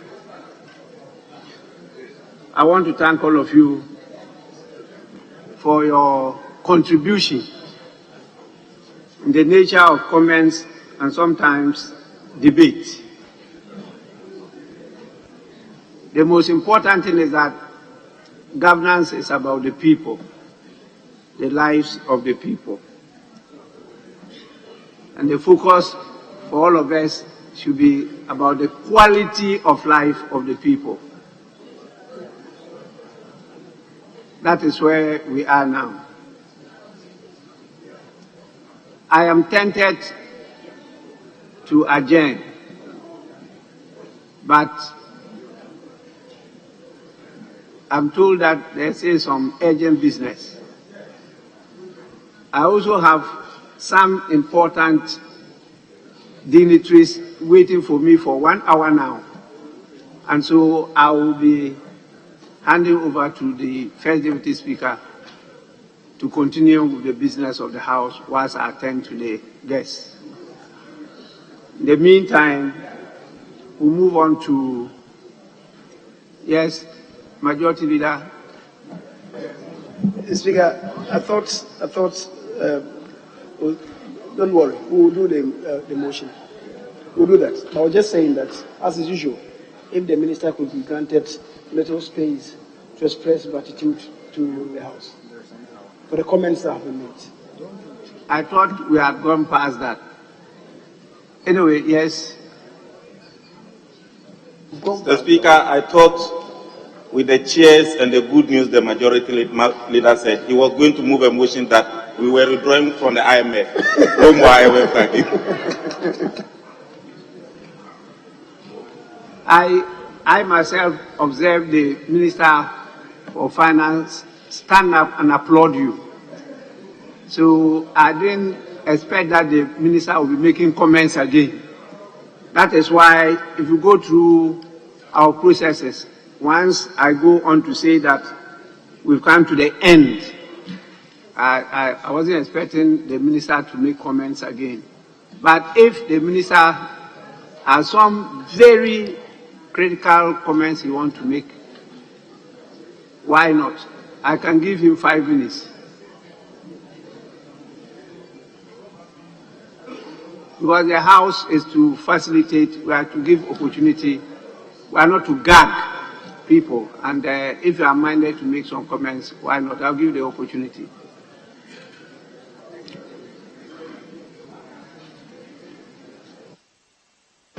Thank you very much, Mr. Speaker, for your graciousness. Mr. Speaker, I just really would like to thank members for this 8th session and for the statement that we made, particularly for the contributions from the minority side and certainly from our side, that as we go through the year, we would ensure that this engagement with the IMF is positive for the country, and the country will be back on course.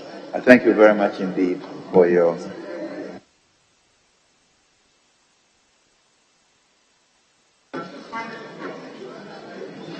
Minister, thank you so much.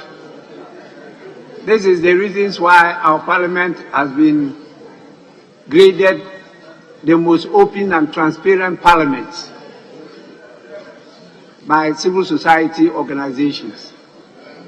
Yes, among the lot, our Parliament has been given that award as the most open and transparent Parliament.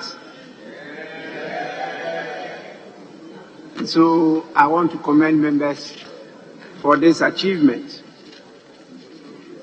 We'll move on to item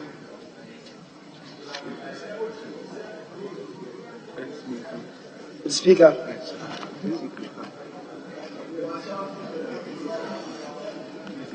Item 57. 5-7. 5-7. Yes. Honorable members, item 57 at page 43. Page 43 of the order paper. Motion. Chairman of the committee. Thank you, Mr. Speaker. Mr. Speaker, I rise to move that the procedural motion listed as item 57 on page 43 of today's order paper be moved today. I so move. Any seconder? Yes. Right, Honorable Speaker, I second the motion. Motion moved and seconded. It's a procedural motion. I put the question. Those in favor say aye. Those against say no. The motion is carried. First Deputy Speaker to take the chair.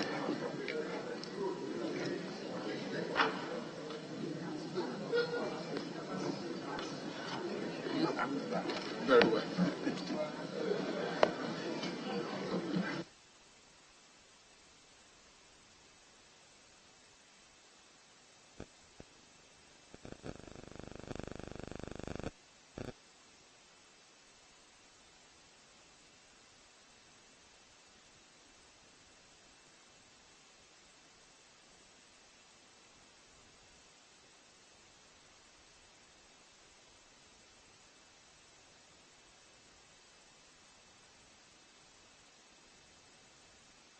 Very well.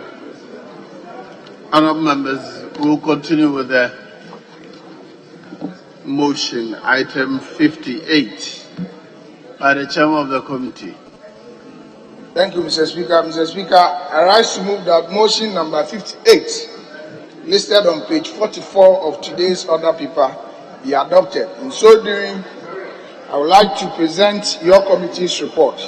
Mr. Speaker, your committee met the officials from the Ministry of Roads and Highways on the 19th July 2022 in respect of the commercial agreement between the government of the Republic of Ghana, represented by the Ministry of Roads and Highways, and Rango Construction Company Limited for an amount of 140 million euros for the design and construction of phase 1 of the Swami Interchange and ancillary works at Kumasi.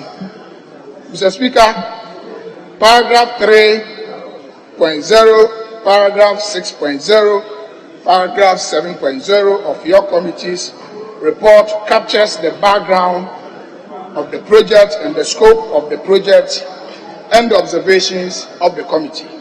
Mr. Speaker, in conclusion, your committee, after going through the various documents submitted by the ministry, were satisfied that the project, the commercial agreement, sits within the remits of the request, and therefore we want to urge the entire House to unanimously approve this report or this commercial agreement in order to allow the ministry to carry on with the works that have been stated in the report. I so moved, Mr. Speaker. Yes, Honourable Ranking Member. Right, Honourable Speaker. I thank you for the opportunity to second this motion, also make these few comments of my own. Mr. Speaker, I am very happy to support this motion, partly because anytime we see government making efforts to improve infrastructure, it is to the benefit of all of us. I've always said that when you build roads in one community, it is not for the benefit of only that community. Roads anywhere leads to everywhere. So the interchange we are about to build in Swami will surely not be used by only the people of Swami. Indeed, the data from that study shows that the runabout situation there currently is not fit for purpose. We need a great separation. I wish my leader was here.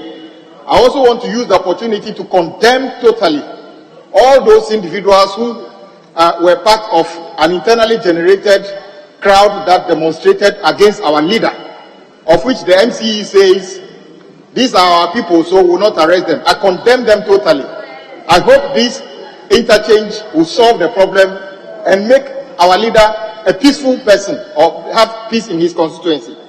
Just a few minutes ago, I saw him saying that, I heard him saying that they have added 16,000 kilometers to the road network. Mr. Speaker, we keep explaining this thing. It is not the case that government have constructed 16,000 kilometers of roads since 2017. Neither is it the case that NDC have constructed 8,000 kilometers by the close of 2016. It is just data collection. So even if it's a foot pass, but any of the agencies under the ministry capture them under their fold, it is considered as road. Then they can program them for improvement and other things. So let no one feel that when we say from 78,000 to 190,000, it means we have done anything. We haven't actually constructed 16,000 kilometers of roads anywhere in the country. As far as I'm concerned, the summary of what the government have done in terms of road is a reflection of what we saw at Swami. In fact, if the government have done so well on roads, the person leading government in this house have to suffer that level of demonstration, then you can imagine what will happen to me in Adaklu if my people decide to do that, Mr. Speaker. Honourable Ranking Member, they say speak to the report, please. Oh, Mr. Speaker, I'm speaking for the background. In fact, if you look at justification, paragraph 4, this is all part of the justification of the project, Mr. Speaker. Indeed, Mr. Speaker, this project, when completed, will not resolve all the issues. This is phase 1. If we do the interchange, and if you see the design, it will quickly do the grade separation at that runabout. But until the road is extended beyond those places that will take the traffic away, indeed, what we are going to see is that people will quickly go over the interchange, and the grade will just be sent to elsewhere. I think we should be looking forward to do the phase 2 of this project to be able to fully address the issue. I'm happy our vulnerable leader is in the house. I was just condemning all the people who demonstrated against you for that thing. And this house takes very serious exception to that. And we hope that this project, when completed, will make you a very peaceful person in your constituency. Mr. Speaker, we have absolutely no objection to supporting this. It is not for the leader alone, it's for all of us. And we should do more of this across the country, and we shall receive this. Mr. Speaker, you notice that when it is good, we support it. We only oppose or comment to caution government when we feel that there's something wrong with it. Just like the cancellation of the road tolls. We believe that that should have been, in fact, the minister is here. I wish he can even announce today that he's bringing support to here today. But you see, they are dodging. Should we bring it? What will the minority say? So we bring it on new roads. New road toll and old road toll. Are they not all tolls? All tolls are tolls. So say that you got it wrong. So eventually you bring tolls back, and we shall support you. But if you do it like it's not toll, but it's new road tolls, meanwhile this house, you have bought bills here, and we have borrowed money, 4 million euros, to build new toll plazas.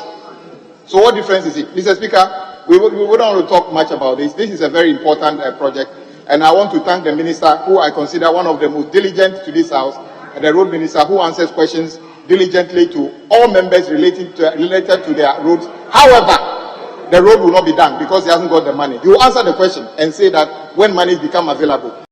In fact, the money is not available. That is why we are going to IMF.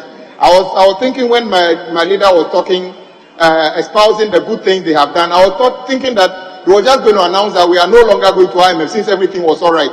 But he didn't say that. So we are still under IMF, so our roads are going to be in trouble. Mr. Speaker, with these few words, Mr. Speaker, I want to support the motion and encourage all our colleagues to support this so that our leader will have a befitting interchange in his constituency for the use of all of us. Thank you very much, Mr. Speaker, for the opportunity. Yes, Deputy. Right. Thank you very much, Mr. Speaker, for the opportunity to support the motion before us. In doing so, Mr. Speaker, I want to urge the House to support the approval of 140 million euro to construct the interchange of Swami.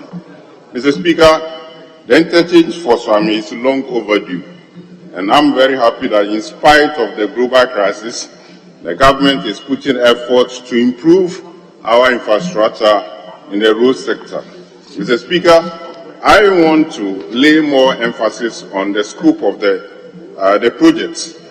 Mr. Speaker, the interchange comprises of 4 tiers interchange, but the ministry and its agencies are tackling the first phase, which comprises of the first phase will provide a runabout at the ground level to cater for the left and U-turn movement of the interchange. Mr. Speaker, if this project is completed, it will improve economic activities of the second largest city of Ghana. In this words, Mr. Speaker, I support the approval of this particular facility. Thank you, Mr. Speaker. Yes. Leader, yes.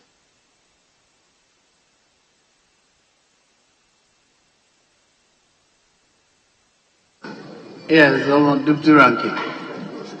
Thank you, Mr. Speaker, for the opportunity to contribute to the motion on the floor regarding Swami Interchange.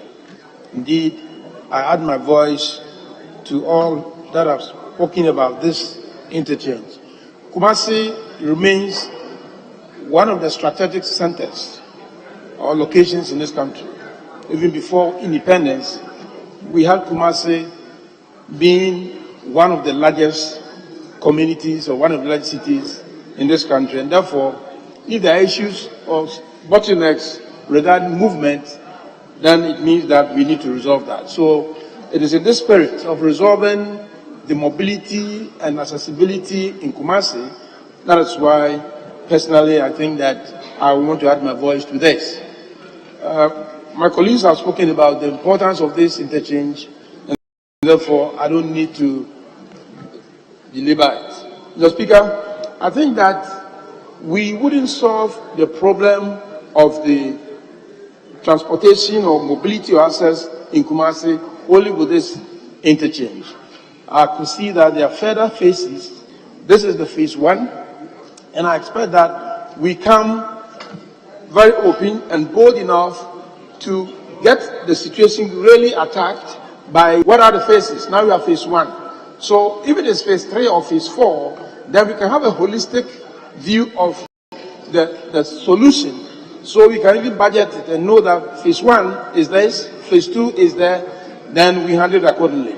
So that is my only concern about this. It will not, the interchange will not resolve entirely the transportation or accessibility problem in Kumasi. So therefore, I expect the minister to come back again, let us know if you are resolving the problem in Kumasi. Kumasi is the second largest city in this country. And therefore, if it requires that we have 4 interchanges or 5 interchanges, let's know them. And we get it clearly. As we speak now, we don't know what is in the second phase. The second phase, I know, will have to deal with some of the roads. And I also want to comment on what happened the last time to our leader. We don't want that to happen again, because next time you see another youth or more talking about our road situation in Kumasi. So I thought that we would have taken the opportunity to resolve the Kumasi road situation or infrastructure situation once and for all. But again, I think I'm hopeful that given the attention given to Kumasi as the center for the south, the southern sector, as far as road is concerned, the minister will come back again to give us the holistic view and how much it's going to cost us and the effort to make sure that we resolve this problem once and for all. With these few words or comments, thank you, Mr. Speaker. Yes, leadership, yes. Thank you, Mr. Speaker, for the opportunity. Mr. Speaker, this is one of the most important motions in this House. I've always held the view that leadership do not have the opportunity to visit ministries or their constituencies all the time. And therefore, when you are trying to manage the rate of attrition and how to make leadership available to be able to impart their experience through the back, this is one of the means we can do it.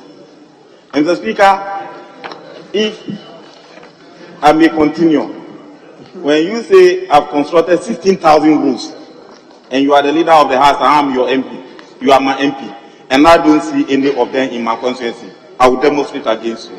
I'm not justifying it. Whatever we say on paper must reflect on the ground. 16,000 roads, and what are they?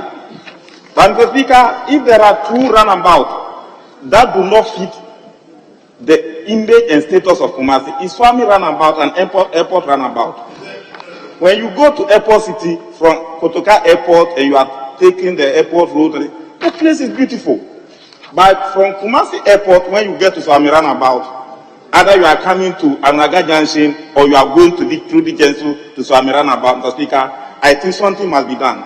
So it should not only be Swami roundabout. After approving this, we must, the Minister for Roads must make an effort to do the same facelifting project at Airport Junction at the same time. The two most important roundabouts that deserve interchanges in Kumasi, Airport Junction, Swami roundabout, the two cannot be ruled out. It is for this same place, that is why the ex-President Wallace was giving junior Jesus. When he was starting Swami roundabout to Marco Junction, when we were small boys at Kumasi Magazine, that's where they were shouting, junior Jesus, junior Jesus. Rollins is no more. You were part of the people. You were part of Rollins is no more. When they were shouting junior Jesus for somebody, today is the same place, Mr. Speaker. So that is why I'm happily shouting that we must support this motion for us to give a facelift to Swami roundabout. Leader is saying I was not there. But leader, I know. You know it was the junior Jesus who constructed, who gave interpreting the contract from Swami roundabout to Atebubu to Jatozongo. It was the same junior Jesus who gave from Swami roundabout to Sofola Junction to Sunyani to Brekong to Doma, all asphalt. It was the same junior Jesus who gave from Swami roundabout to Kajetia to Obuasi. All those things are asphalt. You know, after that, what again? Take all those roads from Kumasi roads. What road again? Thank you, Mr. Speaker, for the opportunity. Yes, majority leadership. Can I put the question down? At the conclusion of the debate, the question is all in favor of the motion. Say aye. Aye. All against say no. The ayes have it. The motion is carried. Item 59. Resolution by the Honorable Minister for Transport. Sorry, Honorable Minister for Roads and Highways. Sorry. Thank you, Mr. Speaker. Mr. Speaker, I beg to move that resolution as numbered 59 on page 44 of today's order paper be adopted by this Honorable House. As well, Mr. Speaker. Yes, Honorable Ranking Member. Right, Honorable Speaker, I support the motion for the resolution. Members, the resolution numbered 59 has been moved and seconded. All in favor of the House adopting the resolution, say aye. Aye. All against that, say no. The ayes have it. The House has adopted resolution numbered 59 on pages 44 and 45 of today's motion paper. Yes. Speaker, item numbered 60. Item number 60. 60. 60. Page 45. On page 45, Chairman of the Committee. Thank you, Mr. Speaker. Mr. Speaker, I rise to move that the procedural motion listed as item 60 on page 45 of today's order paper be moved today. I so move. Yes. Honorable Speaker, I second the motion. This is a procedural motion. All in favor of the House adopting the procedural motion, say aye. All against that, say no. The ayes have it. The motion is adopted. Item number 61. Motion. The Chairman of the Committee. Thank you, Mr. Speaker. Mr. Speaker, I rise to move that motion number 61, listed on page 46 of today's order paper, be adopted, and in so doing, I will present your committee's report, and I will ask the Answer Department to capture the report as being read in its entirety. Mr. Speaker, your committee met the officials from the Ministry of Roads and Highways to consider the commercial agreement between the government of the Republic of Ghana and QGMI Constructioners for an amount of $96,345,506.37 for the design and construction of 3 bridges in the northern region, namely Bupe, Yape, and Dabuya. Mr. Speaker, paragraph 3.0, 6.0, and 7.0 of your committee report captures the background of the project, the scope of the project, and the observation made by the committee. Mr. Speaker, having been satisfied with the information submitted to the committee by the ministry, the committee unanimously agreed that this project is important and therefore it has to be supported and approved. And I therefore recommend to the House to approve this commercial agreement in order for these 3 key projects to take off. I so move, Mr. Speaker. Yes, Right, Honourable Speaker, I rise to second the motion as moved by my Honourable Chairman, and then also to make these few comments of my own. I want to commend the Minister for bringing this agreement for us to reconstruct the Buipe, Yape, and Daboya bridges. Indeed, Mr. Speaker, not too long ago, some colleagues in the House had cause to raise alarm when part of the 2 bridges, the old bridges, were weak. And I remember the Minister and his team visited there and gave an assurance that preparations for the reconstruction of these bridges was in the offing. Indeed, today we are witnessing that. I hope that nobody will blame Ukraine in the future for the reason for not building these 2 bridges. Mr. Speaker, indeed, these 2 bridges, some of them fall within the central corridor, which is very critical for our relationship with our northern neighbors, Burkina Faso and others. I'm sure that our intermodal transport system considers this in addition to the railway that is coming from Tema all the way to Paga as part of what we should do if we really want to industrialize. And I think this is a very important one. The Daboya one is more or less a new one because there isn't anything significant there currently. So I think these 2 bridges, 3 bridges, if constructed, will be very helpful. Mr. Speaker, I'm also very happy that part of this loan will be used to set up regional laboratories. Mr. Speaker, why do we need this? We need this because the testing of materials, some of these developers are foreign entities. We should be able to test what they are doing against our own standards to ensure that we get value for money. So I want to commend the Minister and the Ministry for including these as part of this project. I can also see an amount put in there for training. When the contractors finish and leave, we need to have the ability to maintain and service these bridges. So I think these are very important things. Mr. Speaker, we are told that as part of this, there will be an amount to do a toll plaza. Mr. Speaker, indeed, this side of the House believes that we should consider accruals from road tolls as part of our support for internally generated resources to build and maintain road infrastructure in this country. I am happy that there will be a provision. There's nothing wrong with it at all. Maybe we should rather have a national conversation as to how we want this tolling regime to work so that drivers feel it is fair because they can see the accruals going to maintain their roads instead of running away from it. Mr. Speaker, with these few words, I want to commend the Minister and the Ministry for this very important thing. I just want to caution that the timelines given for the start to completion of these bridges, we should all be aware that sometimes it is not that easy. It's a turnkey project. They are now going to do the final studies, design before construction. This is an area that gets flooded regularly. What happens if you start the work and the flooding comes? So whilst there's a timeline in the agreement, we should expect that it may not be possible for us to finish this project within the timelines in this report. But then that doesn't mean that we cannot complete in due course. Mr. Speaker, with these few words, I thank the Minister and urge colleagues to fully support this agreement. Thank you for the opportunity, Mr. Speaker. Can I put a question now? All in favor of the motion, say aye. Aye. All against, say no. The ayes have it, the motion is carried.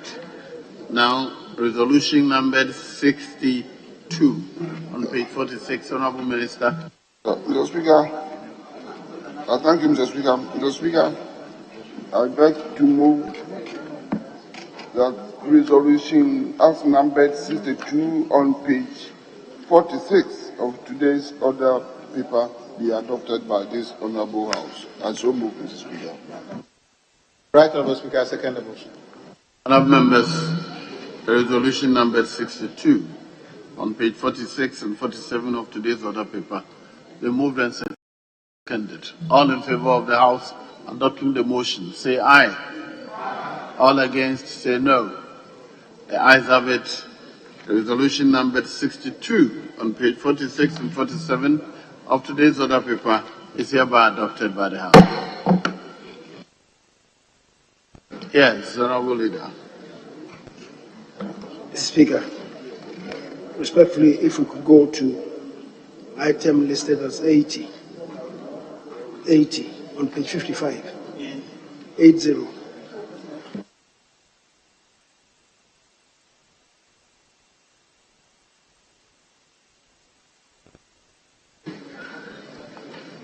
Item 80, consideration of the Ghana Hydrological Authority Bill 2021. Very well. Ghana Hydrological Authority Bill 2021 at the consideration stage.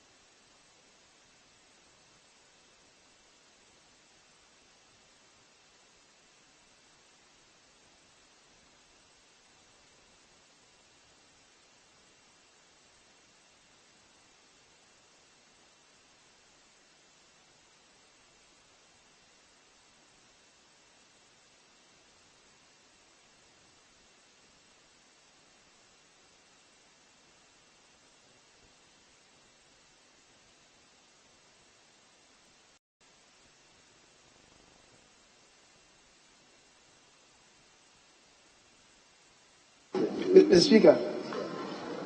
Speaker, respectfully, yes, I'm having some conversations with colleagues. If we can suspend sitting for about 30 minutes to at least revitalize ourselves, then come back. So it's getting to. So let's say that exactly 4 o'clock. Exactly 4 o'clock, we will come back to continue. We will resume at 4 p.m. That is so, Mr. Speaker. You think if we allowed 1 hour, it should not be okay? That's So fine. rather we'll resume at 4:30. Okay, sir. Okay, Very sir. well. Okay, sir. Honourable members, sitting is suspended until 4:30.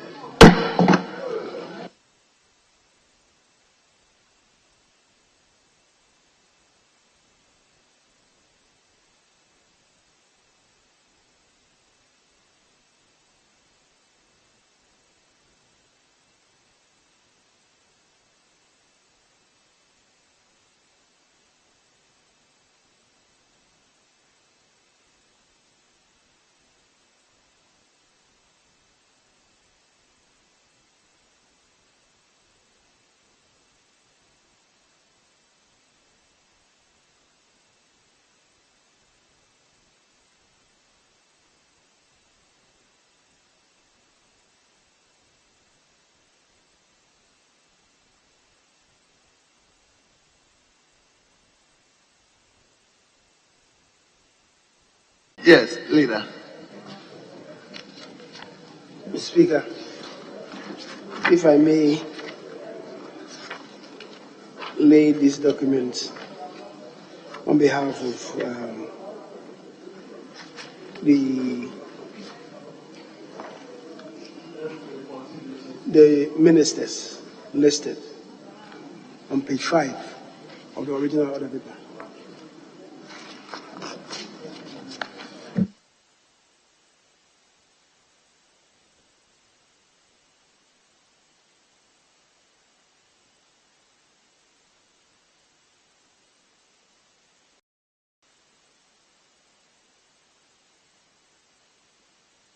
Yes, leader. So, Mr. Speaker, I was saying that we go to page 5 of the original order paper for us to lay those papers.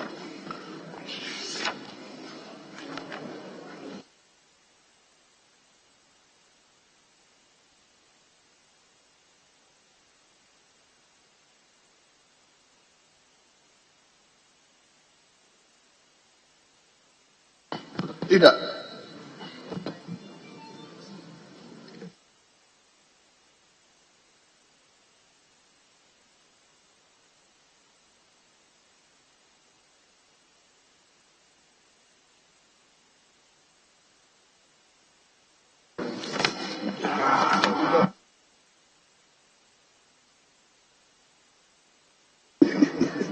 Mr. Speaker, so the original order paper, page 5. Page 5. The original paper? Yes. Original order paper, page 5. Item 7. We reference that.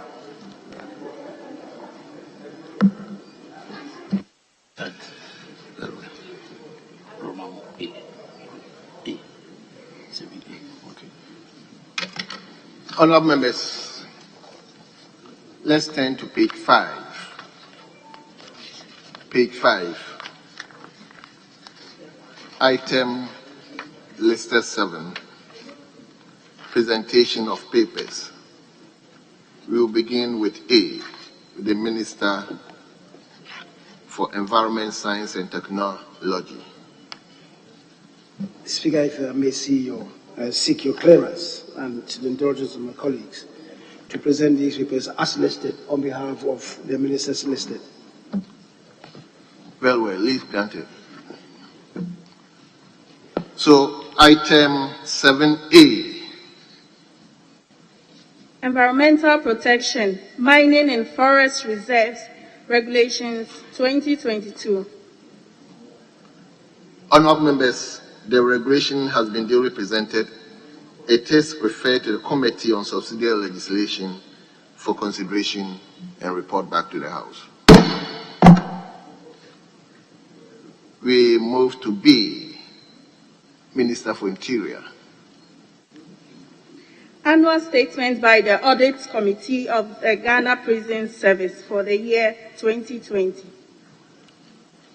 Honourable members, the annual statement has been duly presented. It is referred to the Committee on Defence and Interior for consideration and report back to the House. We turn to C.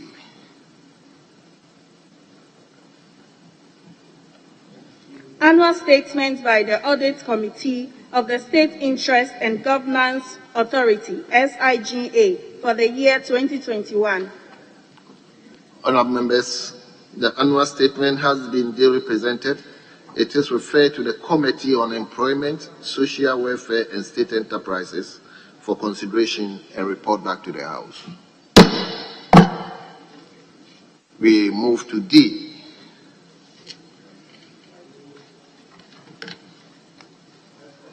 Annual Statement by the Audit Committee of the Akrofom District Assembly for the year 2021.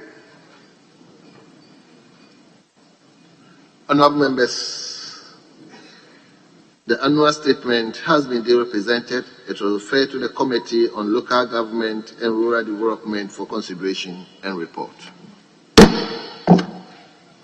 We move to E. Speaker, E is already, so it will not be taken. Can we move to the other paper addendum.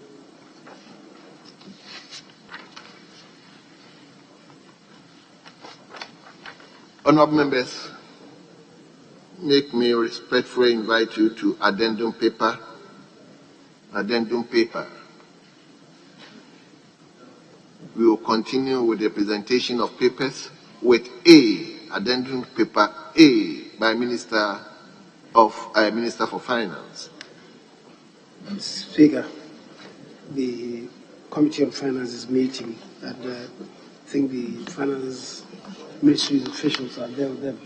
So if I can, I may represent the Minister of Finance and submit the paper to the House. Very well. Believe granted.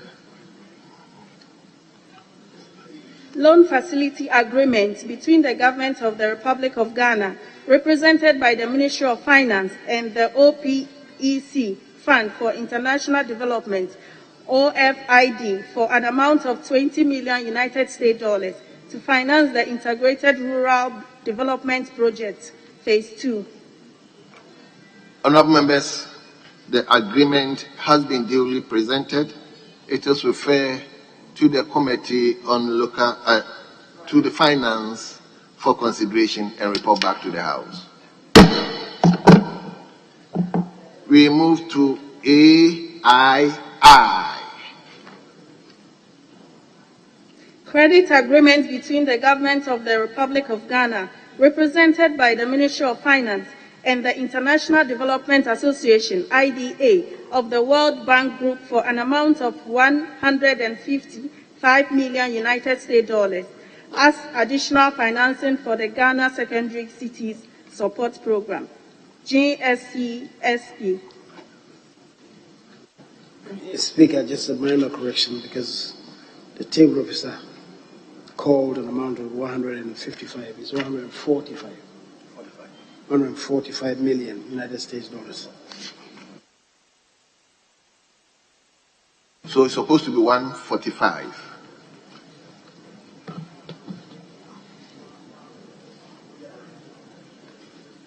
Table. Very well. So, honourable members, the credit agreement has been duly presented. It is referred to the Finance Committee for consideration and report back to the House.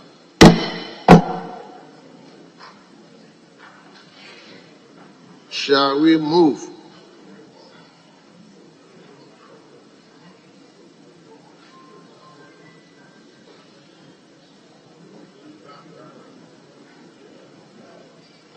Speaker, let's go to, I was trying to see if there's any member with us here who belongs to the delegation to ECOWAS Parliament.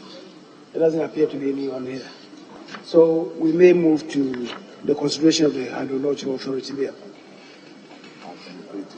Item 80. Item 80 on the original order paper.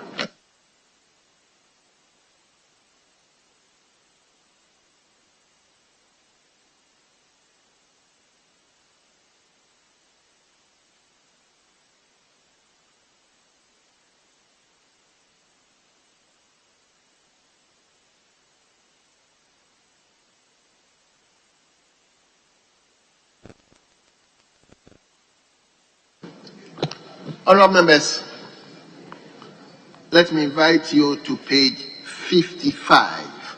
Page 55. Item listed 80 at the consideration stage, Ghana Hydrological Authority Bill 2021.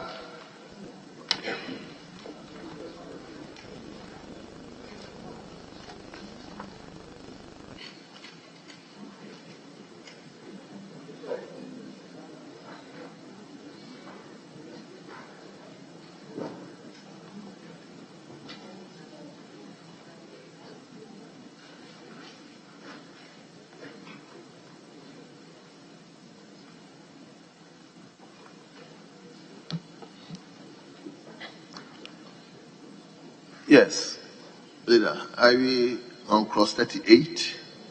Speaker, I just had a discussion with the member for Krachi South, and I was drawing attention to some omissions in what had been done earlier. So, if you don't mind, maybe you could go back to 33. Even though we've taken a decision on it, it does appear. Just to go back to 33 to do a little bit of cleaning up. 33.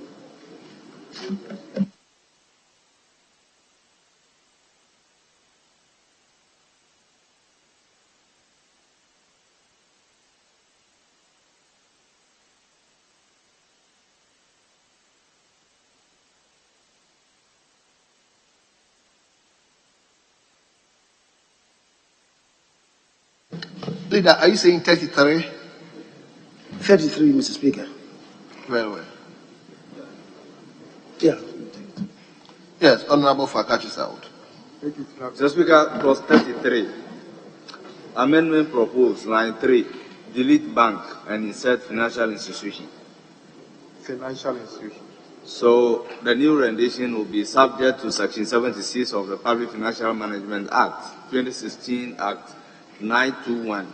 The authority may obtain loan and other credit facilities on the guarantee of government from financial institutions as the minister may, in consultation with the minister responsible for finance, determine. That's fine. So we are deleting bank,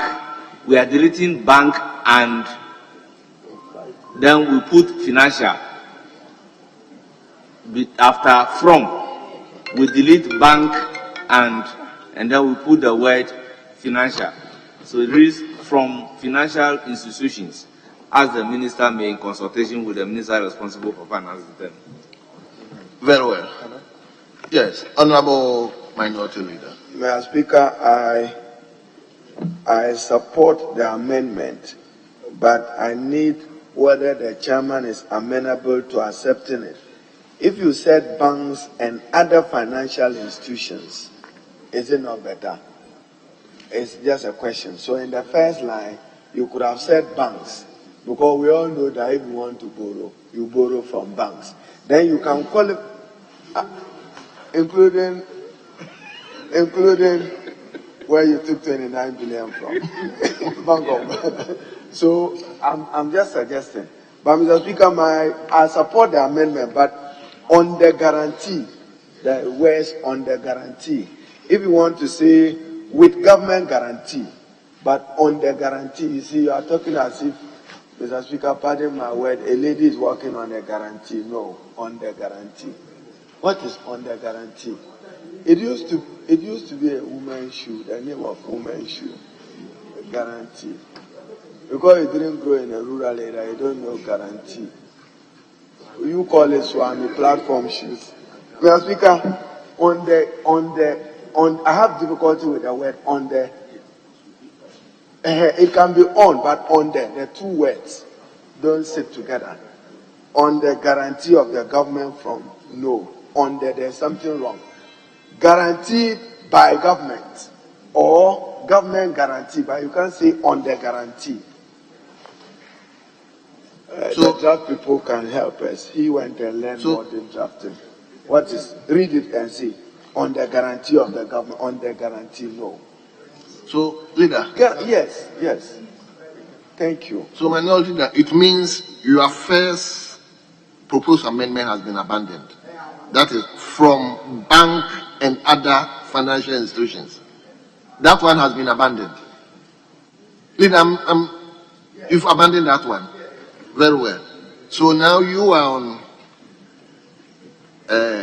government guarantee instead of on the guarantee of the government. Yes, Leader. Mr. Speaker, I associate myself with the principled position of the minority, but we can have a better construction when you say that subject to Section 76 of the Public Financial Management Act, 2016 Act 921, the authority may obtain loans and other credit facilities guaranteed by the government from banks and from financial institutions.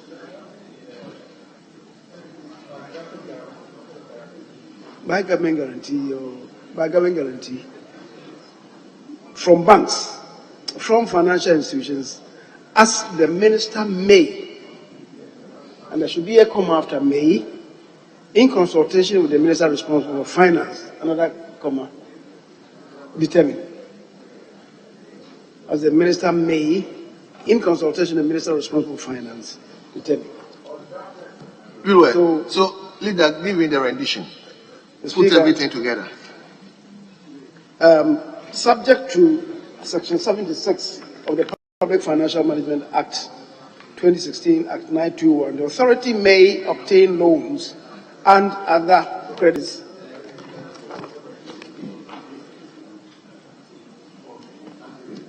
guaranteed by the government from financial institutions, as the minister may, as I said, comma, in consultation with the minister responsible for finance, comma, determine. Very well. Honourable members, all those in favor of the proposed amendment, say aye. All those against, say no. Honourable members, the ayes have it. The proposed amendment to clause 33 is hereby carried.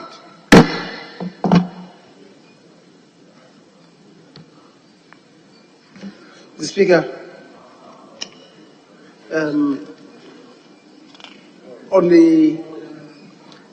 nobody is saying on the guarantee is not correct. He was just saying that we should not be verbose, if I understood him. So on the guarantee is correct. Grammatically is correct. It is just that we wanted to be less verbose and much more elegant. Other than that, nobody is disqualifying grammarians from Akachi South. But Mr. Speaker, the question already has been put. I was just relating to 34. 34.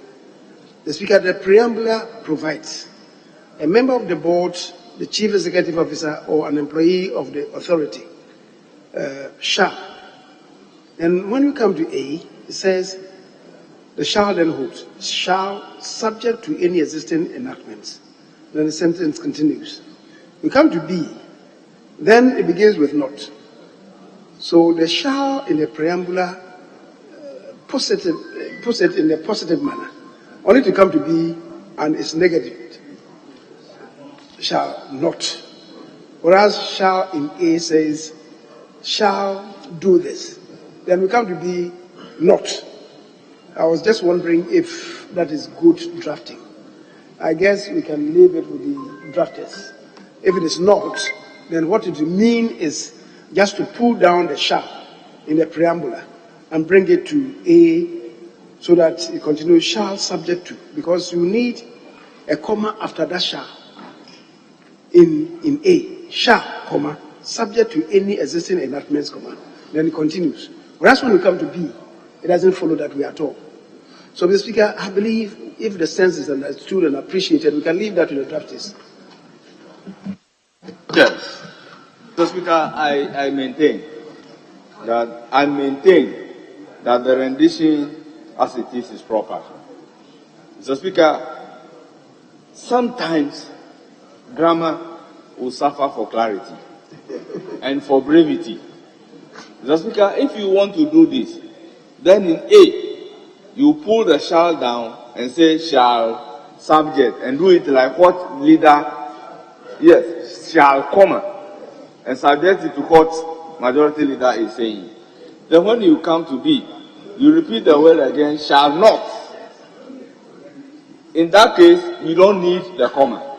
But for the principles of brevity, you cannot put shall in A and repeat shall in B. So against all these rules, the drafters are very clear. So that issue of the grammar of comma, in this case, would have to suffer for clarity. And if you don't put comma there and you read the A and B together, it's very clear. So in that case, the grammar with comma should not let you touch the rendition. Mr. Speaker, as I said, we'll leave it to the drafters. I'm not too sure that we have to split hairs over this. Because it can't be Akachi against one.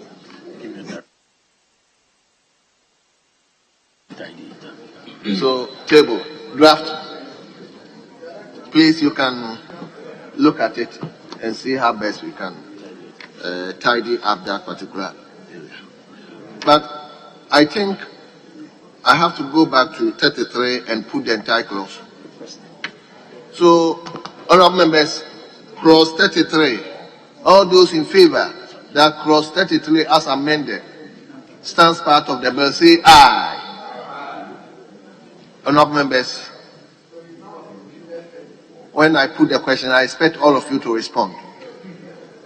All those in favor that clause 33 as amended stands part of the bill, say aye. Aye. All those against, say no. The ayes have it.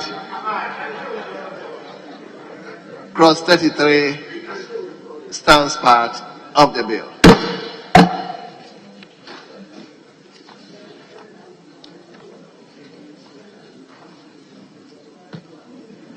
So I'll put the question on clause 34. Honorable members, all those in favor that clause 34 stands part of the bill, say aye. Aye. All those against, say no. It's obvious the ayes have it. Clause 34 stands part of the bill. Clause 35. Oh, okay. We move to clause 38. Regulations. Yes, Chairman. Mr. Speaker, the committee wanted to provide more clarity and effect setting of few corrections on this clause 38. Here we want to delete subclause 2 and insert the following. Without limiting subsection 1, the regulation shall A. Prescribe requirements for applied hydrological, drainage, sewage, and coastal engineering in respect of sectorial activities. B. Provide for the establishment of hydrological stations. And C. Prescribe for the enforcement of standards and the observation of hydrological phenomena related to the collection of data and information on water resources. I so move. Thank you. Yes, honorable members, there is a proposed amendment by the chairman of the committee. Yes, honorable member for... Mr. Speaker, I support the amendment. Mr. Speaker, the reason is that if you look at the rendition as it is in the bill by clause 38, it states the minister may, on the recommendation of the board, by legislative instrument, make regulation for the efficient and effective implementation of this act. Then 2, without limiting subsection 1, the regulation shall prescribe for. And now, prescribe will not flow with the B, which says establishment of hydrological station. You don't prescribe for establishment, you provide for the establishment of hydrological stations. So because of this, the shall cannot be in the opening, prescribed for cannot be in the opening phrase. Because of that, there must be an amendment to only limit the prescribed for the A and then the C. So I support the amendment herein. Very well. Yes. Honorable members, all those in favor of the proposed amendment by the chairman, say aye. Aye. All those against, say no. Honorable members, the ayes have it. The proposed amendment is carried.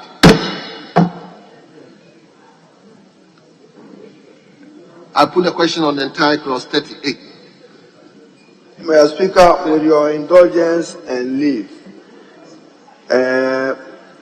38C, the word hydrological phenomena what are we conveying? Is there a hydrological phenomena? 38C, standards in the observation of hydrological phenomena. It cannot be I say it cannot be phenomena. We just like using words. And we must go back to the explanatory memorandum.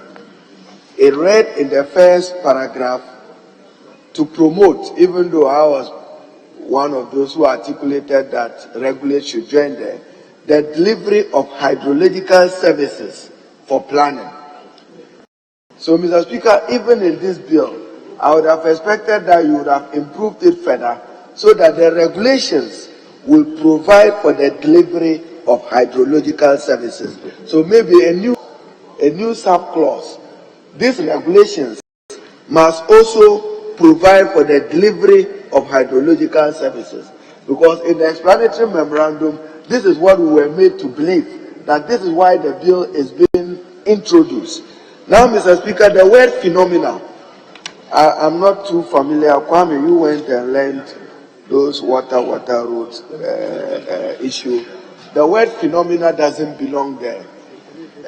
Maybe I'll yield to the Honorable Benara here for, but phenomena, I have a difficulty with the elegance of it being used there. Thank you. Mr. Speaker, we can be guided by clause 39, page 19. Hydrological phenomena has been defined.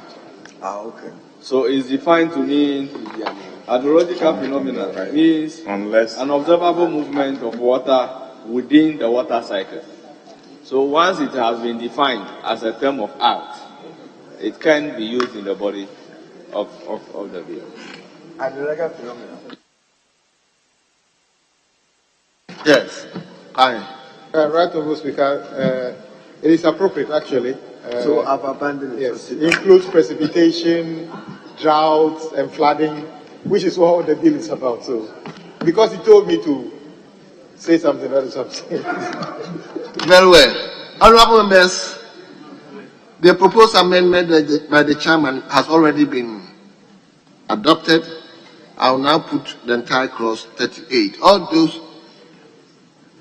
Speaker, before you put the clause on entire clause 38, normally we have been making provision for omnibus clauses. So you should direct the drafters to also make provision for that. Any other that will give in order to give effect to the implementation of the act. There is a way we give the omnibus provision. So the drafters will take care of it for us. Okay. Drafters. You are collection. Mr. Speaker, as my colleague is saying, that is the standards. Except that when we come to B 32, it provides, without limiting subsection 1, the regulation shall prescribe. So it's inclusive of what is here. What it means is that others could be. Yes.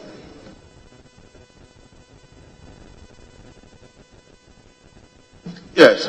Honourable members, the question is all those in favour that clause 38 stands as adopted, stands part of the bill, say aye. All those against say no. The ayes have it, honourable members.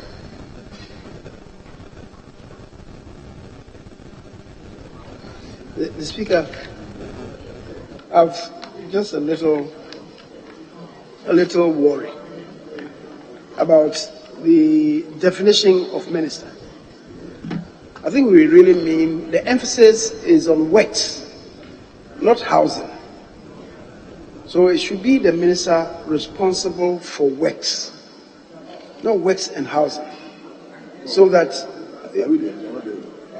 that's 30, that's 39.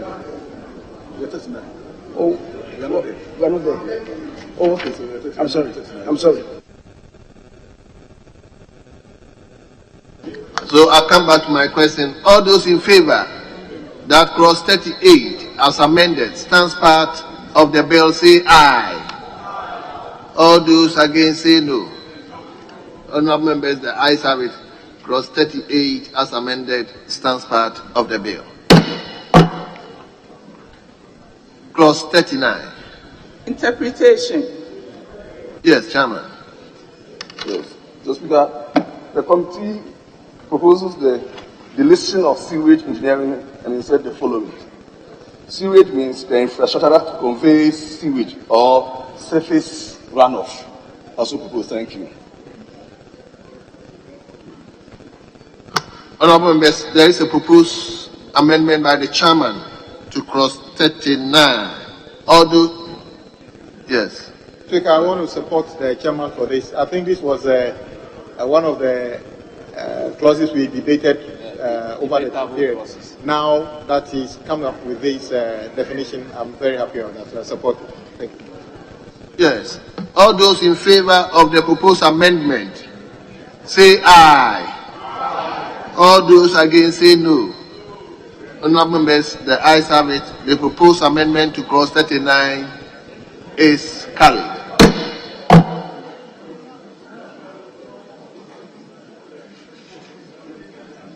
I'm still on 39. Yes, I'm waiting for the committee asks the following new definitions. Hydrological equipment means an equipment used to facilitate the execution of hydrological works. Hydrological works means drainage, coastal protection, sewerage, operational and applied hydrology related works of the authority. I so move. Thank you. All those in favor of the proposed amendment by the chairman, say aye. All those against, say no. Honourable members, the ayes have it. The proposed amendment is carried.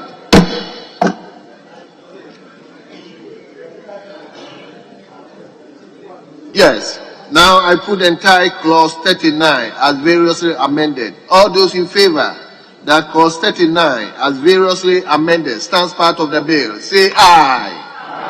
All those against, say no. Honourable members, the ayes have it. Clause 39 as variously amended stands part of the bill.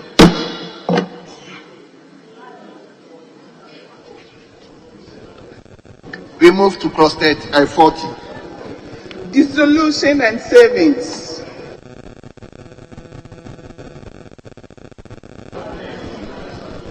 Speaker, just to inquire from the policy promoters, was it called the Hydrology Department or Hydrological Services Department?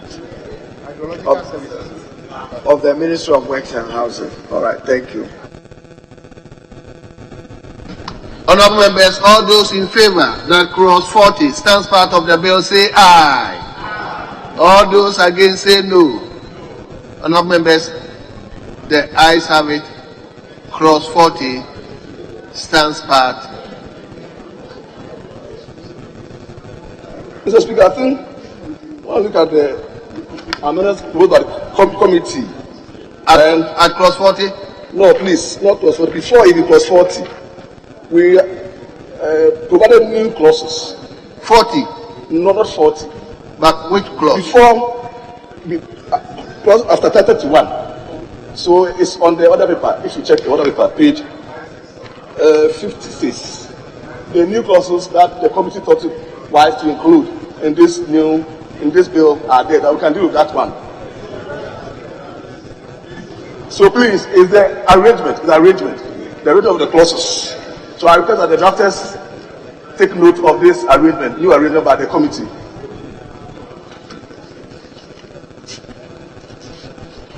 Mr. Speaker, when the committee met, thought that there was a need to define clearly what constitutes offences in this industry. That was missing in the bill. So we then asked the industry players, and we met and we came up with these offences that will constitute violation, yes, of the Act. And that is why we thought it necessary to include some of these areas we've identified as a committee. So these new clauses will come just after clause 31. Yes, is that the arrangement? So if you can. So it means we have to rearrange. Yes, yes.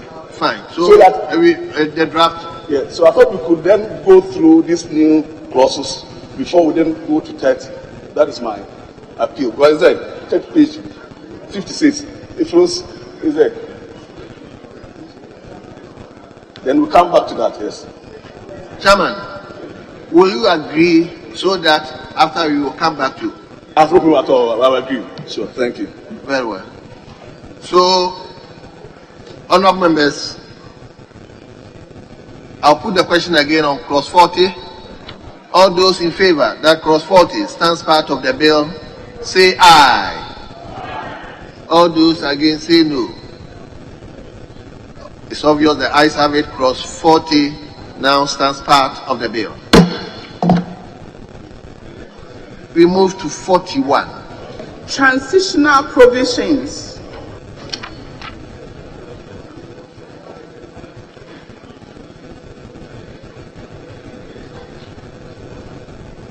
I'll put the question. All those in favour that clause 41 stands part of the bill, say aye. All those against, say no. Honourable members, the ayes have it.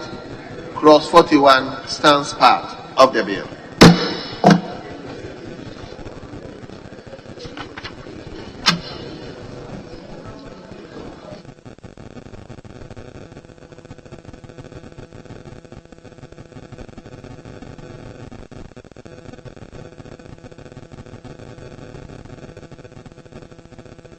Yeah, Chairman. Now, so now I come to the new clauses. The new clauses. Yes. Yes, we have hydrological works. Here, we are saying that unauthorized drilling and sewage works. A person shall not construct. So, please, as advertised on the page. We can move on. Thank you. Yes. So, unauthorized drainage and sewage works. And as I said, as authorized in the other paper. As advertised in the other paper, sorry, as advertised in the other paper, thank you.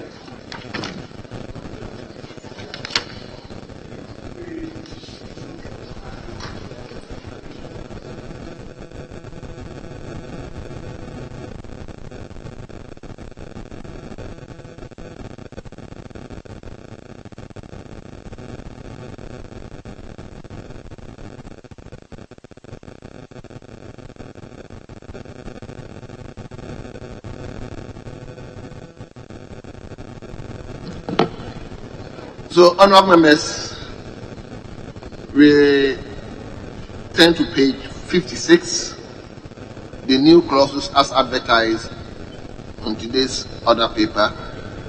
We begin with unauthorized drainage and sewage works.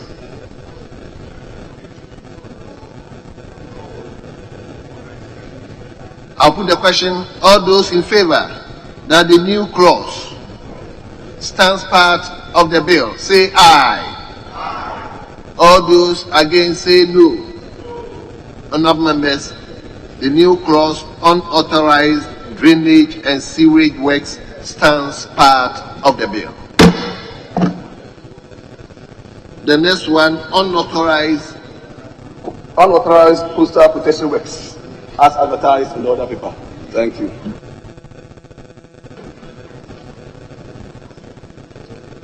I'll put the question. All those in favour that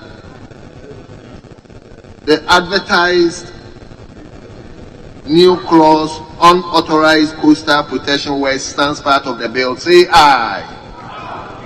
All those against, say no. Honourable members, the ayes have it. The new clause now stands part of the bill.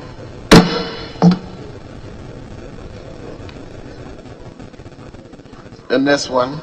Interference with hydrological equipment. Interference with hydrological equipment.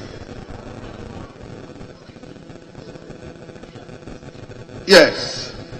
I'll put the question. All those in favour that interference with hydrological equipment stands part of the bill as a new clause, say aye.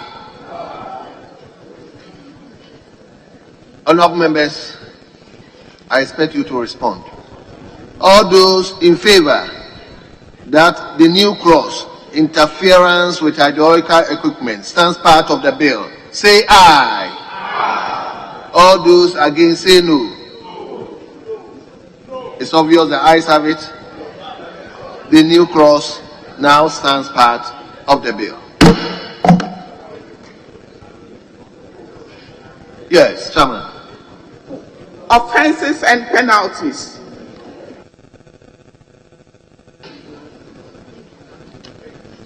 Yes, Leader. Mr. Speaker,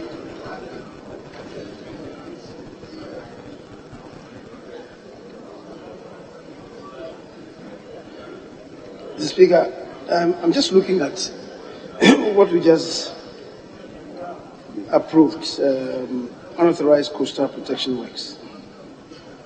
A person shall not undertake coastal protection works or coastal protection projects or coastal protection activities that have an effect on the coastline without the approval in writing of the authority.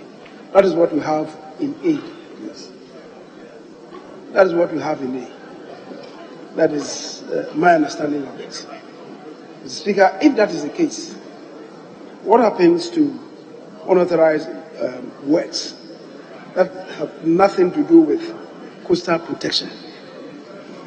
There's no coastal protection scheme. The person goes there to win sand. That is unauthorized. But the construct of A and coming to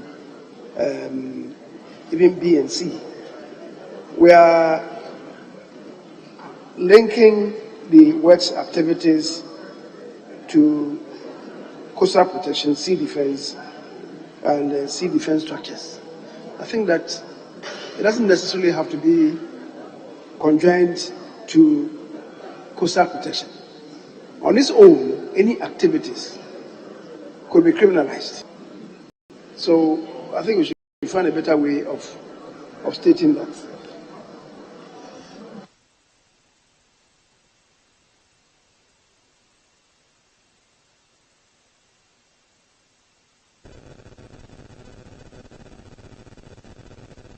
Yes, Honourable Member for Temali Central.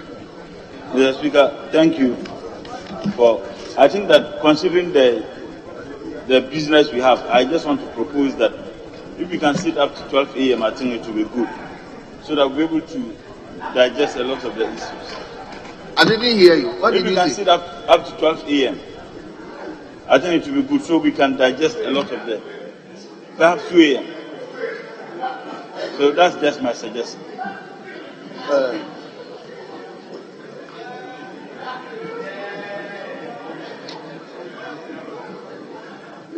Yes, Chairman. Yes, just to make an attempt to address the concern of the leader. Just an attempt I'm making. This is to provide the framework, understand? It's a law that we are making there. The LI will also indicate some of these gray areas leader has raised.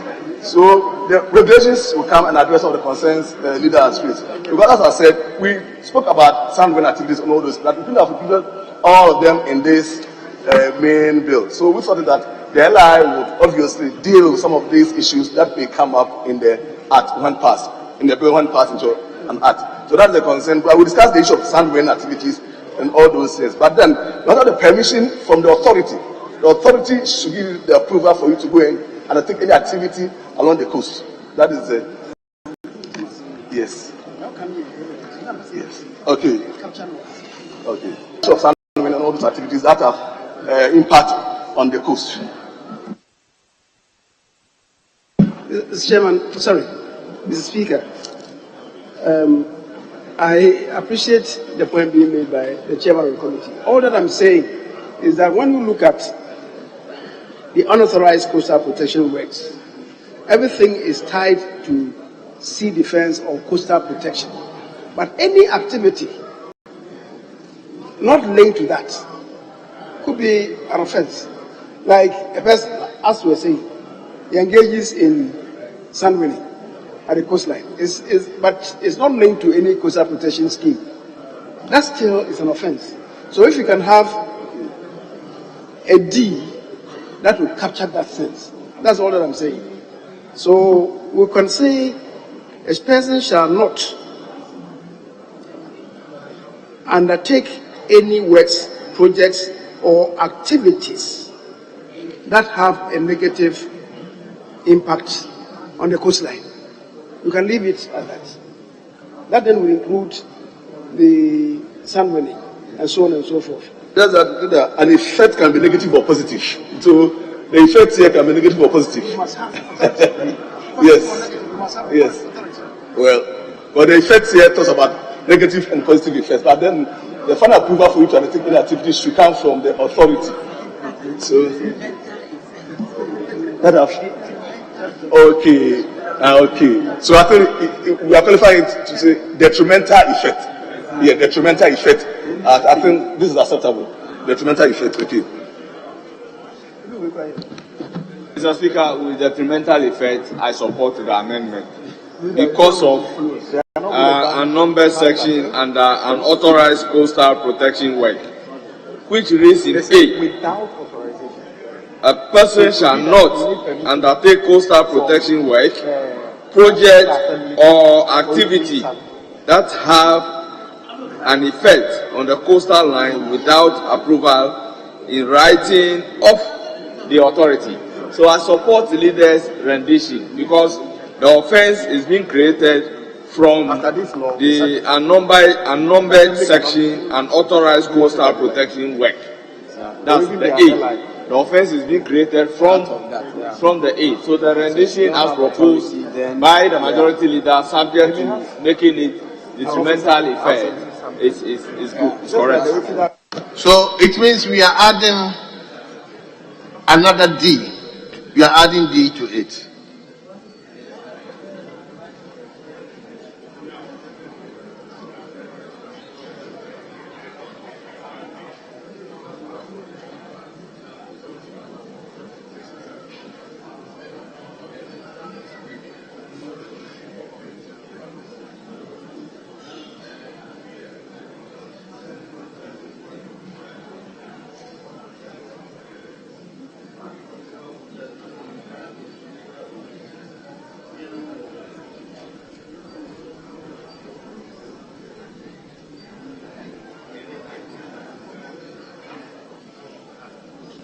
So, leader, may you give me the rendition for the D? Yeah, Mr. Speaker. I think we are adding them on the principle. We are left with the construct to accept, and so let me provide this. D would read: a person shall not, and then D, undertake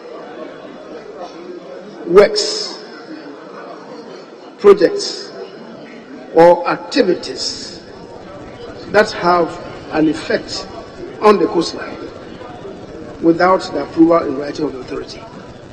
So this time it's not linked to the coastal protection works or coastal projects or coastal activities. So that's how it's supposed to be. Honourable members, there is a proposed amendment to the new clause offences and penalties. All those in favour of the further amendment to the new clause offences and penalties, say aye. All those against, say no. Honourable members, the ayes have it. The further amendment to offences and penalties to be part of the bill, say aye. All those against, say no. Honourable members, the ayes have it. The new clause now stands part of the bill.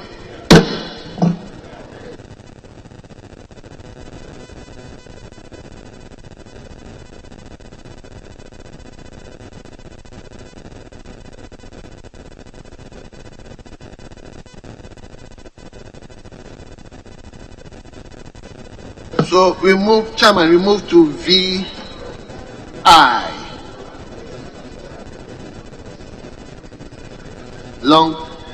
title.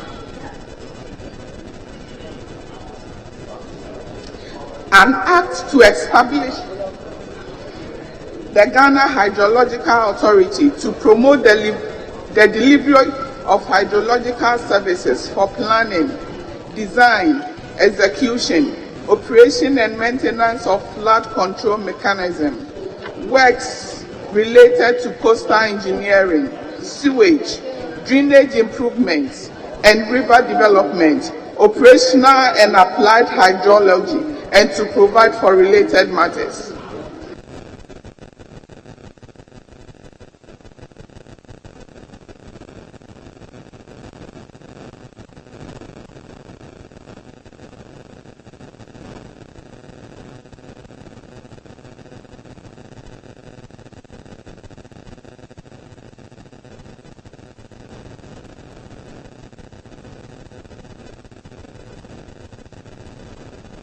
Yes, honorable members, the long title, there is a proposed amendment by the minority leader. Yes, minority leader. Mr. Speaker, I had earlier insisted that the word regulate be added to the word promote.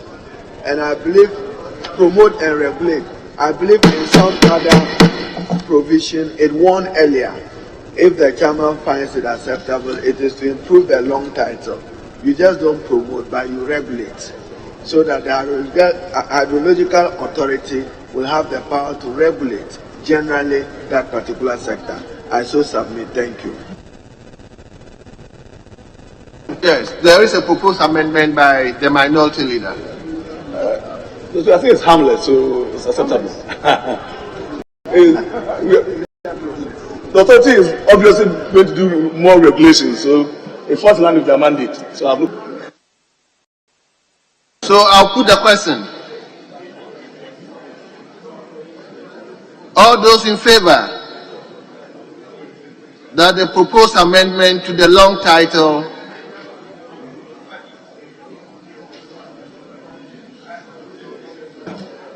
My little worry is once you say that we should have that in the long title, then in the body we should provide the regulatory functions of the authority. Where is it in the body? There's no such. As I'm saying, once you provide for that in the long title, you should define the regulatory functions in the body. But there's no such thing. So I think it will be an additional burden when the body itself does not make any such provision. One could say though that because we are saying in the section 38, that the minister may, on the recommendation of the board, by legislative instruments, make regulations. One may say that it's of the same order. It is not. Because as you do know, instruments regulate the conduct of activities. It's not the same as providing for a regulatory function. No regulatory function has been defined and indeed carved out for the body. That's my little worry.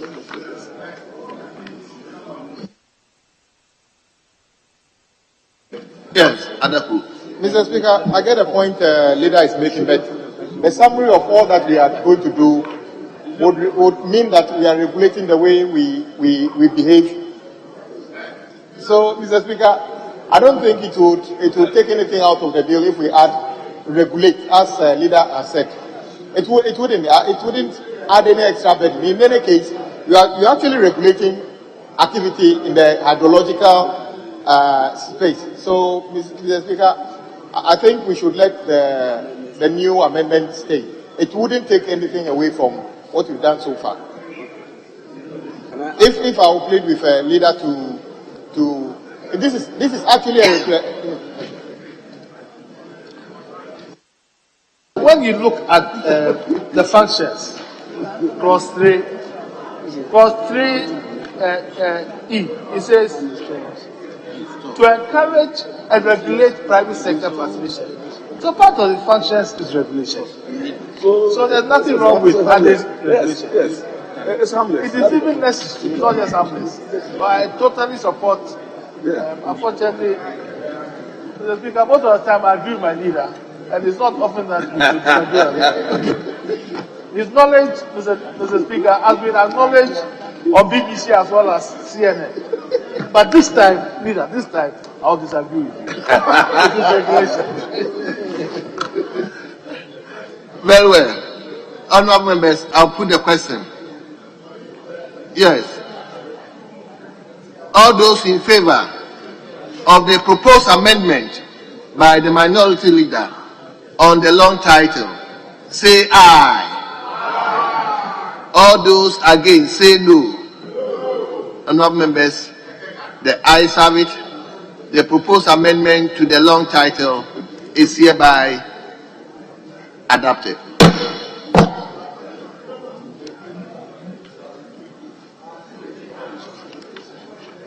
Is it short title?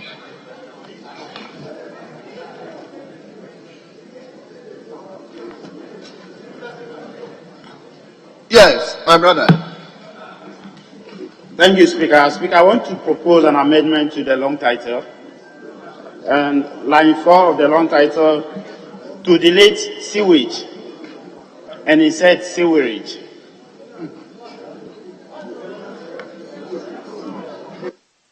So Speaker, has done already. It's a consequential effect. Consequential effect. It was effected earlier on. So consequential effect, that's all.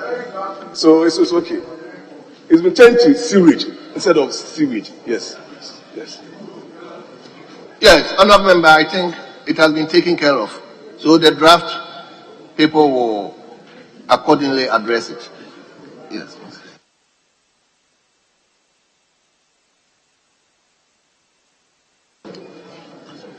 Yeah, Chairman, let me come to your amendment. VII, yes. Long title. Line 3, we should delete mechanism and insert mechanisms. Mechanism, just the plural form of mechanism, that's all. So just add S to mechanism. So it becomes mechanisms. I so move. Thank you, Mr. Speaker. There is a proposed amendment to line 3 by the chairman. I'll put the question. All those in favor that the proposed amendment by the chairman of the committee, say aye. All those against, say no.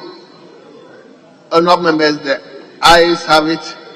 The proposed amendment by the chairman on line 3 on the long title stands part of the bill. Yes, leader. Mr. Speaker, I raised at the very outset a fundamental issue about what is required to be done in the long title. And I proposed that we give further qualification to river development. We are not developing rivers. We are developing maybe the course or the river channel. It's not the river that you are developing. So, Mr. Speaker, I don't want to further litigate it. And maybe it's one of the things that we can leave to the draftspersons and the promoters of the bill to see what it is that they really mean. But certainly, we are not improving and developing the river. So, Mr. Speaker, but as I'm saying, let them consider it. If it is worth pursuing, if it has to be river channel improvement or river course improvements, the promoter and the draftsperson would accordingly advise. Mr. Speaker, thank you. Yes. So, drafters, please take note. I think you've discussed that earlier. So,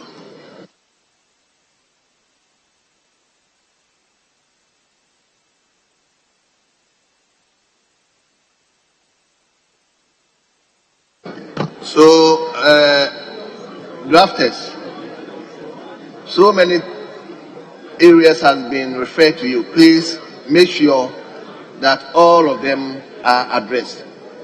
That's my consequential orders that I'm giving. take special interest in the new clauses that we've just added. Very well. Yes, leader.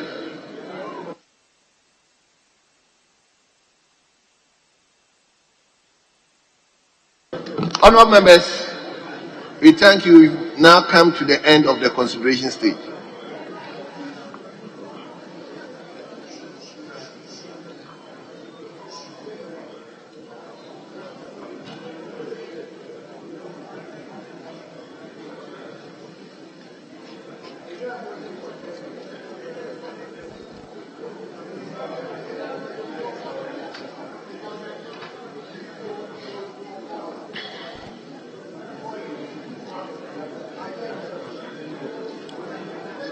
Yes, leader.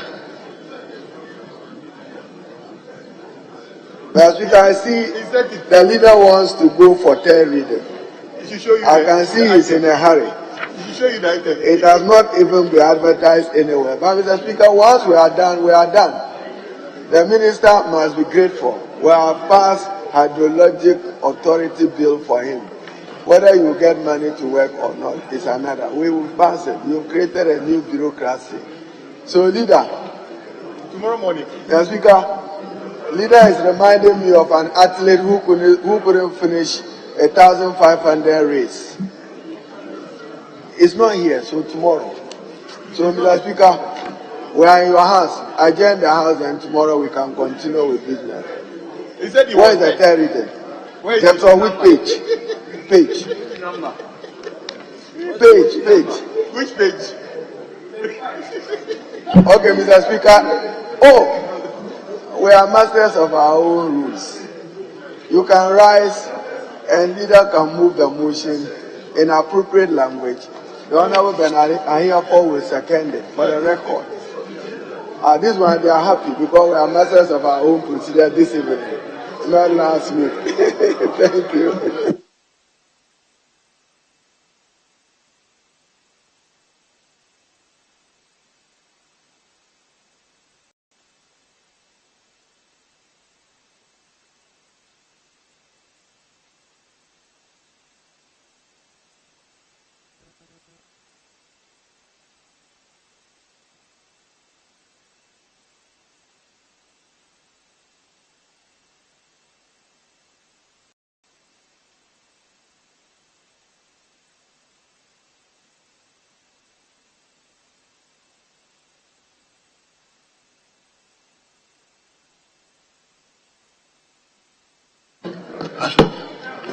Mr. Speaker, I believe we can adjourn.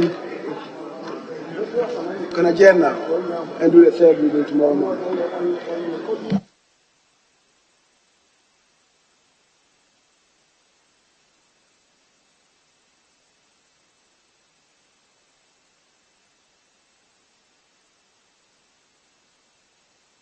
Mr. Speaker,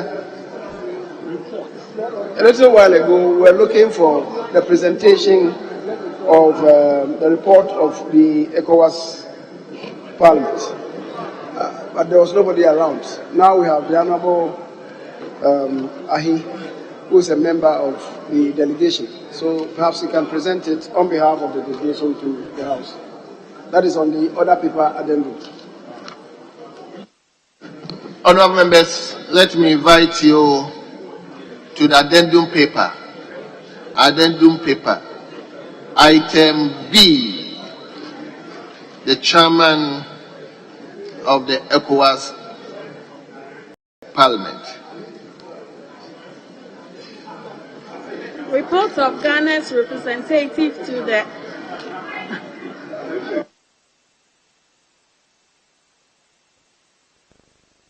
Report of the Ghana's representative to the ECOWAS Parliament on the first ordinary section of the ECOWAS Parliament held in Abuja, Nigeria from 9th to 2nd July 2022. Honourable members, the report is duly presented.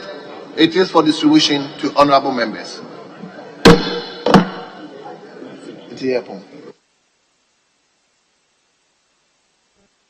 Yes, honourable members, I think we have done enough. and I would like to thank all of you for your cooperation. We are coming back tomorrow at 10 o'clock in the forenoon. Mr. Speaker, we indicated that tomorrow the House will sit at 9 o'clock. Yes, it was part of the Business Committee's report. Very well. Honourable members, sit at 9 a.m. Tomorrow we are sitting at 9 o'clock in the forenoon. 9 o'clock in the forenoon. I repeat, 9 o'clock in the forenoon. Once again, I thank all of you, and the House stands adjourned.